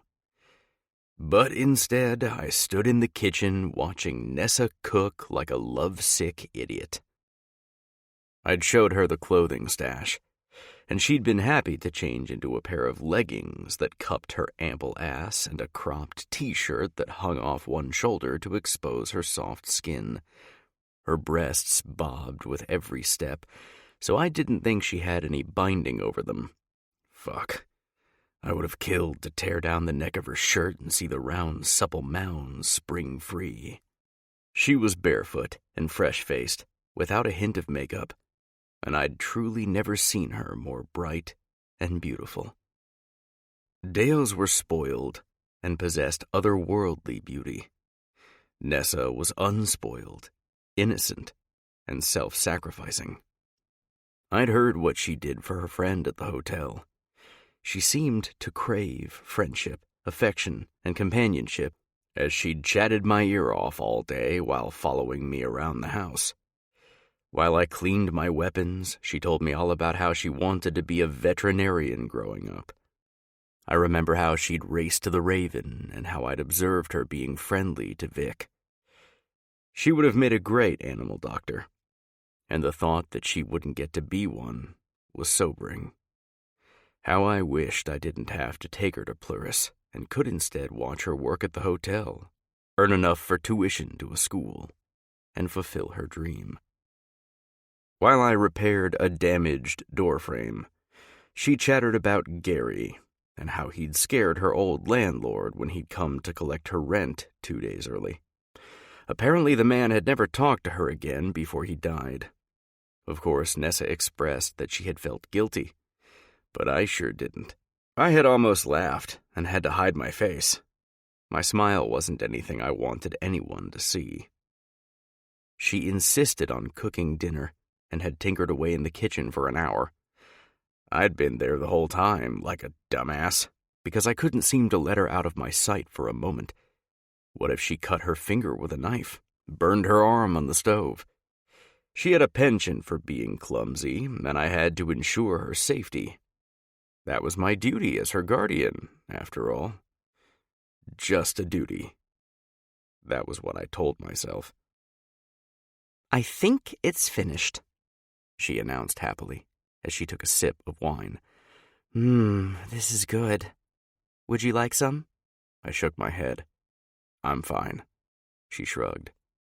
"Okay, more for me then." With a grin, she added, "Have any more of that hangover cure?" "Likely." "I'm just kidding. I'm not going to need it. Hey, can we get a movie in here? I haven't seen one in ages.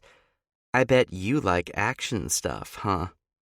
She was babbling on about her favorite actors when a flash of heat caught the corner of my moxic eye. Muscles tensed, I turned slowly. The heat signature was small, not likely a full-grown moxic, but they'd been known to use their young as spies. Nessa was still talking. "How much soup do you—" I whirled around and pressed my finger to my lips. Her jaw clacked shut, and her eyebrows rose sharply as she held a bowl and ladle aloft. With a slow nod, she gently placed the items on the counter. When the ladle made a small clink, she grimaced and mouthed, "Sorry." I turned back to the heat source. It was near the back of the house, through 2 walls, but was venturing closer to the kitchen and creeping along the perimeter. Slipping my hand into my pocket, I withdrew my favorite knife and slid to a crouch beside the center island of the kitchen. The heat source stopped, and I crept forward to the open doorway at the back of the kitchen. From that vantage point, I'd be able to see the creature as it crept down the back hallway. A squeak on the floor caused my shoulders to hunch in irritation. Behind me, Nessa crouched with her knees to her chest, craning her neck to peer around me. I gestured for her to get back to safety, but she pointedly ignored me. Of course, she didn't know what I saw, and I didn't want to tell her. The creature had already detected our presence, as it started moving again in our direction. I readied my knife, prepared to throw it as soon as a body came around the corner. Any second now, I'd see the intruder. Just another few steps. And there, the tips of 2 ears came into view, then a pair of yellow eyes. I drew back my knife arm just as a figure passed in front of me on a blur. "No!" I shouted as Nessa streaked down the hallway, directly toward the threat. She made a gasping sound, and when she suddenly dropped to her knees, my chest hollowed out. "Nessa!" I leaped to her side, terrified of what I'd find. Nessa whirled around, her shiny brown hair cascading over her shoulder, and shot me a massive grin. In her arms was an orange-striped cat, which opened its mouth and hissed at me. "Look," Nessa said brightly, as if my heart hadn't almost stopped. "It's a kitty." "For the might of malice," I cursed. My knife clattered to the floor, and I leaned against the wall before sliding down to rest on the floor. Cradling my head in my left hand, I curled my fingers into my scalp. "What's wrong?" Nessa asked, completely unaware of my meltdown.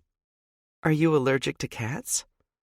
I blinked at the thing, which hissed at me while cuddling and purring against Nessa. "I'm not allergic." She stood up, still cradling the cat to her chest, as she waltzed back into the kitchen. When I followed, I found her feeding the cat bits of rehydrated chicken from the soup. The cat lapped it up eagerly. "He's hungry," she said in a pout. "Poor thing." Her voice changed as she scratched its scarred ears. "Do you have a home? You're kind of skinny." She glanced up at me. "Can you hold him while I get a bowl of water?" When I didn't respond, she scrunched her nose. "Okay, fine. I'll just do it myself. Geez, what made you grumpy all of a sudden?" "Nessa," I worked very hard to keep my tone even. "Don't do that again." "Hmm?" she asked over the sound of the running faucet. "Don't do what?" "I sensed an intruder. It could have been a Moxic, or one of their spies. It could have been someone wanting to hurt and capture you. You should have waited until I told you it was safe." She frowned at me. "But I could see it was just a cat." I pinched the bridge of my nose. "Nessa." "Okay, I'm sorry." She placed the cat on the ground with the bowl, and the furry thing began to lap up the water immediately. She placed her hands on her hips. "But I saw it was a cat. It smelled the soup." "Why are you feeding it? It's going to think it can get food here any time now." She chewed the inside of her cheek and eyed me.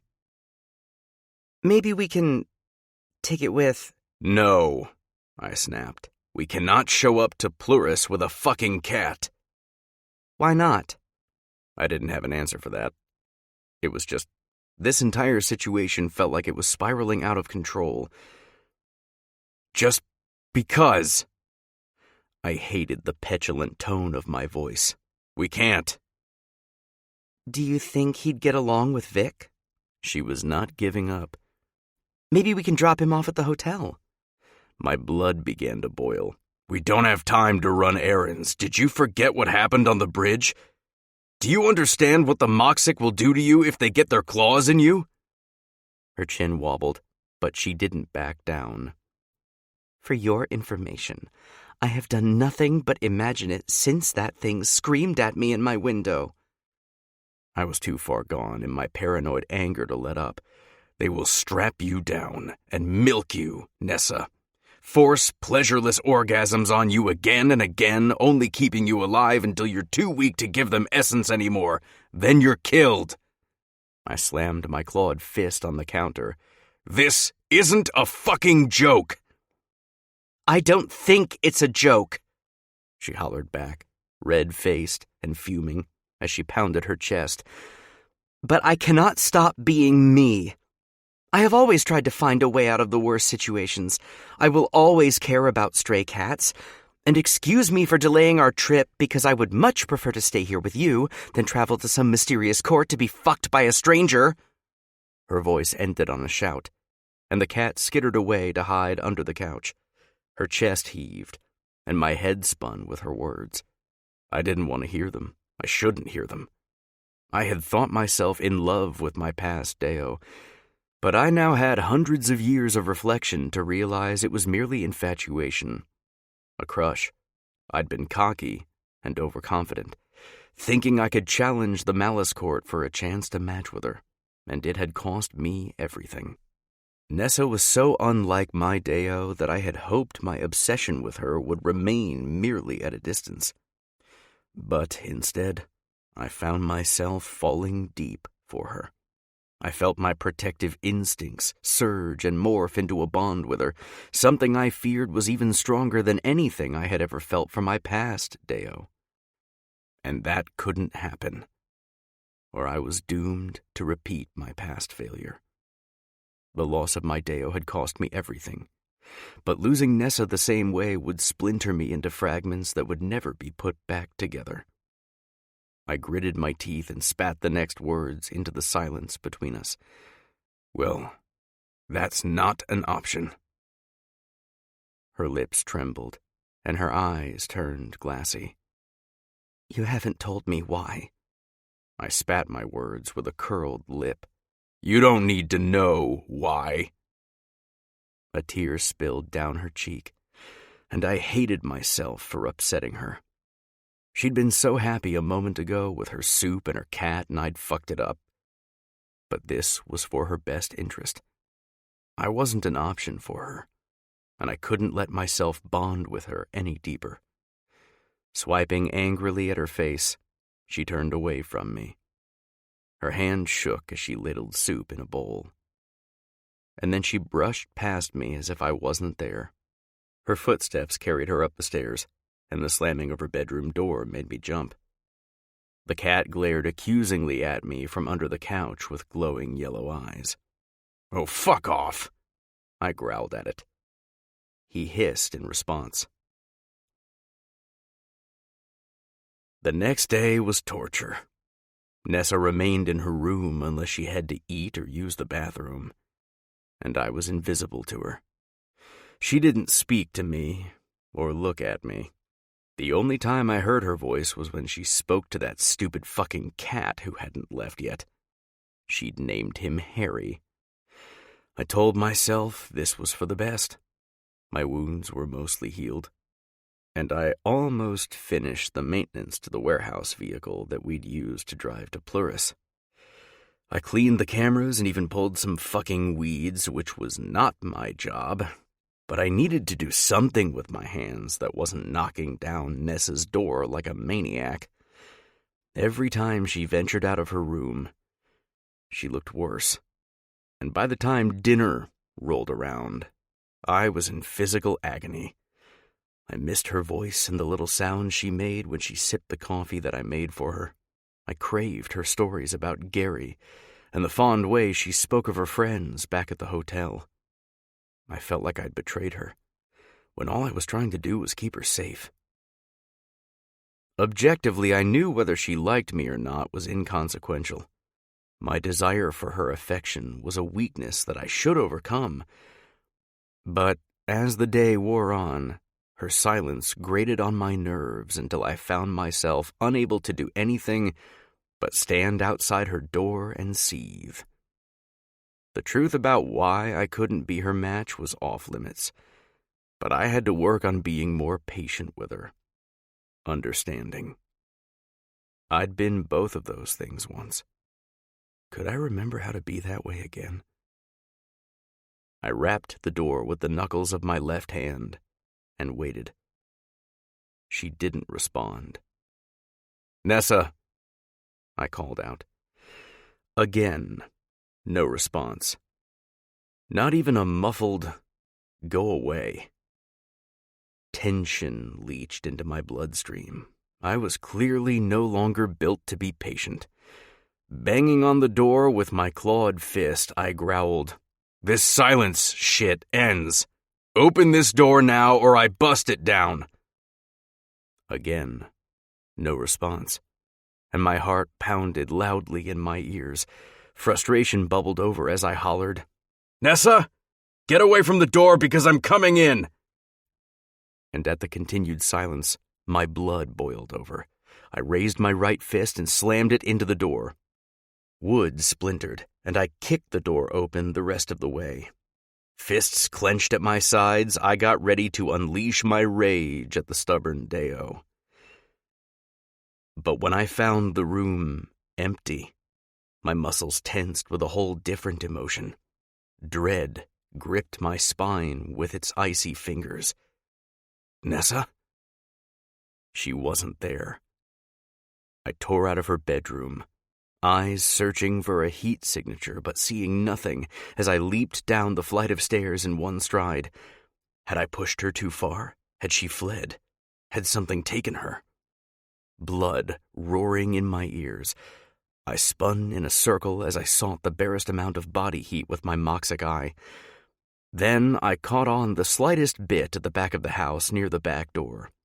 Racing through the house, I burst through the back door into the darkness of the yard. There, huddled behind a fountain which had blocked my vision of her heat, was Nessa, waving a leafy twig at a playing Harry. At the sight of my frantic form, she stood quickly and patted around the fountain in her bare feet, eyeing me warily. She wore a white oversized button-down shirt that came to mid-thigh. The lights of the fountain filtered through the thin fabric to outline the shape of her body underneath, and the light of the waxing moon shone on her smooth hair. "Lannis?" she queried. Harry hopped up on the fountain edge and glared at me. The sight of her whole and unharmed, coupled with the sweet sound of her voice, nearly undid me. In that moment, all I could focus on was her feet and pebbled skin in the cool night air. "You're not dressed warm enough. Where are your shoes?" She wiggled her toes in the damp grass. "I'm okay." Something like guilt passed over her face. Are you okay?" No, I wasn't okay. Not in hundreds of years. But it was not something I'd admit out loud. As I stood before her, so fucking grateful she hadn't left, despite my asshole behavior, I knew I had to give her something. "I told you the story of how I was captured and my Deo was killed." My mouth was dry. My tongue felt too thick. Was I really about to tell her this? She took another step closer, and her hands clutched at the placket of her shirt. "Yes?" "The reason she was captured was my fault. I had begun to, my head pounded, to covet her." "You fell in love with her?" she asked softly. I don't know if it was love. I was young and overconfident. I thought she felt the same way. But when I confessed how I felt, she did not reciprocate. I let my guard down, and a Moxic horde took her. She died in the crossfire when a MAN team sought to rescue her. Confessing to Nessa hurt worse than being flayed alive. I was at fault, and that's why you can't stay here with me. Because already I feel more for you than I ever felt for my Deo who I'd known for 3 lifetimes. Her big eyes rounded. Len, I cannot trust myself. I must remain your guardian, and only that. Plus the council disallows it. You are only to be matched with a pure member of the court. She crept forward, 1 foot in front of the other, and her eyes never left mine. She didn't let her gaze wander my ruined body, and that only made this more difficult. And I don't get a say? She stopped about 2 feet away. I could see the outline of her nipples through her shirt, and the soft mounds of her hips. I had to look away. You're only feeling things because of the aftermath of your heat. But you don't want me in this body. I'm half covered with the skin of the creatures who want to abuse you. Is it their blood flowing through that skin? Her voice held a timid demand. Her question caught me off guard. What? That skin isn't Moxic skin any longer, it's yours. Your heart supplies the blood that keeps it alive. The pain is yours when you are injured. And when I do this... Her hand lifted, and I watched as her fingers slowly brushed against the bottom of my jaw. Heat flooded my face and rushed down my neck. The scales rippled in the wake of her touch. I'm touching you, Lannis, not anyone else. You only see me as familiar now, but You watched over me before you knew I was a Deo. You have done nothing but care for me, even when you're grumpy. her eyes welled with tears, and that was the beginning of the end for me. I don't want to go to some court. I want you. At night I dream about your fingers, your tongue. I trembled with restraint. Stop. Why can't you just give this a chance? Tears spilled over her bottom lashes, and she swiped them away with a disgusted huff. I can't believe I'm begging you. I can't. I gripped her nape and forced her head back so she had nowhere to look but at me. Her gasp of surprise nearly undid me, and I didn't miss the way her nipples hardened against her shirt. You think I don't hear your moans in my ears like a song? I can still taste the flood of your pussy in my mouth. It only took one fucking time with my tongue on you, and I already know just how to get you to gush.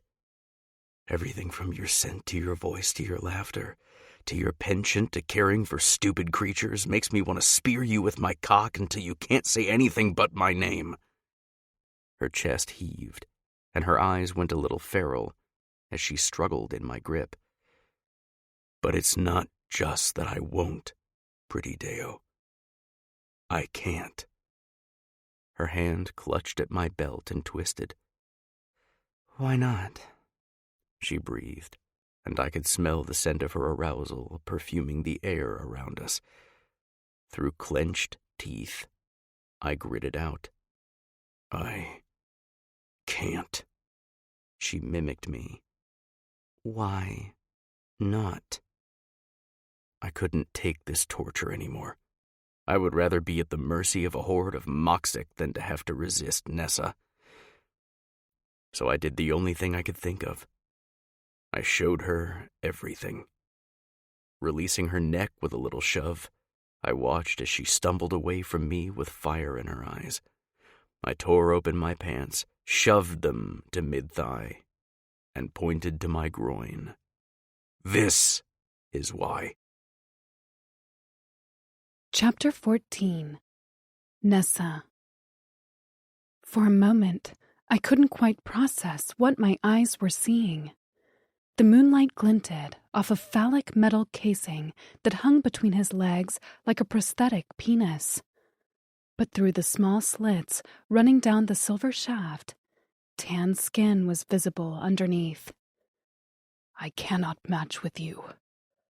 A slight tremor wove through Lannis's voice like a frayed thread, and the hair on the back of my neck rose. Because I cannot breed you. Take it off, I heard myself whisper, my gaze still leveled on the cage contraption. Take it off, Lannis. I can't, he answered. The council punished me with this for coveting my Deo. Anger rose swift and fierce in my chest. Your own people did this to you? I deserved it. No, you did not. I couldn't decide if I was going to cry or scream. No one deserves this. You said you lost your Deo 200 years ago, so you've worn this for 200 years. His chin lifted, and I admired the way he kept this dignity when he'd been treated to this shameful horror. I shook my head. No, it has to come off. There has to be a way. Only my Deo can take it off. His hand fisted the thick metal shaft in a mockery of what should have been a pleasurable touch. Since I coveted her, only she has the power. But she's dead. If the fates deigned to reincarnate her, she can remove this. Since that won't happen, this is a part of me for life. He swallowed. It's what the council wanted. For me to be punished for my life, but hold out a slim hope for her return. I was beyond crying. Screaming felt like the only rational option to release this hot coal of anger in my chest. But instead, I let it simmer there until my skin felt singed. Through the open buttons of my shirt, I gripped my necklace. Nearly too hot to the touch, I glanced down to find the once gray stone shimmering from within. When the moonlight caught the stone a certain way, I swore I could see rainbows inside. Go to him. It was the same voice in my head that had told me he was a guardian. Safety. Go to him. His hands moved to close his pants, and my mouth moved before I could process. Stop. He froze, and the metal cage shook with the tension coursing through his body. I took a step toward him, and his hands fisted. Eyes firing, he warned, "Don't." I took another step until my bare toes touched the tips of his boots. His eyes blazed. Nessa. Some part of my brain was working, but it wasn't the one I was used to. My hands moved without me telling them to, like I was being remotely controlled. But I didn't resist, because everything about this moment felt like it was right. Holding my necklace pendant in my hand, I leaned forward. The stone grew hotter and seemed to alight from within to cast rainbow light across the white fabric of my shirt. I slipped the necklace off my neck and gripped the hot stone in my hand. Lannis went statue still. He might have stopped breathing. Once the stone was within an inch of his metal cage, I felt a tug, like a magnet. The stone latched onto the base of the cage, and a distinct click echoed through the stillness of the dark backyard. A strangled sound left Lannis's throat, just as the cage separated into two pieces and clanked into the grass between his feet. He stumbled back a step, on stiff, wobbly legs, his stare on his bare cock and large swinging balls, before he lurched forward and hit the ground on his knees. Bringing his hands above his head, he crossed them at the wrist and bowed his head. His reverent words were like a prayer. To the last star, my Deo. Every hair on my skin rose. Had I really just done that? The pendant in my hand slowly cooled, and its color returned to a solid gray stone. Lannis didn't move, and his head remained bowed, a still statue of muscle and hard cock. The freed appendage was massive, nearly as thick as my wrist. Indentations marred the skin where the cage had constricted him, but it was easy to see this cock was not like a human's. The head itself was thick and flared. The shaft itself bore lengthwise strips of thin skin, almost like the undulating flaps of a squid, which moved slowly, as if testing their freedom. His groin was hairless, but more of those ruffled flaps fluttered at the base of his shaft. My stomach clenched, imagining what it would feel like to be taken by him. Get up, I said softly. He remained where he was, but his head lifted. He trembled, and the reddish scales on his face, neck, and chest rippled in waves.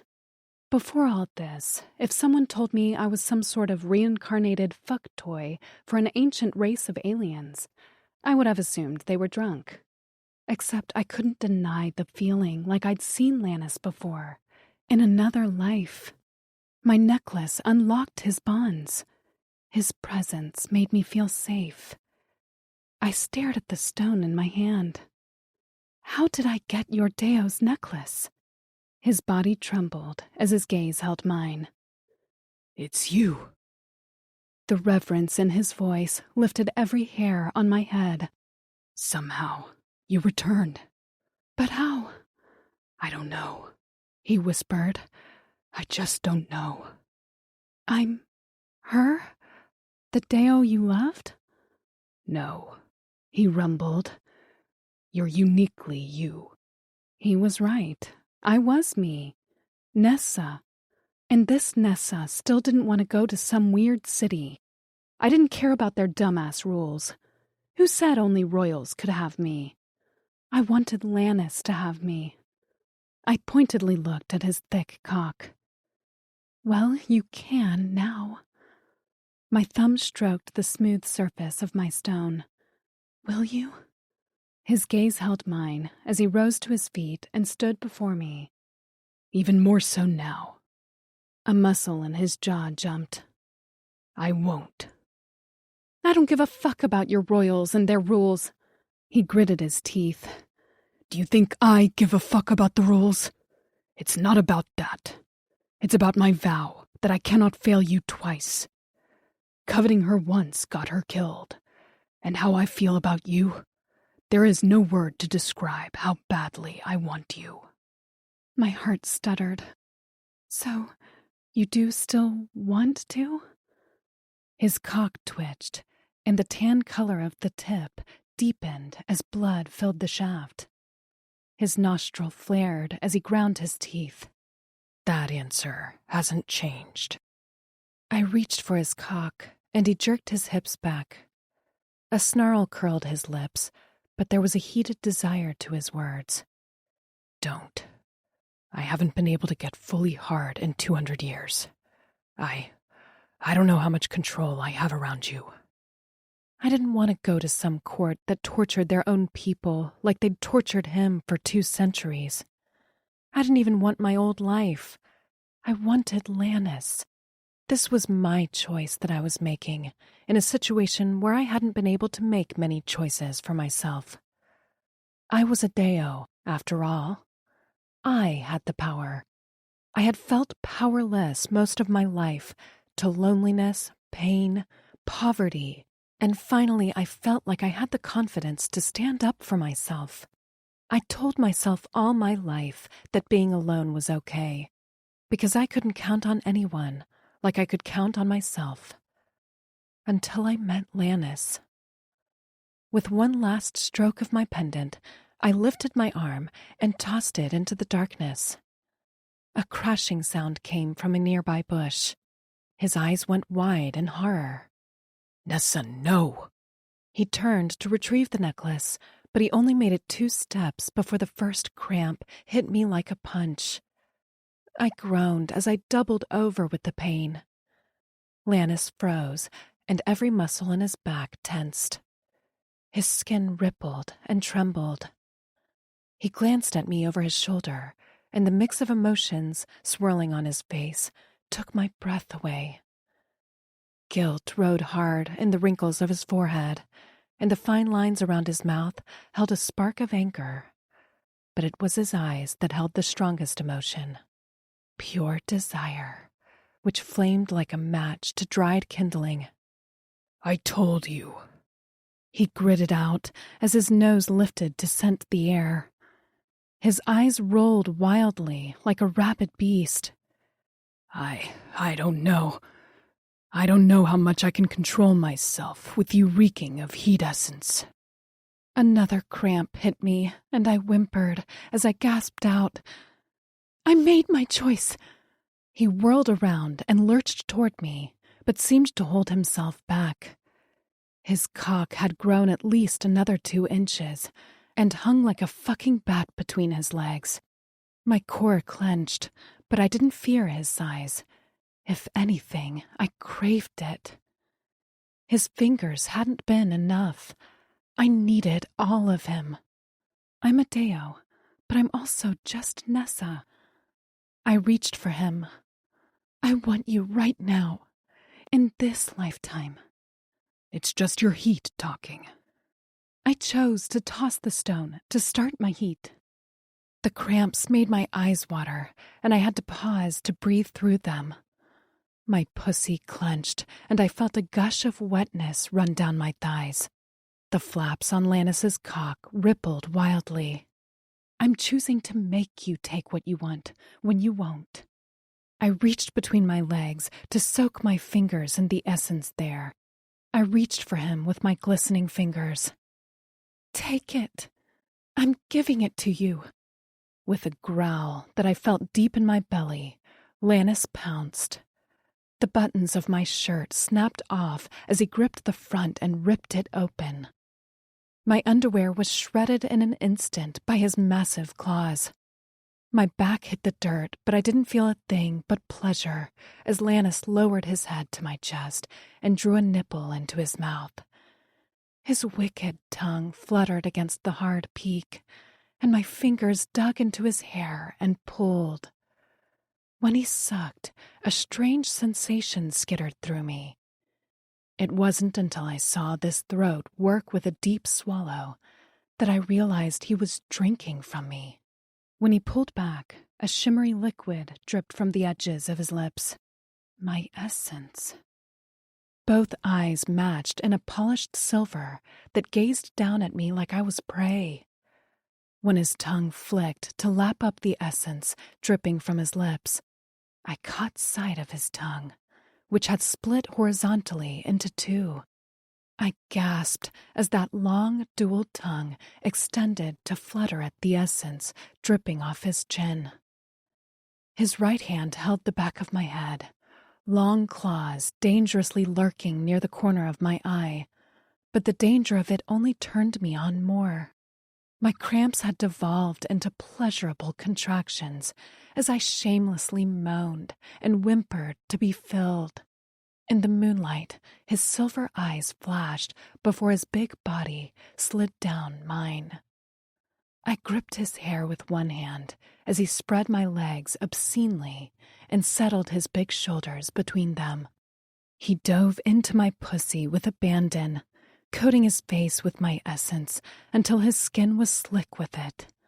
All the while, his tongue flicked my clit, fluttered at my entrance, and toyed with my back hole until my entire lower body was a giant bundle of pleasured nerves.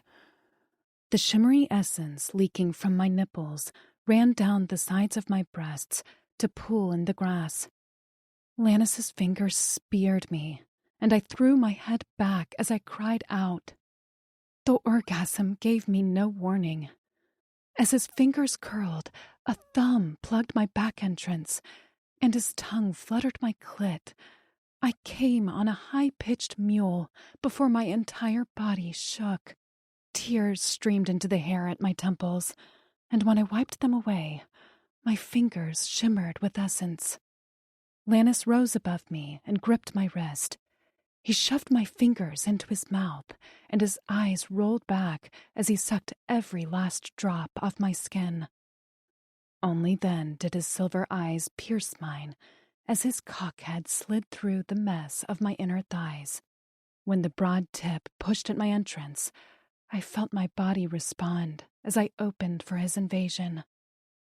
His big hand gripped his thick shaft as he slowly rocked the tip against my entrance.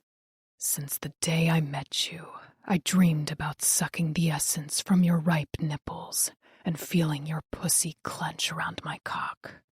Are you ready for me, little Dale? His words sounded double, like his voice had a lurking shadow. I clutched his shoulders as I arched my hips, seeking his thickness. God, I needed filled. Yes, please. He surged inside, and the air rushed from my lungs. I couldn't breathe. His cockhead felt like it was choking me. Then his clawed hand circled my throat, and he squeezed. Breathe, Dale, he ordered in his shadowy voice. Feel how perfect I fill you. Perfect wasn't the word. There wasn't a word for how he felt inside. With a gasp, I inhaled, but he seemed to touch every part of me. The ruffles on his cock rubbed along my inner walls as the ones along the base of his shaft teased my clit and my back hole. He was everywhere. In my head, in my body, in my blood, making my heart beat. He pulled back his hips and snapped them forward, and I screamed as he plunged our bodies forward in the grass. Again! I gasped as he wrapped my legs around his wide hips. Fuck me! He dug his knees into the ground and drove into me like a machine. His clawed hand around my throat made my gut clench, because I knew he had the power to snap my neck, but the pressure he applied was just right. Just enough for me to feel him. just enough so I stayed together when my body wanted to fly apart. He growled with every thrust, fucking into me with the pent-up desire of hundreds of years, and I took it all. The beginning of my orgasm rippled down my spine as his eyes turned molten. His one nostril flared as his mouth opened with panting breaths. His tongue lapped at my tears. "Oh, fuck!" I cried out just as my pussy clenched with my orgasm. A dull roar sounded above me as my inner walls squeezed his swollen shaft.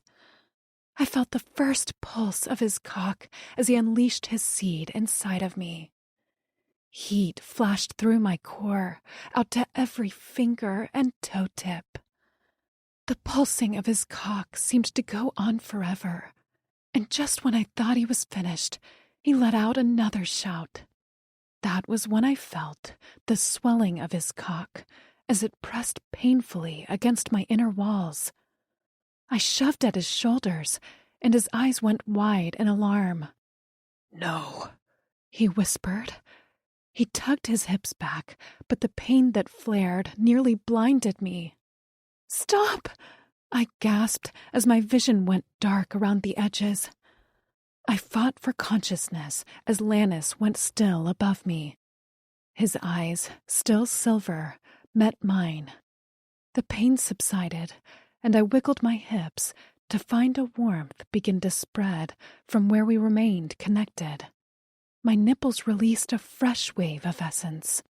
Confused, I blinked at Lannis. "What?" My voice was hoarse. "What's going on?" He trembled as he held himself above me. "My cock is locked inside of you." His language was foreign to me. My stomach clenched with my need for him again. How could I want him so badly again when he was still inside of me? "I'm sorry, what?" He swallowed.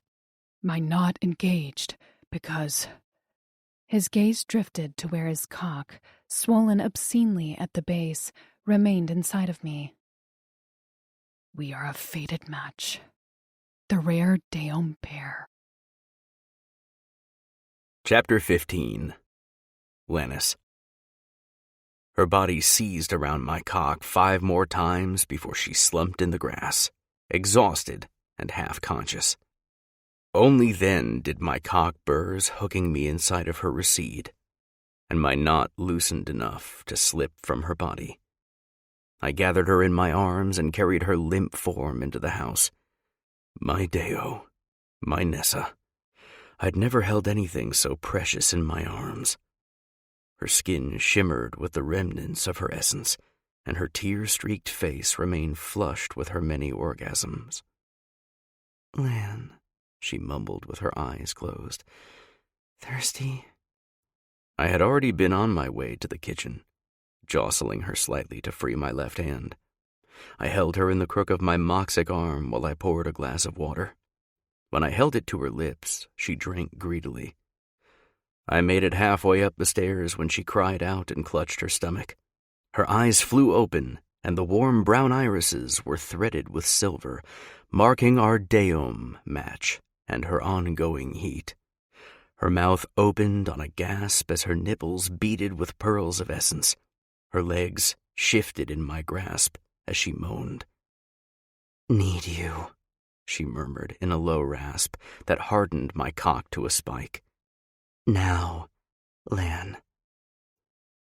Her smell perfumed the air like a drug, and my head spun with need.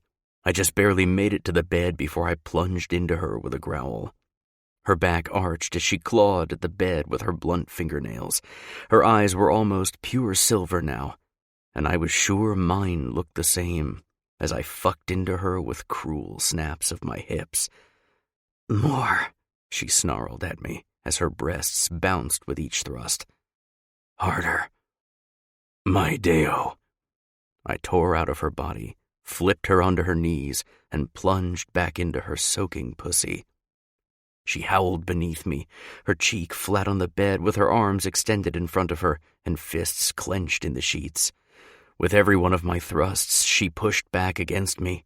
Her back hole shone with her essence and the dripping remnants of my seed. "You will soon take me here." I barely recognized my voice as I pressed my thumb into her back hole. She keened beneath me, and her pussy rippled around my shaft.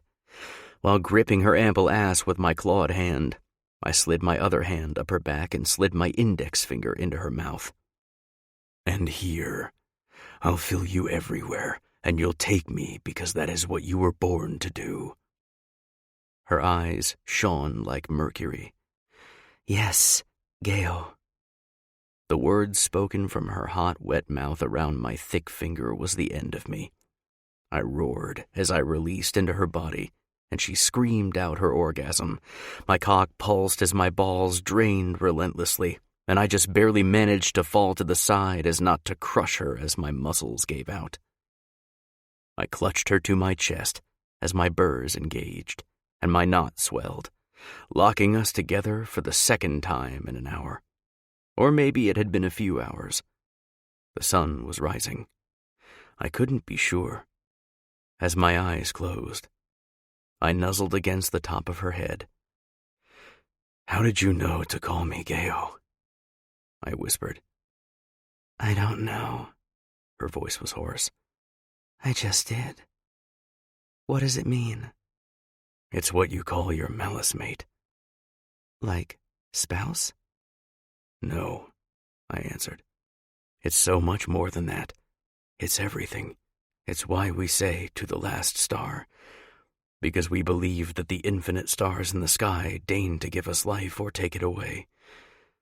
So I'm your Geo. You're my Deo. To the last star." "To the last star." Her hand clutched mine as her eyes closed and her breathing evened out. I followed her in rest soon after. My knot slipped from her body in our sleep, but she woke up 3 times throughout the day crying out for me as her body contracted again with her heat cramps. I took her each time, although my knot grew weaker with each release. Her pussy grew swollen from taking me, and her grimace in pain when I pulled out the last time let me know she was reaching the end of her heat. I moved between her legs that night and slept with my head on her thigh. When she woke up in pain twice, I licked her to orgasm. She came with each time, gripping my hair and calling out, "Geo." By the time the sun rose on the next day, she slept peacefully. Her body finally relaxed as the heat had passed. The sheets were rank and wet with her essence and my cum. Her hair hung in knots and large bruises marred the pale skin of her thighs and breasts. Everything had changed now. Everything. I could say she'd worn me down, but all of this had likely been inevitable from the beginning. My steadfast determination not to get involved crumbled as soon as she'd tossed her necklace. Somehow, some way, my Deo was reincarnated into this perfect human who lay beside me, spread out like a starfish, taking up 3/4 of the bed. My ass hung off the end, and I had enough blanket to cover half my arm. Not that I gave a shit. She could have everything. Soon I'd have to deal with the consequences of what we'd just done. Fucking her was against the rules. But what I couldn't get over was our Deom match. I shouldn't have been able to knot her. Only the pure blood of malice royalty with cocks could do that. And even then it didn't happen often.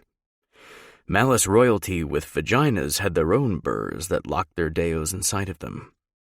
This was unexpected.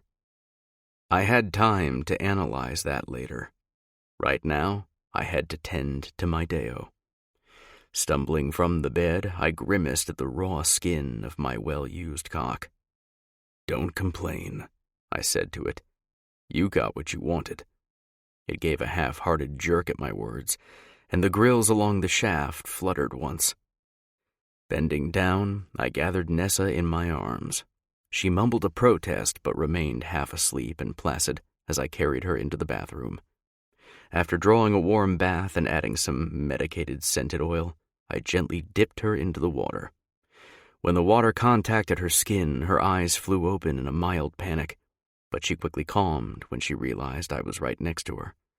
She watched me with eyes at half-mast while I soaped up a soft cloth and began cleaning her. When I reached between her legs, her weak, pained mule made my stomach clench. "I'm sorry," I whispered. "I was rough, and this was your first heat. I couldn't control." "Stop." Her hand clutched mine. "Don't do that. I was involved in that heat just as much as you were. I distinctly remember asking you to fuck me harder." My cock gave another jerk at the memory. "You did." "So stop apologizing when you have nothing to be sorry for." I fell silent and continued to wash her, paying extra attention to her sore nipples that I'd sucked dry. She squirmed in the water, but her eyes remained a warm brown. Her heat had truly passed. "Come in with me." She tugged on my arm. I eyed the tub.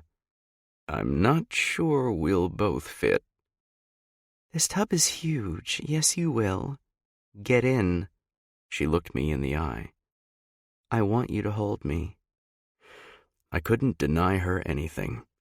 I climbed into the tub and settled myself behind her. The towel still in my hand, I continued to wash her skin.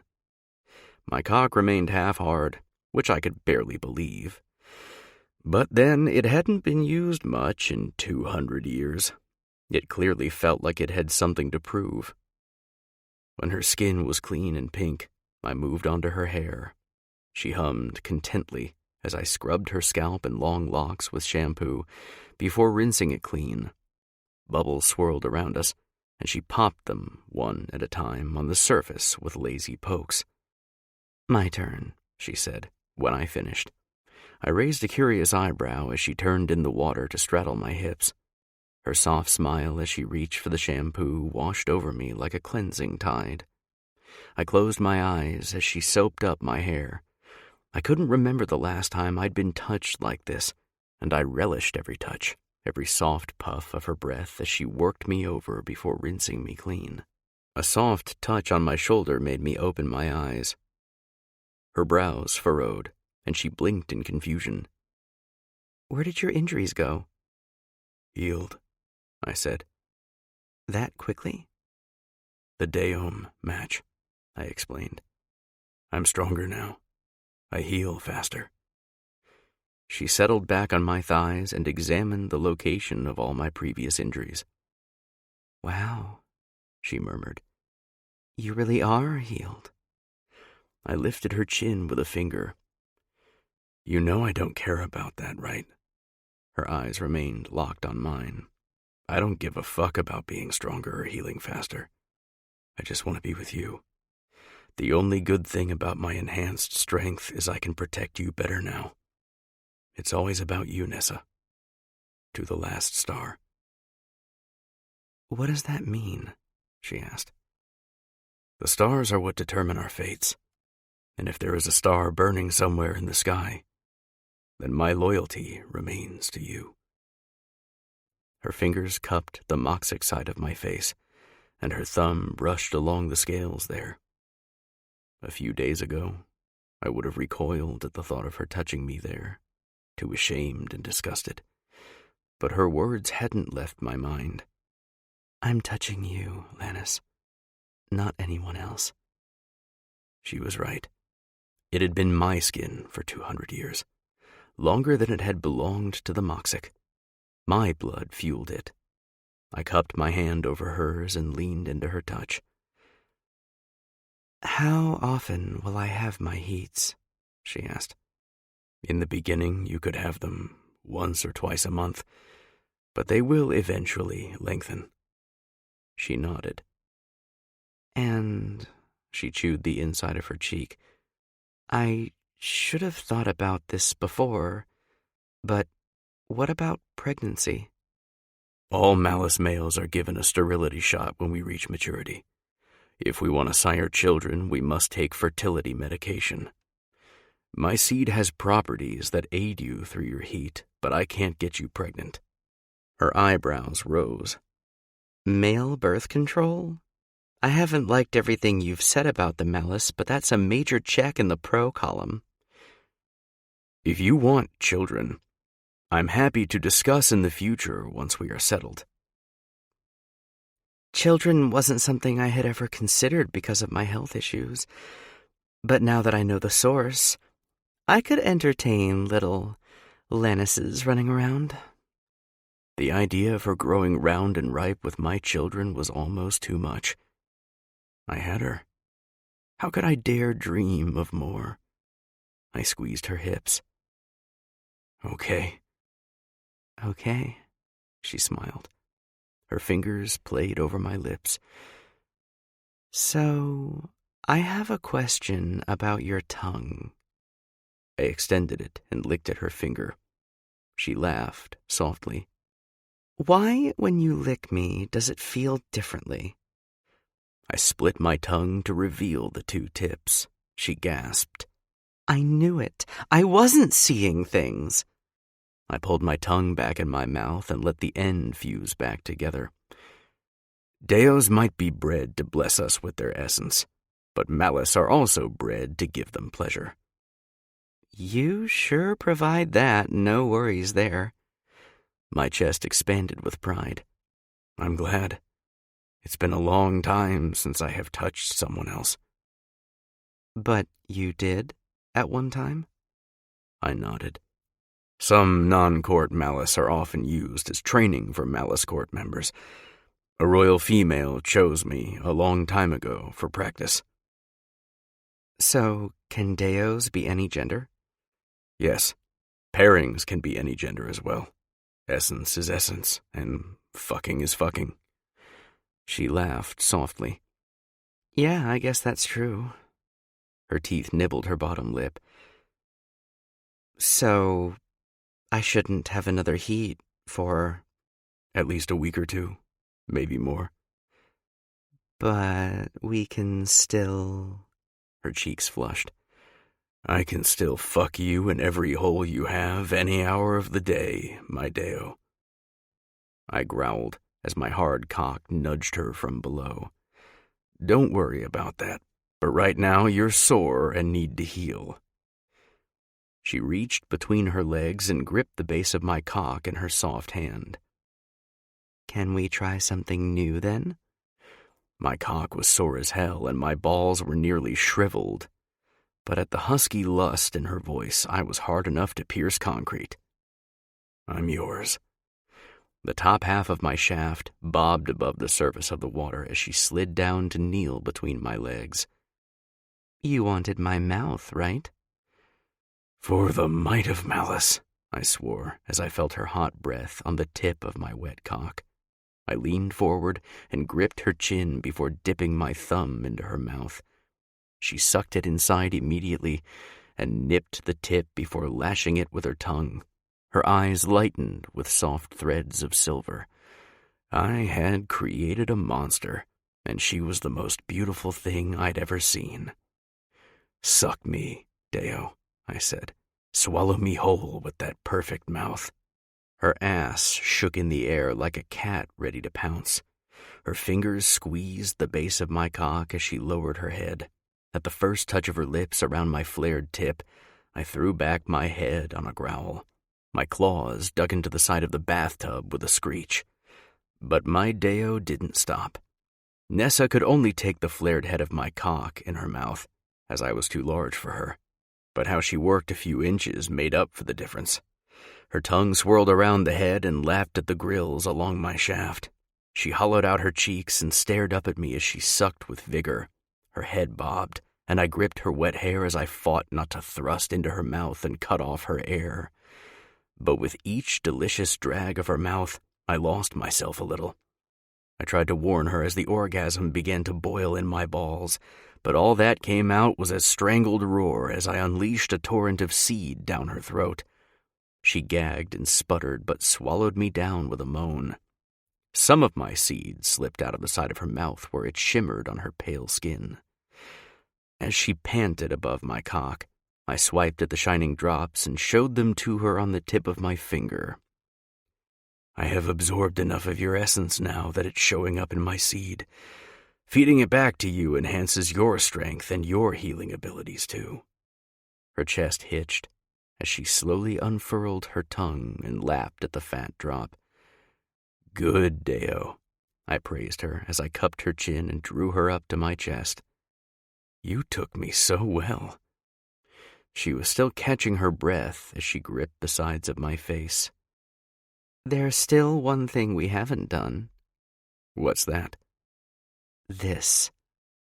Her lips pressed to mine, and my first reaction was to jerk away. Panic flared in my chest. I didn't want her lips on my ruined ones. How could she want to kiss my moxic-scaled lips? But her hands held firm. Don't, she whispered. Don't pull away. My lips, I protested. Are your lips, she smiled, although it was a little sad. And I want to kiss you. And how could I say no to my Deo? So I leaned forward, pressed my lips to hers, and lost myself in the taste of us. Chapter 16. Nessa. Bundled up in oversized sweatpants and a blanket, I sat on the back porch of the Clarion home in a rocking chair with a mug of coffee in my lap.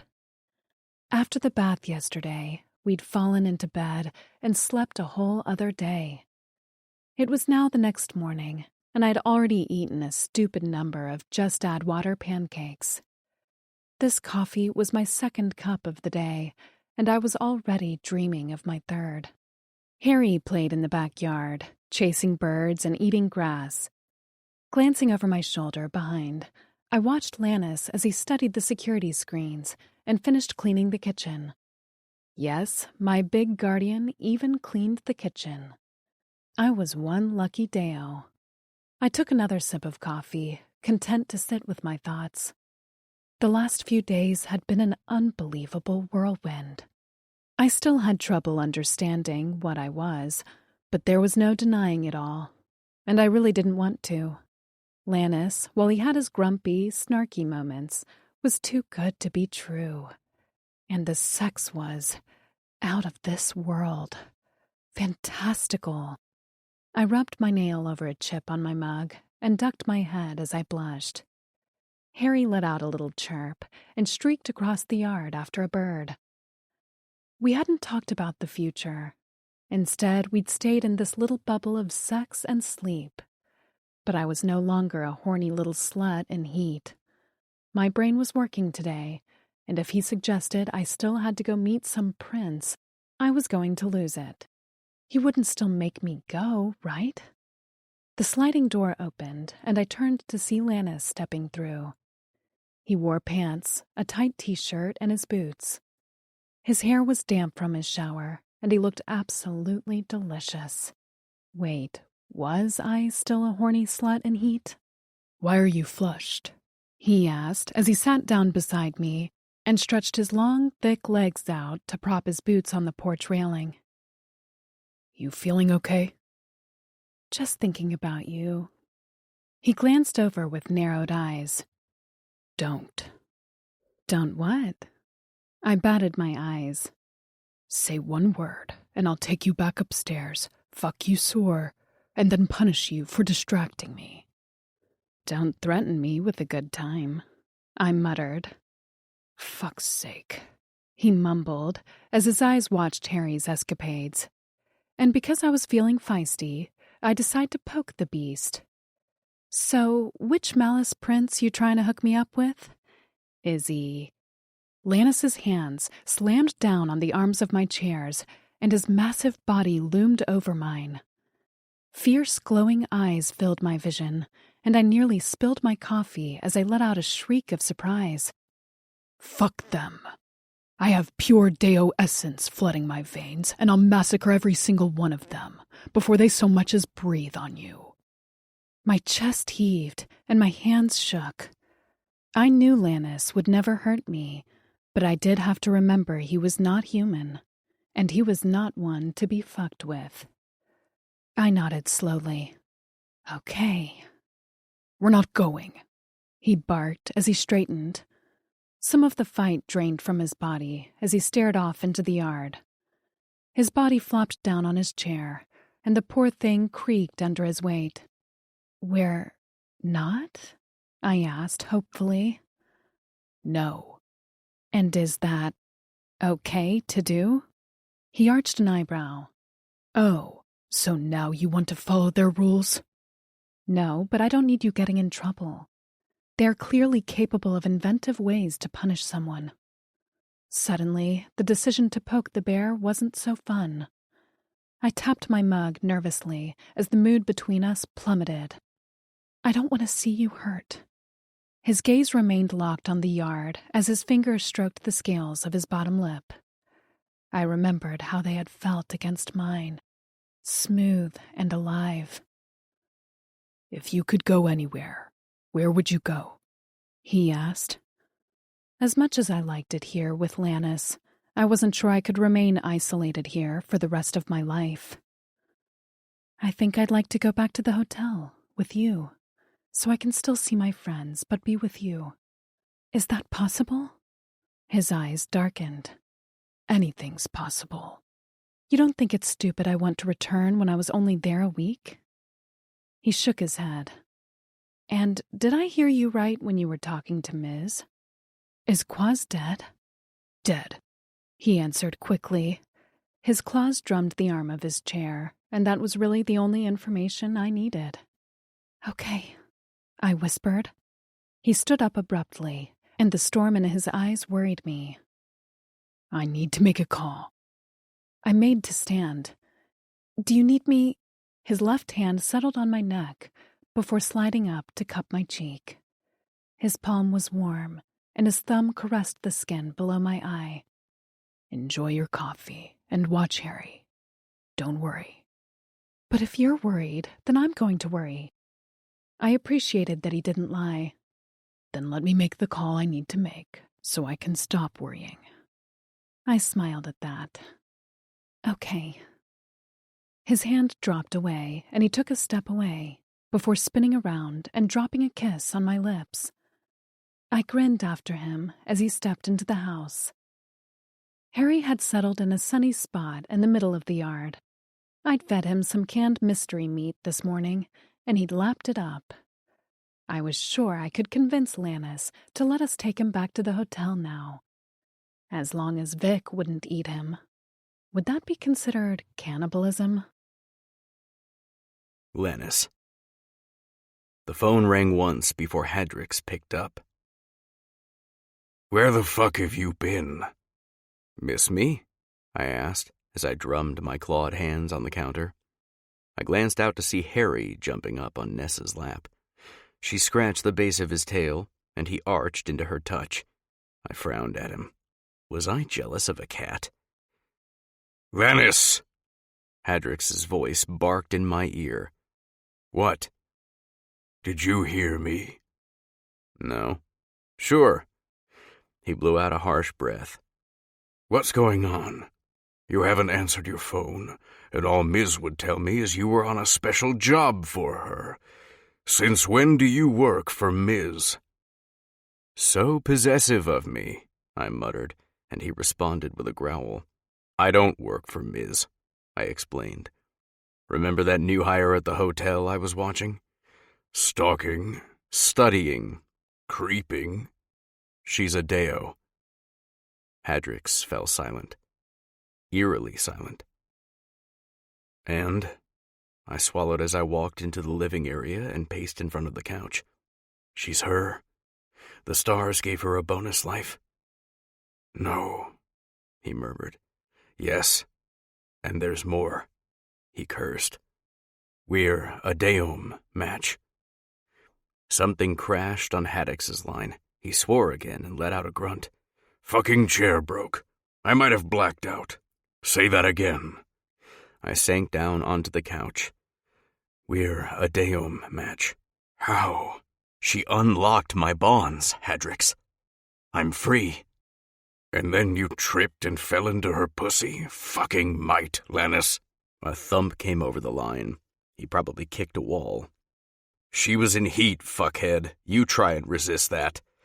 How hard did you try? I didn't answer that.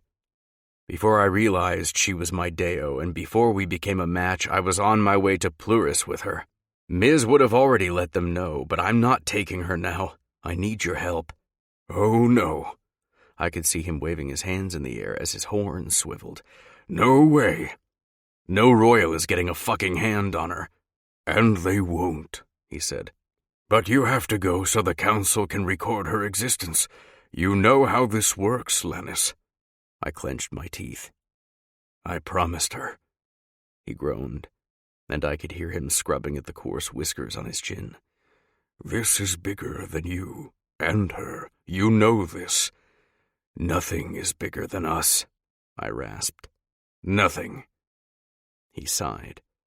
They knew she was on her way.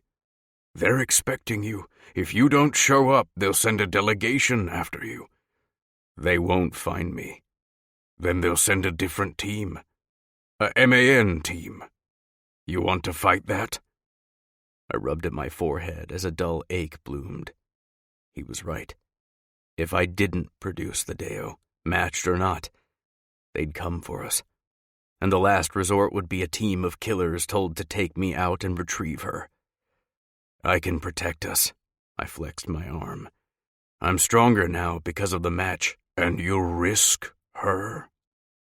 His voice was frustratingly understanding. You're willing to put her in danger? What if something happens when you're fighting to protect her? A bullet goes astray, a knife slips.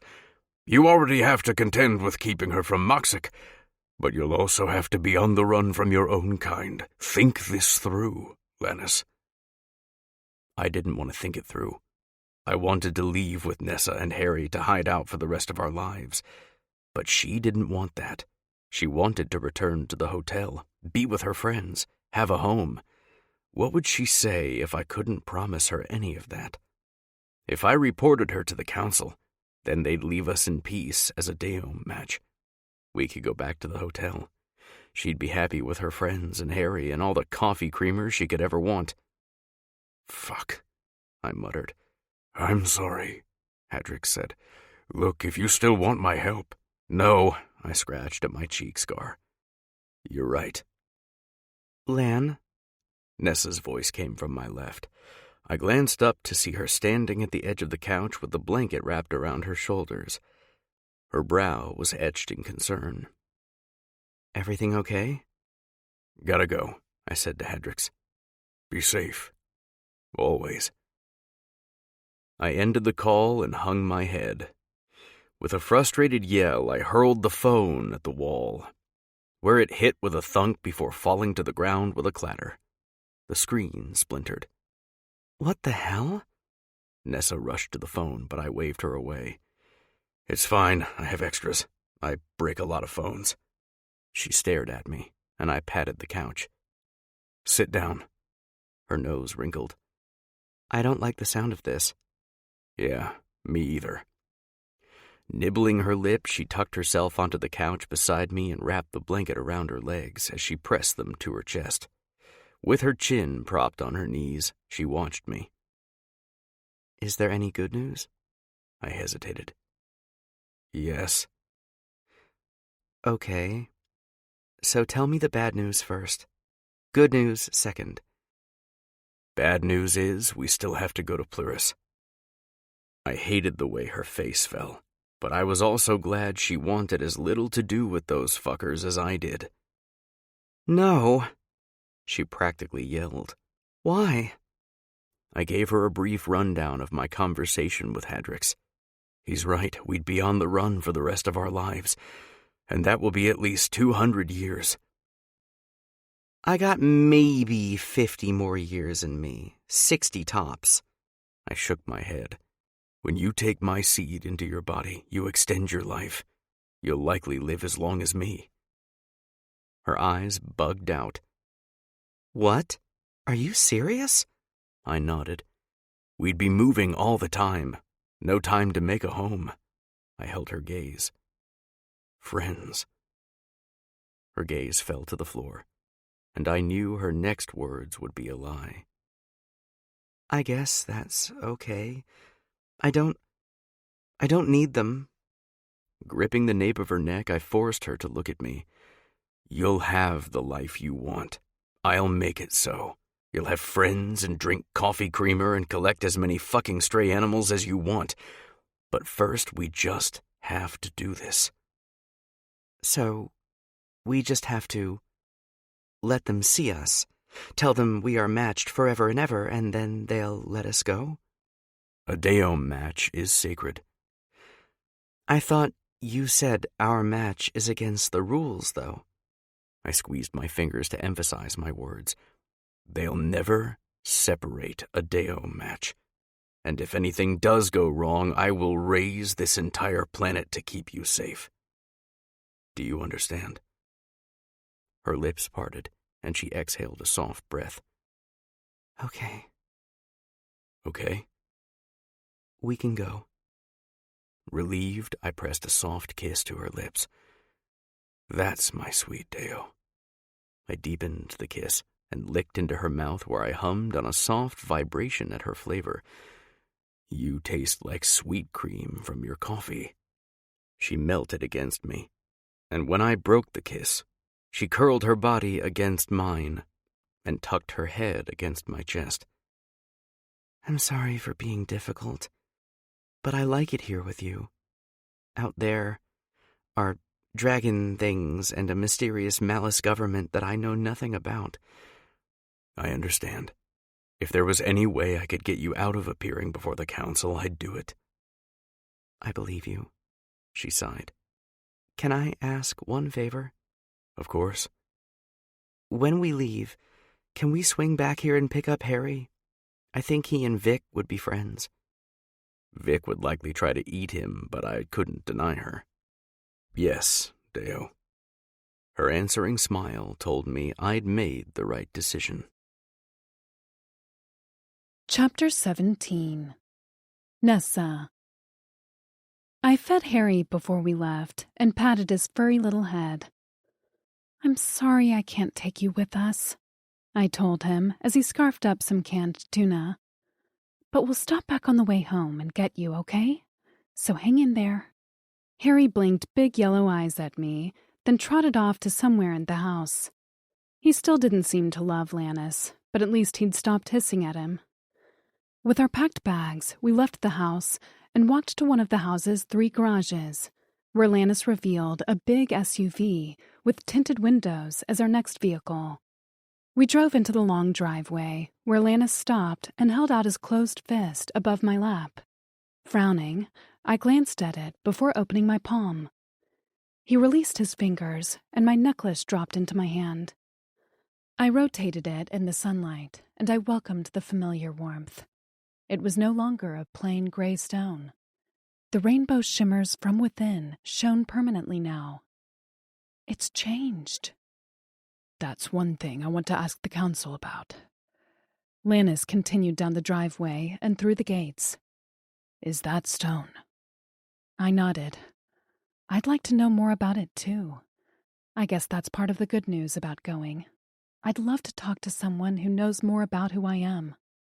You said I shouldn't have been reincarnated because I was on my 3rd life, right? He stared straight out the windshield and didn't answer right away. Yes. Then let's go get answers. I slipped the necklace back around my neck and clutched the warm stone.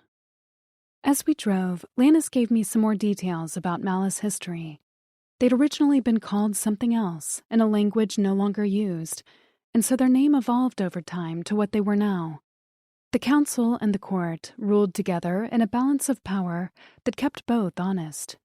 Court members were made up of 3 pure families: the Ons, the Ozes, and the Ills. Malice went by one name, and the last syllable determined what clan they were from. Lannis was from the non-royal Iz clan. The council members were former members of the royal families, who had to renounce their family loyalty and were then voted in by the Malice population. They also worked with the regular party on a top-secret level. That made me sit up straight in my seat. So some humans know about you? They know about us and our fight with the Moxic. They're as interested in keeping the Moxic at bay as we are. I'd never been this far out of Baxent, and while the city was mostly choked with air pollution, out here white clouds floated in a clear blue sky. As Lannis drove, I pressed my face against the window to observe the scenery. A few estates could be seen with massive sweeping lawns and grand buildings. To live outside of Baxent, one needed a permit, and those were cost-prohibitive for most of the population, except members of the ruling party and families with old money. In the distance, I could make out a change in terrain as a large mountain rose in the distance to disappear into a ring of clouds. "What's there?" I asked. "Pluris," Lannis said simply. "Home of the Malice." My jaw dropped. On the mountain? At the peak. "Isn't it cold up there?" His eyes crinkled with knowing humor. "You'll see." We drove another 2 hours, stopping once so I could pee in a bush, before we began the mountain ascent. The SUV purred as it rode the steep incline. I rolled down my window to halfway so I could inhale the clean mountain air. Trees surrounded us, but as we climbed higher and the air thinned, so did the vegetation. When I saw the first patch of white on the ground, I gasped. "It's snow!" We rarely got snow in Baxent, and what did fall ended up as a dirty gray slush quickly. I held my hand out and a few flurries dropped into my palm. Wiggling my fingers, I wasn't even bothered by the cold. Fog settled in soon, caused by the low-hanging clouds, and then suddenly they cleared. The air warmed. Wildflowers bloomed on the side of the road, and the trees returned. "What?" I turned to Lannis, confused. I was no geographical expert, but this didn't make sense. "How is this possible?" "The top of the mountain is protected by a Malice biodome. Only reason we can enter is because the scanner recognized a chip in my coat. Any human wouldn't be able to breathe this close to the biodome. Instead, it's temperature controlled. We are self-sufficient here. We grow our own crops, raise livestock, teach children, treat the sick, train our guards and other Malice skills. It's all here." As he spoke, we crested a hill onto a small plateau. Tucked into the valley, before another steep incline, was a shining city. Crystallized buildings rose into the air, casting rainbow reflections onto the ground. Smaller buildings dotted the landscape and were nestled into the rocky mountainside of the next incline. Lannis said they'd be expecting us, as the biodome reading his chip would have alerted them to our presence. We drove under a large arch, and 2 guards holding spears and wearing helmets over their white hair nodded at us. As we drove further into the city, the diversity of the Malice population became apparent. Skin and hair color varied wildly. Some had horns, others had hooves, and I saw one Malice with 2 sets of arms. Genders blended. There was a marketplace bustling with vendors, what appeared to be a school playground, and in the distance I could make out a training ground where large figures could be seen grappling and completing target practice with sleek weapons. We kept driving until we reached a crystal gate. There, Lannis turned off the vehicle and motioned for me to get out. I opened my door and marveled at the large building made of an opaque glass that seemed to shimmer almost like a desert mirage. "We'll meet the council here at the hall, and likely the head members of each royal family," Lannis explained as we came to the front of the car. A guard nodded at him, got in the driver's seat, and took the car away. Something about watching our transportation leave made me uneasy. Lannis reached for my hand, and I forced down my nerves as the gates slid open. We walked through them and up a long, wide stairway of shining steps to the front door of the hall. This entire place felt so grand. I imagined a younger, happier Lannis climbing these steps, proud to be a guardian to his beloved Deo. Did he wish for that time back? He caught me staring and squeezed my hand. I ducked my head and continued with one foot in front of the other. At the top of the steps was the double front door of the council hall. 2 helmeted guards, each with sleek guns tucked into their belts and long white hair flowing down their backs, opened the doors to reveal a foyer of gleaming white marble. I had truly never seen anything like this in my life. Places like this didn't exist in Baxent. Even the Hotel Castle Verna looked shabby compared to this. I expected to be led into a room where we were interrogated by a panel of stern-faced malice, but instead we took a right turn in the foyer to enter a massive ballroom with floor-to-ceiling glittering windows, crystal chandeliers, and clusters of malice.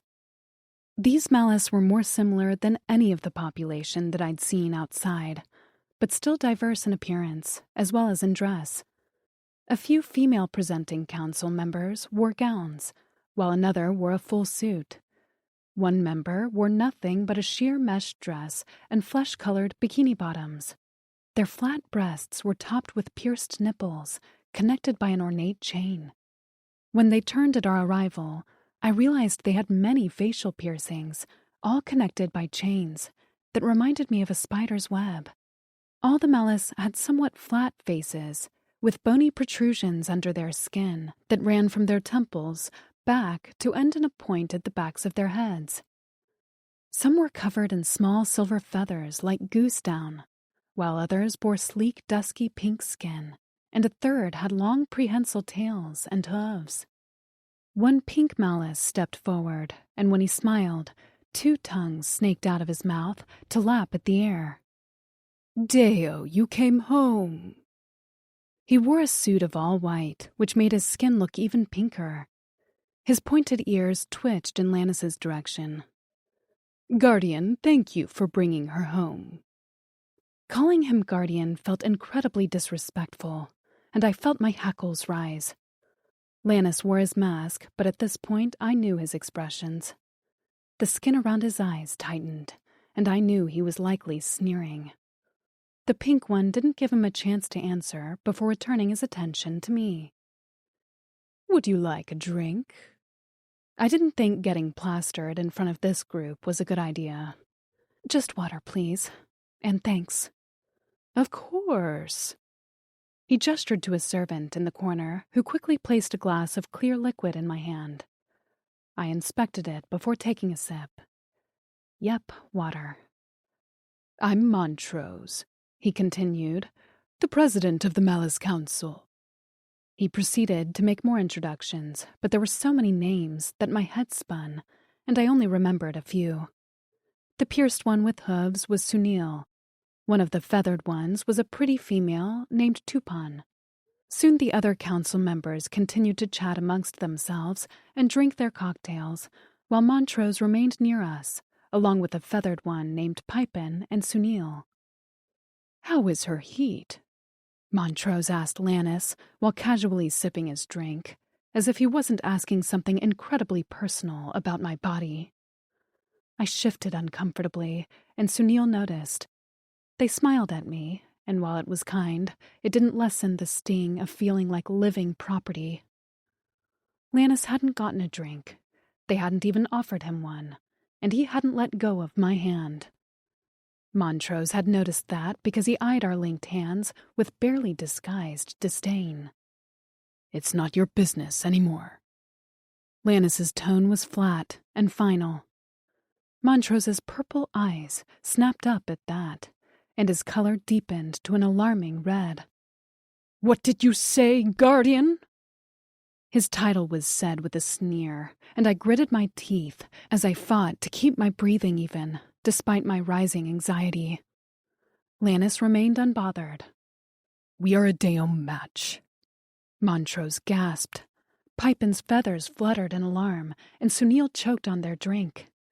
Murmurs rippled through the ballroom like wildfire. In that moment, I wanted nothing more than to run and hide away from these strangers, but I forced myself to remain strong at Lannis's side. He wouldn't be alone when he faced these people, the ones who caged him for 200 years. But... Montrose was a sputtering red mess. That's not possible. You... His gaze dipped down to Lannis's groin. Indignation tightened my chest. It's obviously possible, Lannis said. We only came to report our match, so you can see for yourselves, but we won't be staying. Why not? Montrose's face was nearly beet red. She belongs here. She belongs with me, Lannis snarled, and every malice in the room shrank back. This isn't her home, and it's not mine either. Another pink malice stepped forward, and I could tell by the fleeting surge of bravery on his face that whatever he said, I was going to hate. Maybe we should demand a proof of match. Montrose lifted his chin, a challenge in his gaze. What's a proof of match? I whispered to Lannis.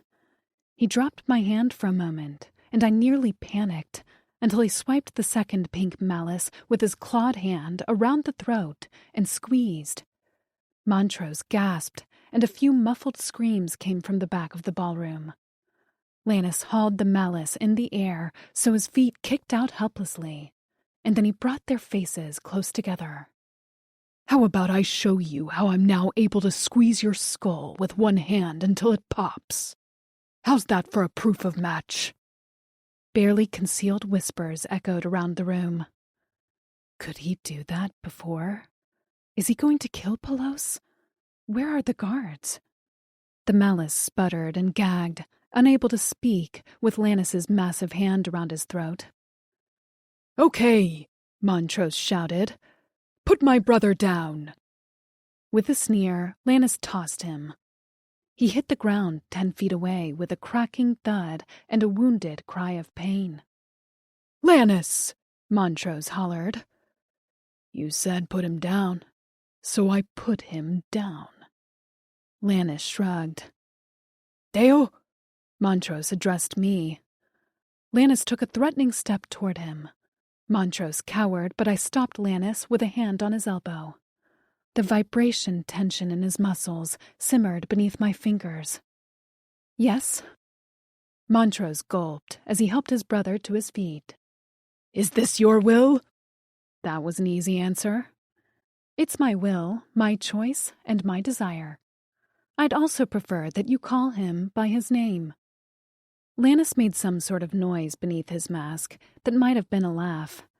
Montrose opened his mouth, but then his eyes shot to behind my shoulder. Suddenly, his color lightened, and he dropped his purple gaze in deference. I glanced over my shoulder to see a gowned malice enter the ballroom. The dress was a skirt and corset, leaving their flat chest bare. Their silver-feathered skin glittered like the crystal chandeliers as they swept the floor with their long skirt. Deo, they said gently in a deep voice. Something about them soothed my nerves instantly, and somewhere in the back of my mind, I knew I'd met them before. A name crept onto my tongue like smoke. Marion. They smiled. You remember. My head pounded. Sort of. They stepped closer to me, and with extraordinarily long fingers that bore at least 3 knuckles, touched the stone on my chest. I knew you'd be back. Marion, Montrose said with trepidation. I request an explanation. And you'll have one, Marion said. Nessa was given a bonus life. She is, in fact, the reincarnated Deo who Lannis guarded for 3 lifetimes. And this stone was made by my hands and given to her mortal parents when she was born. You knew about her? I suspected. Marion shrugged. If I was wrong, it's just a stone. If I was right, then she would be the key to the future of the malice. The future? Lannis muttered. Who are you? I asked as gently as possible. How do I know you? They are a Deo, who found their Deum match and gained their immortality," Lannis said, "and now is granted the utmost respect from the council and royals." Marion inclined their head. "That about sums it up." They addressed Montrose. "You must accept this match. This signals some changes coming, and for the malice to survive, you will not only allow the changes, but embrace them." "This is cryptic, Marion," Montrose replied sourly. "That is all I can see of the future." Their hand stroked my hair. "You are a treasure." I wanted to lean into their touch like a cat. "Thank you." They addressed Lannis. "Will you stay for a meal at least? We began preparing it when you entered the city, and I'm sure your Deo is tired from the travel. Stay a night, maybe?" I could tell Lannis didn't want to, but there was something about Marion that softened the skin around his eyes and made him want to obey them. His gaze shifted to mine. I was hungry, and now that Lannis had put everyone in their place, I didn't feel as uncomfortable. Plus, I liked Marion already. I nodded. "A meal and a night," Lannis answered. "That's all. Let me take her to get ready. Dress her as a proper Deo once before you leave." Lannis once again looked to me to approve. I nodded again. Marion wrapped their arm around me. "I'll return her in an hour." They turned and directed me out of the room. I took one glance at Lannis, tall and rough in a room of pretty things. Yet to me, he was the most beautiful. He watched me go, and as I left the room, my stone burned against my chest. The dress was beautiful, but it wasn't me. I never wore things like this. The fabric was sheer enough that the shadow of my areolas could be seen, and the only thing over my pussy was a scrap of a thong that didn't really cover much of anything. I stood in a dressing room with Marion while they fussed over me. All I wanted to do was get back to Lannis and eat. My stomach was growling. Marion's long fingers brushed my hip. "Lannis won't be able to take his eyes off of you." I had to admit the thought of Lannis seeing me in this was a turn-on. But so would everyone else. I wasn't shy about my body, but I wasn't necessarily comfortable being half naked in front of strangers either. I imagined how Lannis's eyes would fire when he saw me, how his voice would deepen to that growly gasp. And suddenly my face was flushed, and I felt the gathering moisture between my legs. The absence of cramps let me know this wasn't the beginning of a heat. It was arousal. Arousal for the man that was Lannis. The time we'd spent together at the safe house had been a dream. Too short of a dream. I wanted more than anything in this moment to go back. With this dress. Just for him. Beautiful. Marion smiled, just as a knock rattled the door. I kept my gaze on myself in the mirror as they went to answer it. Their voice murmured quietly, and then they turned to me. "I'm needed in the Deo dorm for a moment. I'll be back." I nodded, and they shut the door behind them. They had told me I'd get to meet some Deos at dinner, as they'd be attending with some royal family members. I was nervous about it, but also excited. What would they be like? A moment later, the door opened. Expecting Marion had returned, I spun around. The dress swirled around my legs as 3 male malice walked into the room. The one in front was one of the silver feather malice, and he walked with an air of importance. His gaze studied me with barely disguised lust, and I suddenly wanted to don a baggy sweatshirt. "So this is you," he said, almost to himself. I clasped my hands in front of me. "I'm Nessa. You are?" "Sapien," he said. "An elder." That name. It was familiar. In fact, The malice before me felt familiar in a way that curdled my stomach and raised the hair on the back of my neck. I backed away instinctively, and his eyes narrowed when he noticed. An image flashed in my mind, along with a punch of emotions. A windy cliff. Betrayal. My broken heart. It's true you are a Daom match with a member of the Is. I took another step back and wished for Marion to return. His name is Lannis. He hummed.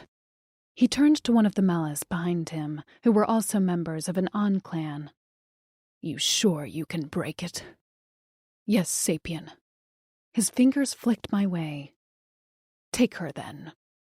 Dread sliced through me like a knife. I scrambled back, nearly tripping over the long skirt. I'm sorry, what? You don't need to talk, Deo. His lip lifted in disgust. You've caused enough problems. A member of the Is clan? Really? He spat onto the floor. Disgusting. Hands grabbed me, and I was about to yell for help when a bitter-scented cloth was pressed over my mouth. The screams tearing up my throat were muffled in the cloth as I struggled with all my strength. My fist found a gut, and I heard a satisfying grunt of pain. My bare feet landed on a shin, but I was pretty sure that hurt me more than them. My head clouded, and my vision went dark around the edges. The last thing I saw before I passed out was Sapien's smug grin. Chapter 18. Lennis. A detached panic flared in my chest, and my hand holding my glass of water instinctively contracted. The glass shattered, water splashed my feet, and drops of my blood joined the puddle on the floor. "Where is she?" I growled.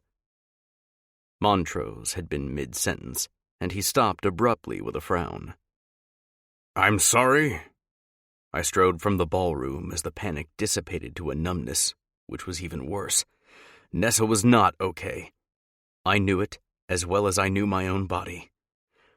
Marion raced down the hallway toward me, their skirt flapping behind their long legs. But it was the sight of panic on their placid, pretty face that scared me the most. "Nessa is gone." "Gone?" I roared, not bothering to temper my reaction to Marion's news. "I'm sorry." They wrung their hands, and the feathers on their skin stood on end, making them appear larger. "I was helping her get dressed, and then Balian told me I was needed at the Deo dorms. When I got there, everything was fine. I knew something was wrong then, but by the time I rushed back to Nessa, she was gone." "Take me to the dressing room." I barely recognized my own voice as I fought to keep myself under control. My moxic scales rippled, and my claws lengthened. The dressing room was empty, and only a tipped chair signaled any sort of struggle. The bitter scent of Harris root hung in the air. "She was drugged," I growled as I paced the room. Marion bent down and picked up a feather no bigger than their fingertip.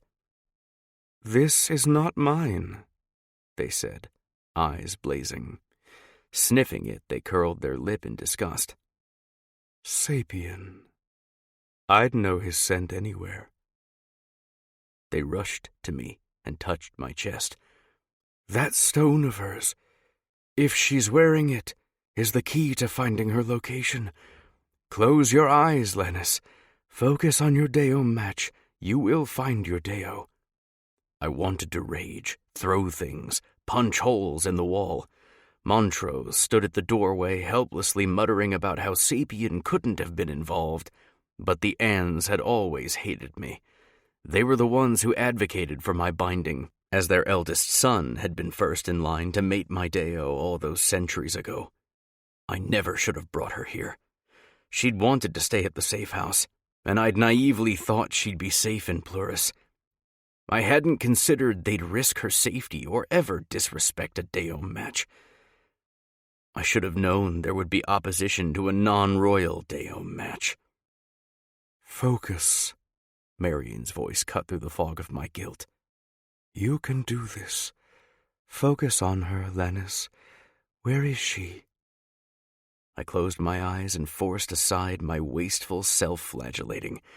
There'd be time for that later. First priority was finding Nessa. That odd numbness in my chest was still there, and now I recognized that was her, unconscious. But somewhere in that numbness was a glowing warmth. Her stone.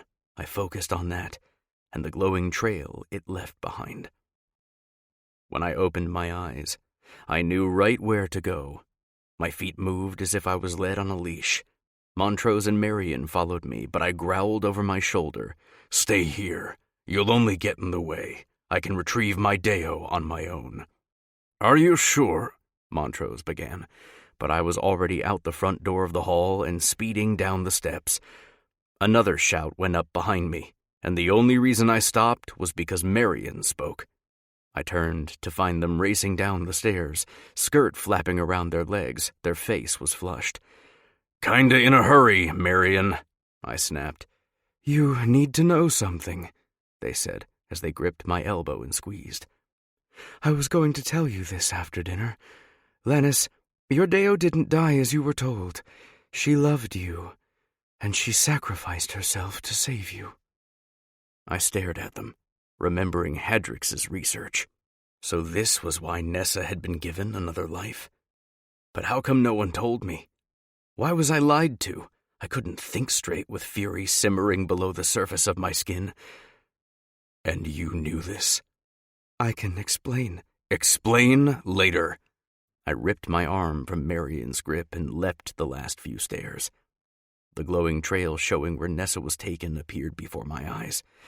But by the reaction of the people around me, I was the only one who could see it.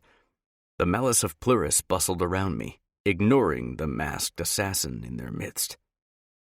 Her trail led to a house on the outskirts of the city. I crashed through the front door and didn't bother finding the steps to the basement.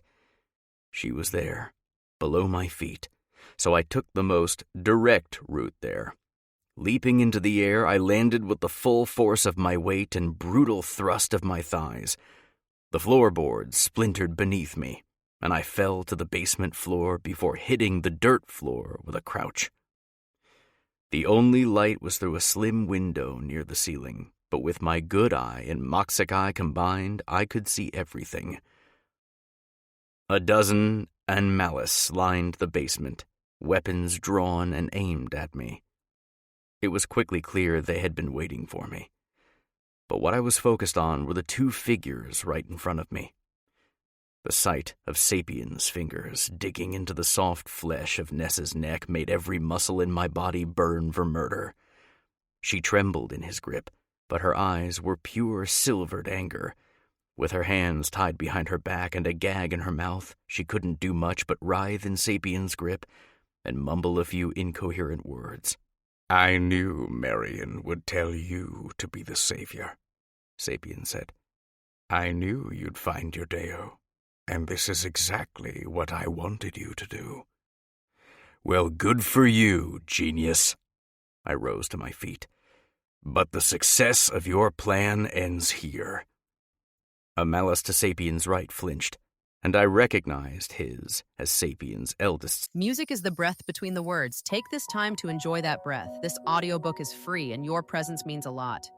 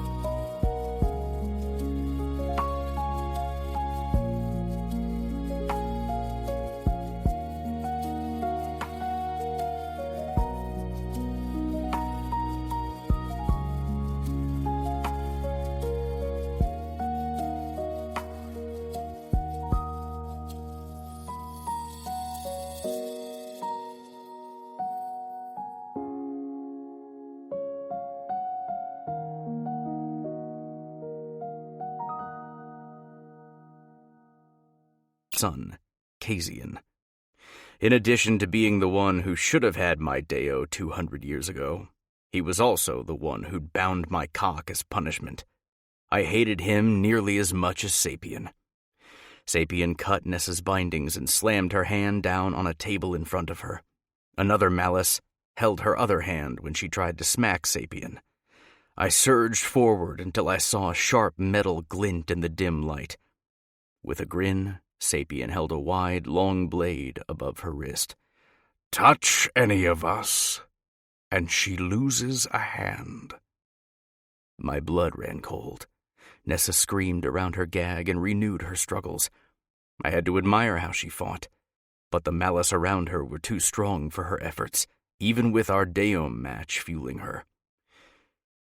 Fear wasn't an emotion I had ever experienced. When I was being tortured, I only felt pain and anger. When I learned my Deo had died, I'd been pure rage. But as I stood in this dingy basement, with Sapien's blade held above the delicate wrist belonging to the only living being in every known galaxy that meant anything to me, a poisonous curl of dreaded fear licked up my spine and splintered out into my brain. "You wouldn't harm a Deo." I could hear the terror rattling in my voice, and I knew Sapien heard it too. "She doesn't need a hand to be fucked," he sneered. A tear slid down Nessa's flushed cheeks. For the first time, I noticed the sheer dress she wore, and the way the torn, dirty hem brushed the ground. She wore no protection from these traitors. Had they touched her while she'd been passed out? I could barely think straight. Normally, rage fueled me, but the fear made me hesitate. I narrowed my eyes at Sapien while I took stock of the room. I had to buy time. "You're lying. You wouldn't hurt her." "Call my bluff, and I'll make it worse and take off a finger at a time." He gritted his teeth as he tapped her thumb with the blade. A small drop of blood bubbled up on her knuckle, and I swore I nearly blacked out with fury. "All you have to do," Sapien began, "is let us kill you, and she gets to keep her hand and all her fingers. You're a Deum match, but if you die, she gains your immortality."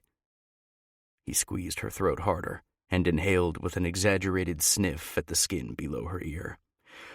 Her eyes went wide as she shuddered in his grasp. "She'll provide enough essence for every one of the royals. Forever." I curled my lip. "Like she'll produce essence if you cut off her hand. It doesn't matter when she's in heat. She'll beg for cock with or without hands." Nessa shook her head violently as she shouted around her gag, and her hair swirled around her shoulders. Her dress's strap shifted down one shoulder, and the top of her perfect breasts heaved. "Refuse, and I'll start taking body parts." Sapien tapped the knife to her lips. "She doesn't need a tongue, either." Her nostrils flared, and her eyes rolled. Terror had all but taken over her anger now, and she was in full panic mode. She kicked out with her legs until a Malice held them still. I'd always been proud of my decisiveness, but in this moment, I had no idea what to do. I couldn't stand there and watch Nessa lose her limbs. She was human. She'd likely bleed out. "You think you can start chopping at her and she'll stay alive?" I asked. "I don't really care," Sapien grunted. "It's better than her being a Deo match with you. An Is. If the greater Malice population knows any one of them can be a Deo match with a Deo, there'll be chaos. War. Is that what you want, Lannis? You want strife and suffering? The Council has no idea what will happen, and Marion is too soft-hearted. All you must do to prevent the pain of our people is to sacrifice yourself. Go quietly, and we won't treat Nessa like an outcast, Deo. Give us problems, and she'll suffer for eternity. My chest hollowed out as Sapien nodded to a nearby Malice, who tossed a blade at my feet. Pick it up, Lennis. Lower your mask. I want to see your ugly face as you draw the blade across your throat. Nessa struggled again, and she broke Sapien's grip for a few seconds before he grabbed her by her hair and yanked her head back so hard that her neck cracked. "Nessa!" I yelled. She stumbled and went to her knees as her eyes pinched shut with pain. She heaved around her gag as she knelt barefoot on the dirty floor in a filthy dress. I ground my teeth. She doesn't belong here. On your knees. Lower your mask. Sapien tugged her hand up until it rested on the table. His knife hovered in the air above her wrist. Or her pretty dress is about to get really bloody. My mind blanked out as I reached for the knife, and my knees hit the ground with a thud. Nessa yelled around the gag, and tears streamed down her face. They didn't shimmer with essence. These were terrified, fat, salty drops that muddied the dirt beneath her knees. "No!" she screamed around, body-shaking sobs. I could understand that much. "No!" I lifted the knife and pressed it to my throat. I stared into Nessa's eyes, and she held my stare. While she still trembled, her chin lifted in a display of courage that washed over me with a cleansing focus. History wouldn't repeat itself. She wouldn't be killed in crossfire. Because it didn't happen 200 years ago, and it wouldn't happen now. I was in control. Nessa had chosen me. And no one, no fucking one, was going to sacrifice themselves today. With a quick flick of my wrist, I gripped the handle of my knife and snapped my arm to let it fly. A popping sound came from my left, and pain flared in my shoulder, jerking me enough that my knife missed its mark and sliced through the rim of Sapien's right ear before sticking in the wall with a flurry of small white feathers. Sapien roared. I lurched forward. He brought his knife down, and I knew I wasn't going to get there in time. Nessa would lose a hand because of me. But at the last minute, her body was shoved aside. A white hand replaced hers, and the knife sliced through skin and bone. Kazian stared at the space where his hand used to be, and then to his dismembered limb as it lay in the dirt. Blood arced in the air, spraying Kazian, his father, and Nessa. "Kazian!" His father's cry was pure anguish as his son tucked his severed limb against his stomach before stumbling to his feet and standing protectively in front of Nessa. His eyes met mine, and he gave me a singular nod. My blood fired, my muscles swelled, and I let the fury consume me. Nessa. It was a massacre. Lannis tore around the room in a blur and left bloodied bodies in his wake. After ripping the dirty gag out of my mouth and tossing it away, I peeked out from around the legs of the Malice, who stood in front of me, holding his bloody stump. Lannis moved like a man possessed. His mask had fallen, and his shirt was shredded to reveal his many stitched scars and patches of moxic skin. His irises shone like silver blades, and his mouth stretched in a permanent grimace. The Malice around us fired guns, but Lannis was either too fast or seemed impervious to the bullets they fired his way. Sapien tore the knife out of the wall and advanced toward Kazian, who I learned was his son. I still couldn't understand why he'd taken the knife blow for me. "Out of the way," Sapien ordered. "No." Kazian's voice was tight with pain. "I won't." You... His father sputtered out, just as a dark figure loomed behind him. His body jerked, and then 5 black claws emerged from the front of his stomach.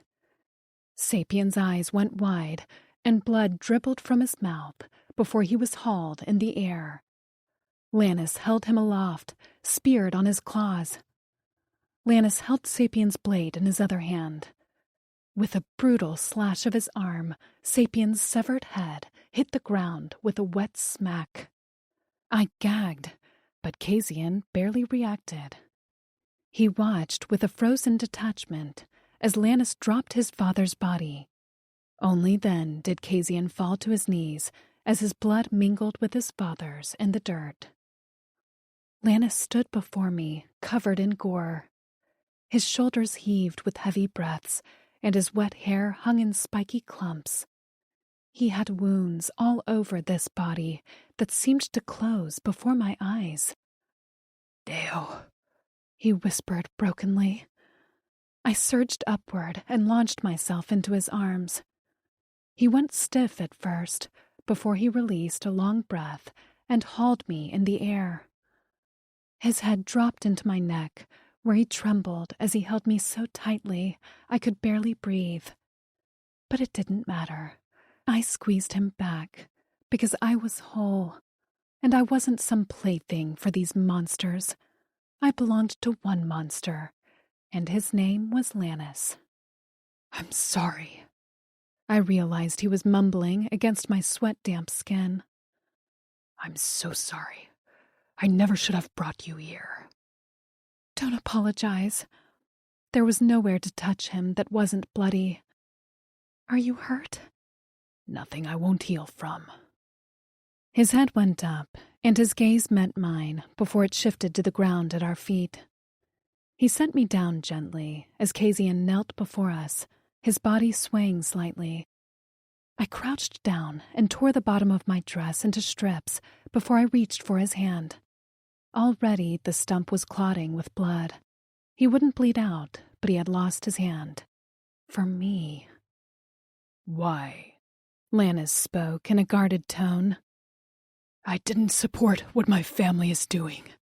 Kasian's voice was deep. The white of his skin was nearly translucent as he struggled to speak. I could see he was handsome, deserving of wearing a crown in some fantasy movie. He let me wrap his injury, but kept his focus on Lannis. "This here was only a part of their plans. They want to overthrow the other families and the council. They were working with Quaz." Lannis's jaw clenched as I tied off the last of the bandage. Kasian's purple eyes met mine. "Thank you, Deo." He stood slowly on shaky legs. "I know you hate me. I bound you 200 years ago. But you have to understand that was a compromise. My father wanted to castrate you." My stomach churned as Lannis's eyes fired. "What did you say?" "Your Deo." He glanced at me. "In her past life, she didn't reject you. The Moxic never found her. She planned to run away with you, but my father found her. He couldn't let a Deo run away with a non-royal. He planned to let the Moxic kill you, and if they didn't, he would have." He jerked his chin to me. "She knew Sapien's plan for her fate and yours, so she sacrificed herself by jumping off a cliff. It was the only way to keep you alive." A pain sliced through my skull, and I cried out as I gripped it between my fists. Images assaulted me. Lannis's handsome face, my desire for him, that same windy cliff, Sapien's threats, my vow never to let another touch me. The last step, and then the fast drop of my body, the flare of pain, and then nothing. My last thought had been for Lannis, and the pain he'd endure at my death. But at least he'd stay alive. Strong arms circled me. "Deo." Lannis's palm smoothed down my hair. "What's wrong?" "I remember," I gasped as I blinked the images away. Lannis looked down at me with his brow furrowed in concern. "Sort of. I remember you confessing to me. I wanted you. We were going to run away, but Sapien... Kasian is right. How did I not remember this before?" "There was a chance she'd come back," Kasian said. which was why I had Marion make the lock on your bonds the way we did. She wished for your Deo's return for 200 years. But why would you sacrifice your hand for me? I asked, bewildered that he'd allowed himself to be hurt. He straightened, and I could tell he would always carry himself with the dignity of royal lineage. Because I believe in the Deo match. A lot has happened since you left, Lannis. The Deos, they aren't happy. The system isn't working anymore. There would be no war if the royals accepted change. His gaze settled on his father's head. I wanted him to accept it. I'm not sorry I killed him. Lannis snarled. No, I'm sure you're not. Kazian sighed. I'm not sorry either. It was always going to end this way. He met Lannis's gaze. You need to take her away from here. The rest of the On family will not stop. Sapien isn't the worst. His brothers are. What will you do? I asked. Would they harm you? Absolutely, Kazian said. I have to leave too. I'll hide out for a while and heal. Come to Hotel Castlverna in Baxent when you're ready to fight back. Lannis rose to his feet and tugged me with him. It's where we'll be. I squeezed Lannis's arm at the idea of going back to the hotel, although I couldn't find it in myself to celebrate, surrounded by dead bodies, in the mourning of a son for his father. I'm sorry, Kazian. I always knew you were Lannis's, he said. In all your lives, you've always been his. We left Kazian in that basement, surrounded by the dead members of his family. He said he wanted to bury them, but Lannis refused to leave without Sapien's head. He gripped it by its short feathers in one hand, while I sat in the crook of his moxic arm as he refused to let me walk barefoot. He strode through the Malice streets like that and caused an absolute ruckus. Everyone stopped and stared. Some screamed. I was filthy, and an unmasked Lannis was covered in blood. And then there was the small detail of the severed head he carried. He stomped in the hall and tossed Sapien's head into the ballroom, where the gathered council scattered like bugs to get away from the bloody stump. The pink skin of the Os clan rapidly shifted colors like a strobe light, while the Ill clan linked tails in alarm and stomped their hooves. Lannis's lips peeled back as he growled in a tone that seemed to shake the marble floor. One of your royal families is planning a rebellion. Sapien threatened to cut my Deo's hand off. There'll be no fancy dinner, because I'm done with you fucks. I'm going to take care of my Deo, and then we're getting the fuck out. I can protect her better on my own than here. Get your shit sorted here at Pluris, because you're rotting from the inside out. Wait. Montrose stepped forward with his arm out. Lannis spun in a whirl of fury and speared Montrose with a death glare. I'll litter the city streets with bloody heads before I let another one of you touch her. Montrose recoiled. Lannis scooped me into his arms and strode from the room. Behind me, silence reigned. I gave them all a little wave as they stood, shell-shocked, before Lannis turned the corner to head deeper into the building. He took a set of wide stairs, 2 at a time, to the first floor, and there he marched down the hallway until he came to a side door that shone with golden accents. I didn't get a chance to admire much of the detail, because Lannis flung the door open and then slammed it shut with his boot.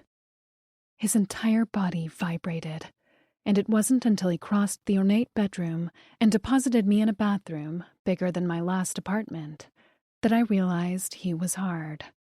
Very hard. And absolutely feral with arousal.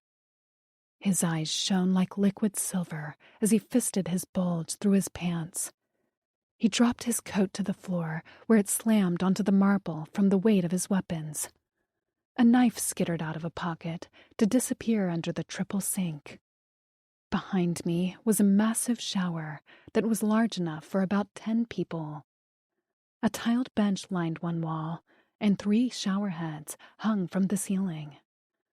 I stood in my filthy dress and bare feet, surrounded by opulence, but I only had eyes for the beast in front of me, who looked like he'd devour me whole. And I wanted to be devoured.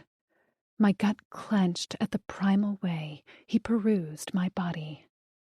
With one flick of his claw on a wall switch, the showers turned on, and then Lannis's lips were on mine. Chapter 19. Lannis. I needed her so badly I was out of my mind. My Deo had been taken from me, scared and threatened. Every single cell in my body needed to claim her, fill her with my seed, and drink from her essence. The water from the showers rained down on us, soaking her dress. The thin fabric was completely sheer now, revealing her hard, shimmering nipples and the dark, curly hair covering her pussy. I shredded the dress with one swipe of my claws and hauled her up against the side of the shower, her thick thighs wrapped around me, holding me tight against her, and I surged my cloth-covered cock against her heated core. She writhed against me, smearing the essence leaking from her nipples all over my chest. I ate at her mouth, dipping my double tongue inside to taste every inch of her. Her hands scrabbled at my shoulders as if she wanted to fuse herself to me. I tore at the scrap of fabric covering her pussy and shoved my pants down before kicking the wet heap away. They landed somewhere behind me with a wet slap.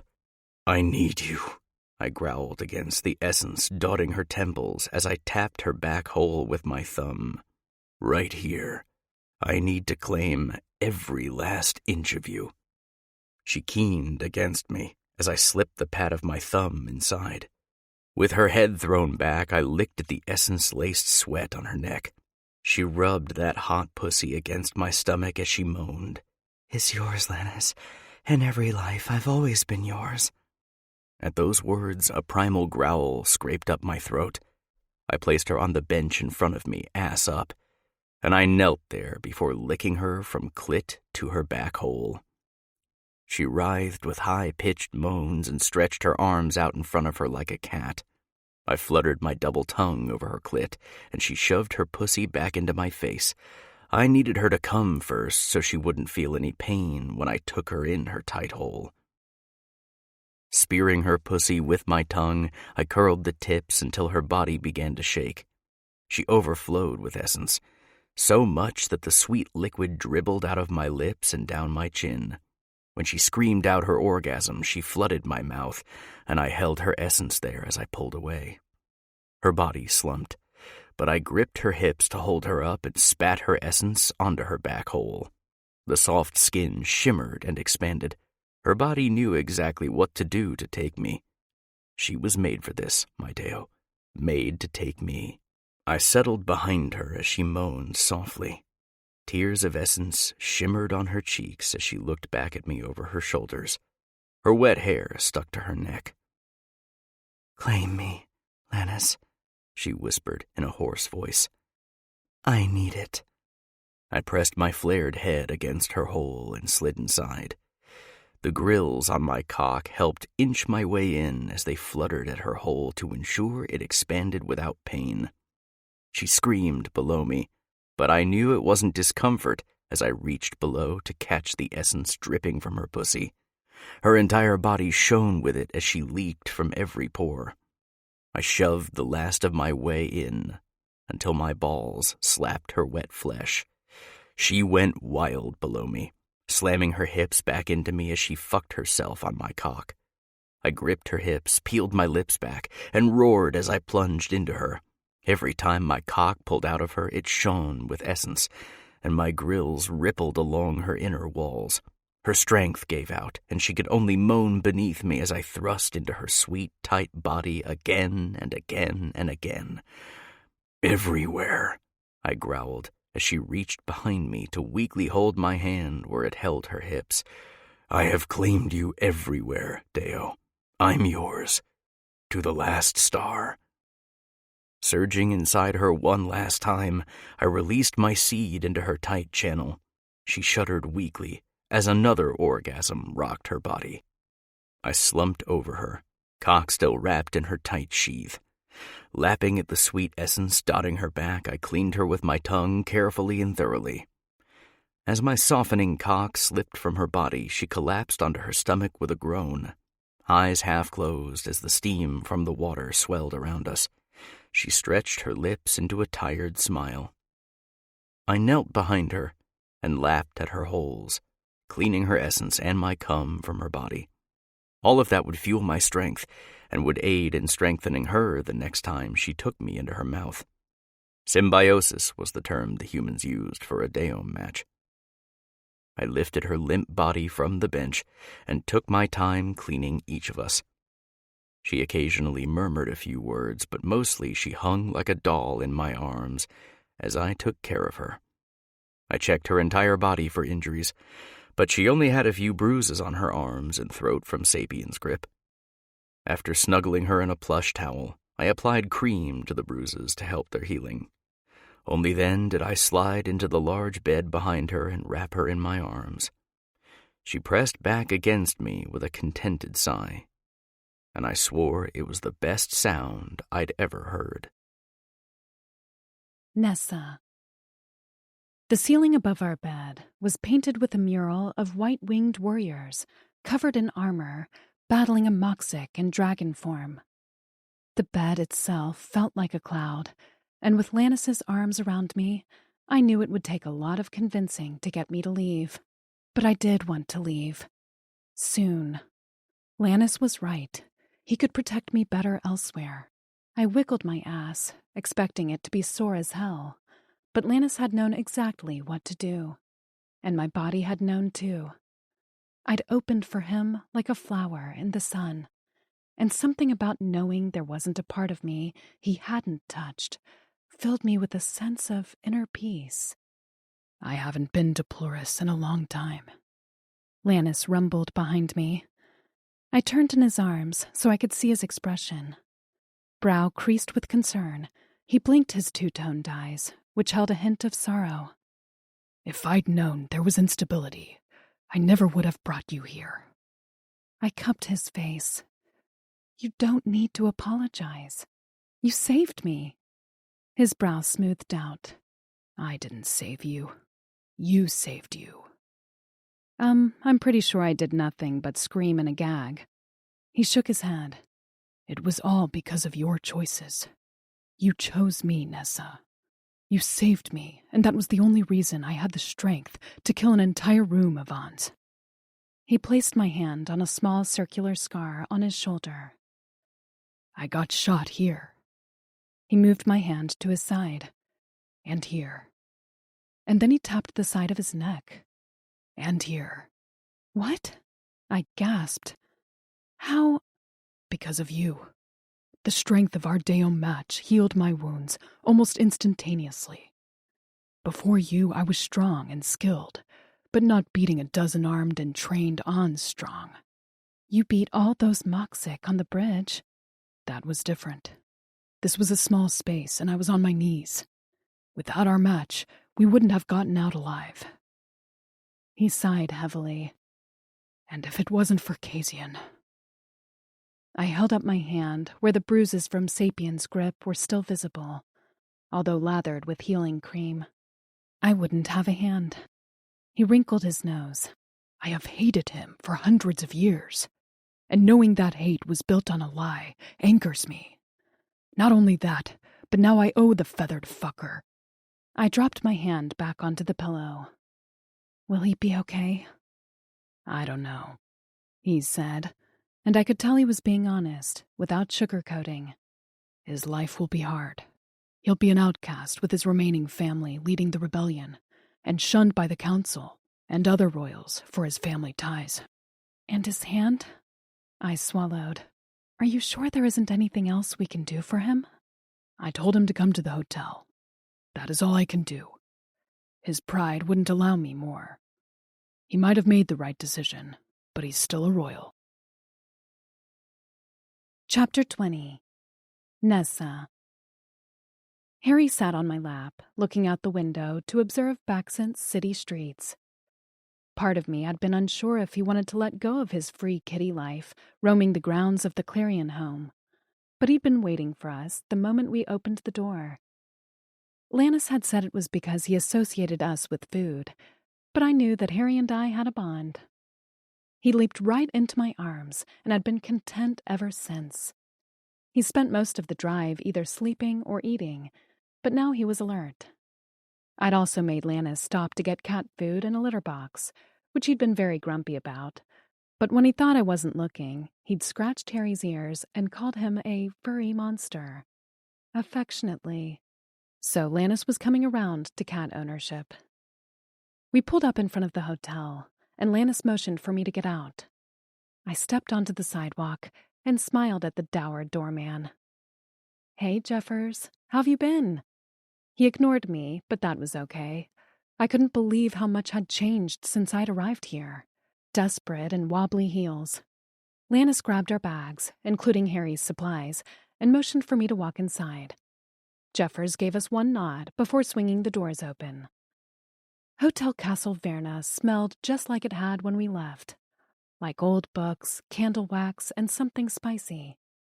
I saw the place in a whole new light now. It was a bit like home, even though it was full of monster assassins.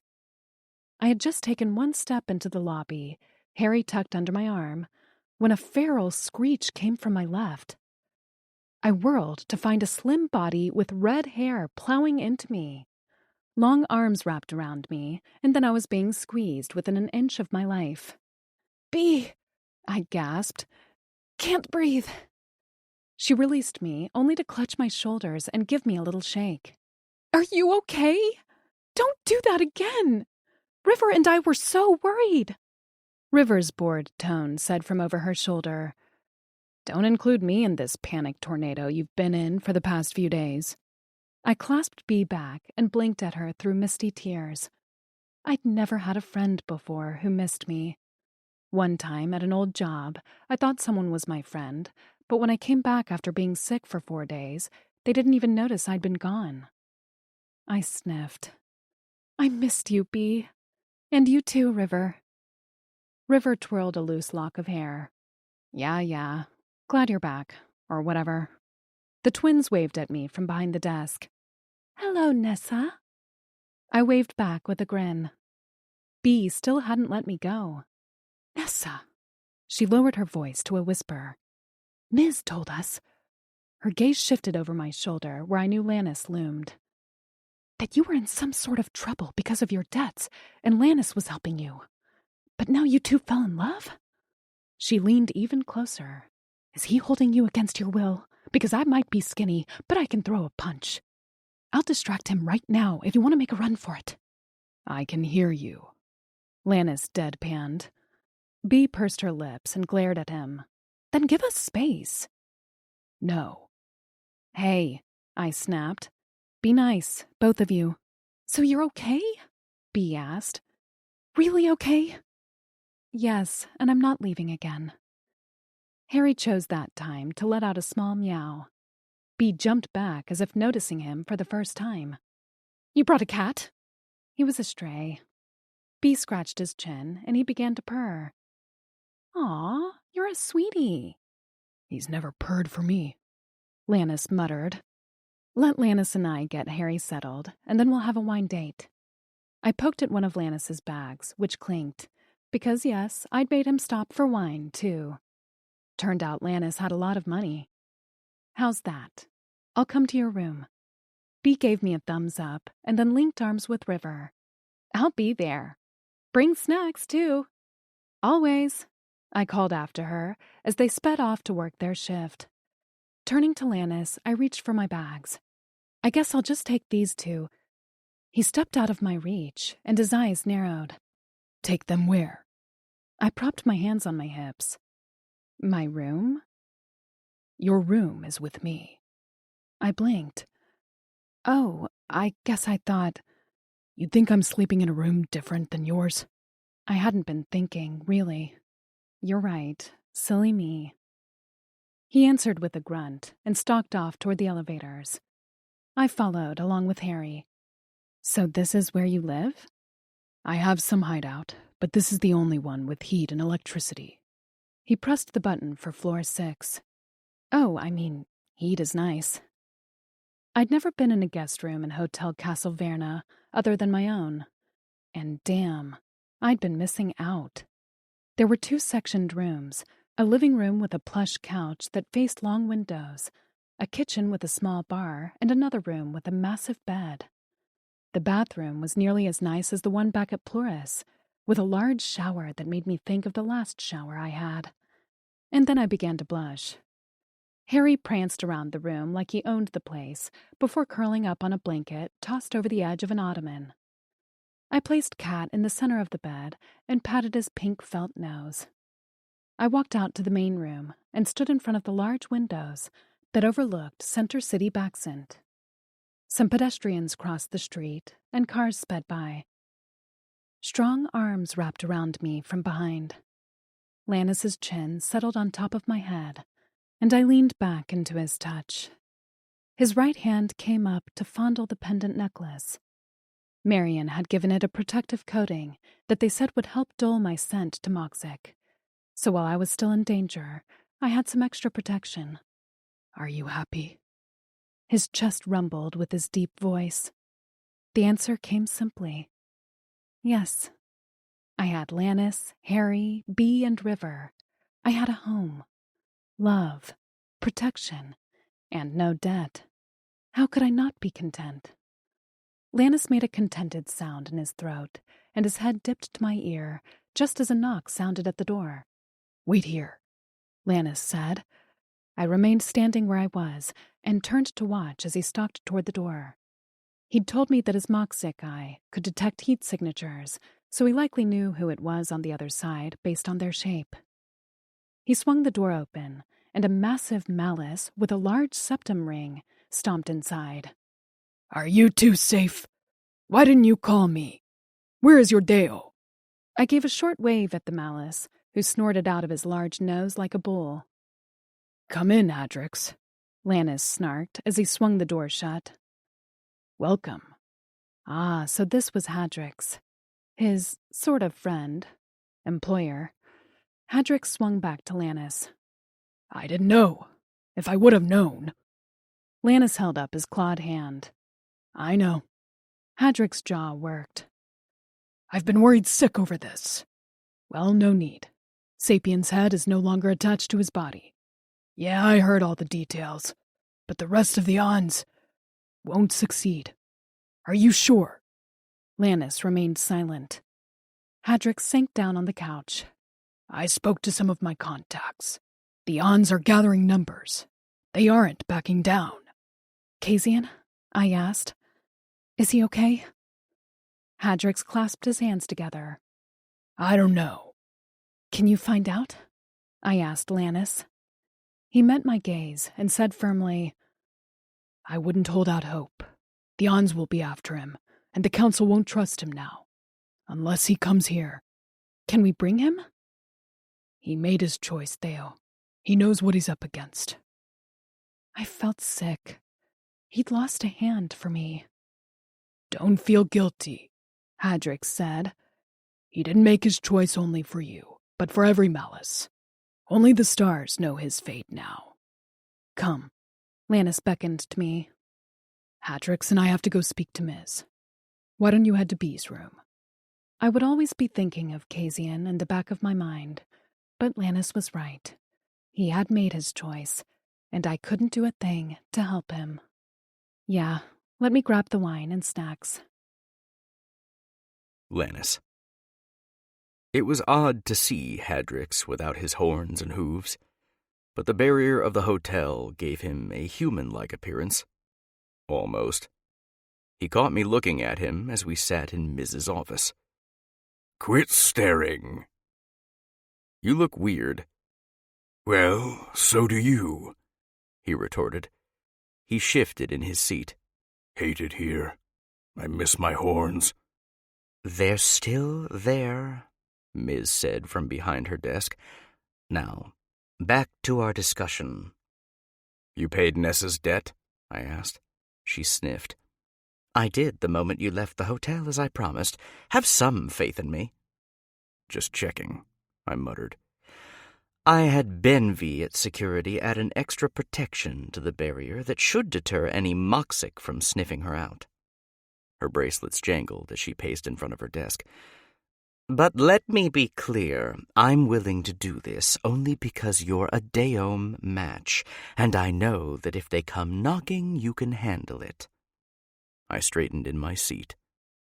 I can. She has to keep who we are a secret from Bee and River. Can she do that? I already told her that. It's imperative, Lannis. She knows, I growled.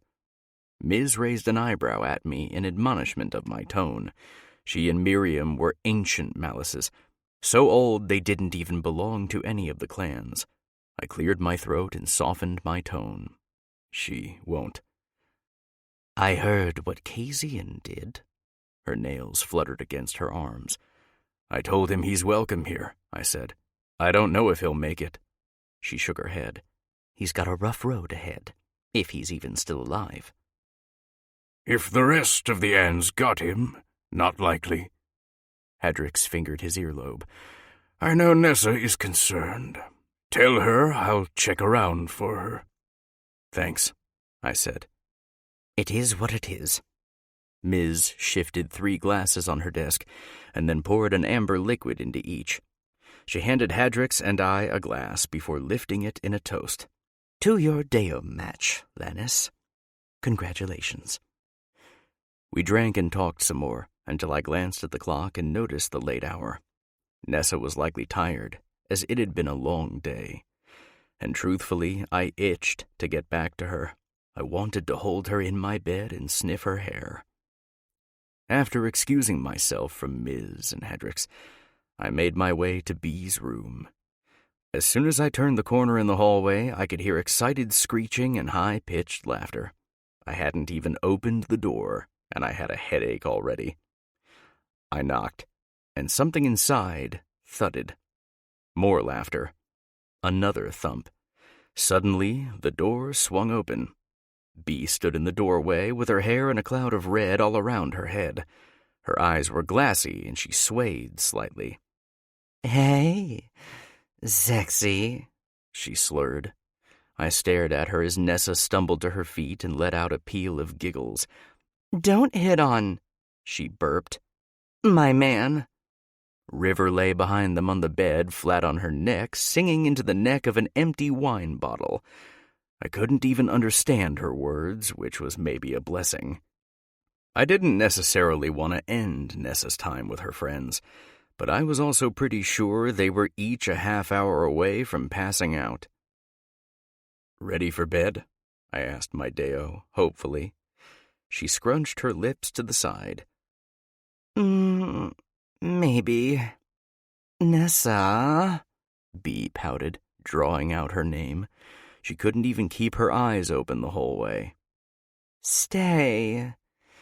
Sleepover, River hollered from her prone position before launching into song again. I stiffened. No way in fuck was she sleeping without me. But, Nessa pouted, I don't want to sleep without Lannis. I grinned from behind my mask. Good, Deo. Married friends are no fun. Bee flopped onto the bed and began to sing with River. Within 30 seconds, the wine bottle slipped to the ground as the 2 women in the bed passed out. Nessa wobbled on her feet as she stared at them. Well then, I guess that decides it. She turned to me and held her arms out. Take me to bed. Thank fuck. I scooped her up and hauled her down the hallway. By the time I made it up to the 6th floor and opened my room door, she was nearly asleep. She sang under her breath, but her eyes were closed. After giving her face a wash and her teeth a quick brush, all of which she did nothing to help, I tucked her into bed. Harry curled up at her feet while she snuggled, cat, against her chest. When I slipped in beside her, she immediately curled into me and let out a small sigh. Cradling her head to my chest, I smoothed down her wild hair. Lannis, she mumbled. Right here. Are you happy? There was no hesitation. She'd brought my soul back from the dead. Yes, Deo, because of you. You always say the right things. She giggled against my chest, her soft breaths warming my scales. I pressed a kiss to the top of her head. To the last star. Right before her breathing evened out, she whispered, Every last one. This concludes The Guest with Claws by Ella Maven. Narrated by Sophia Willingham and Brandon Utah. Copyright 2023 by Ella Maven. This unabridged audiobook is published by arrangement with Ella Maven, care of Corvisiero Literary Agency, and was produced in the year 2025 by Tantor Media Incorporated, a division of Recorded Books, which holds the copyright thereto. Please visit tantor.com for more information on our growing library of unabridged audiobooks.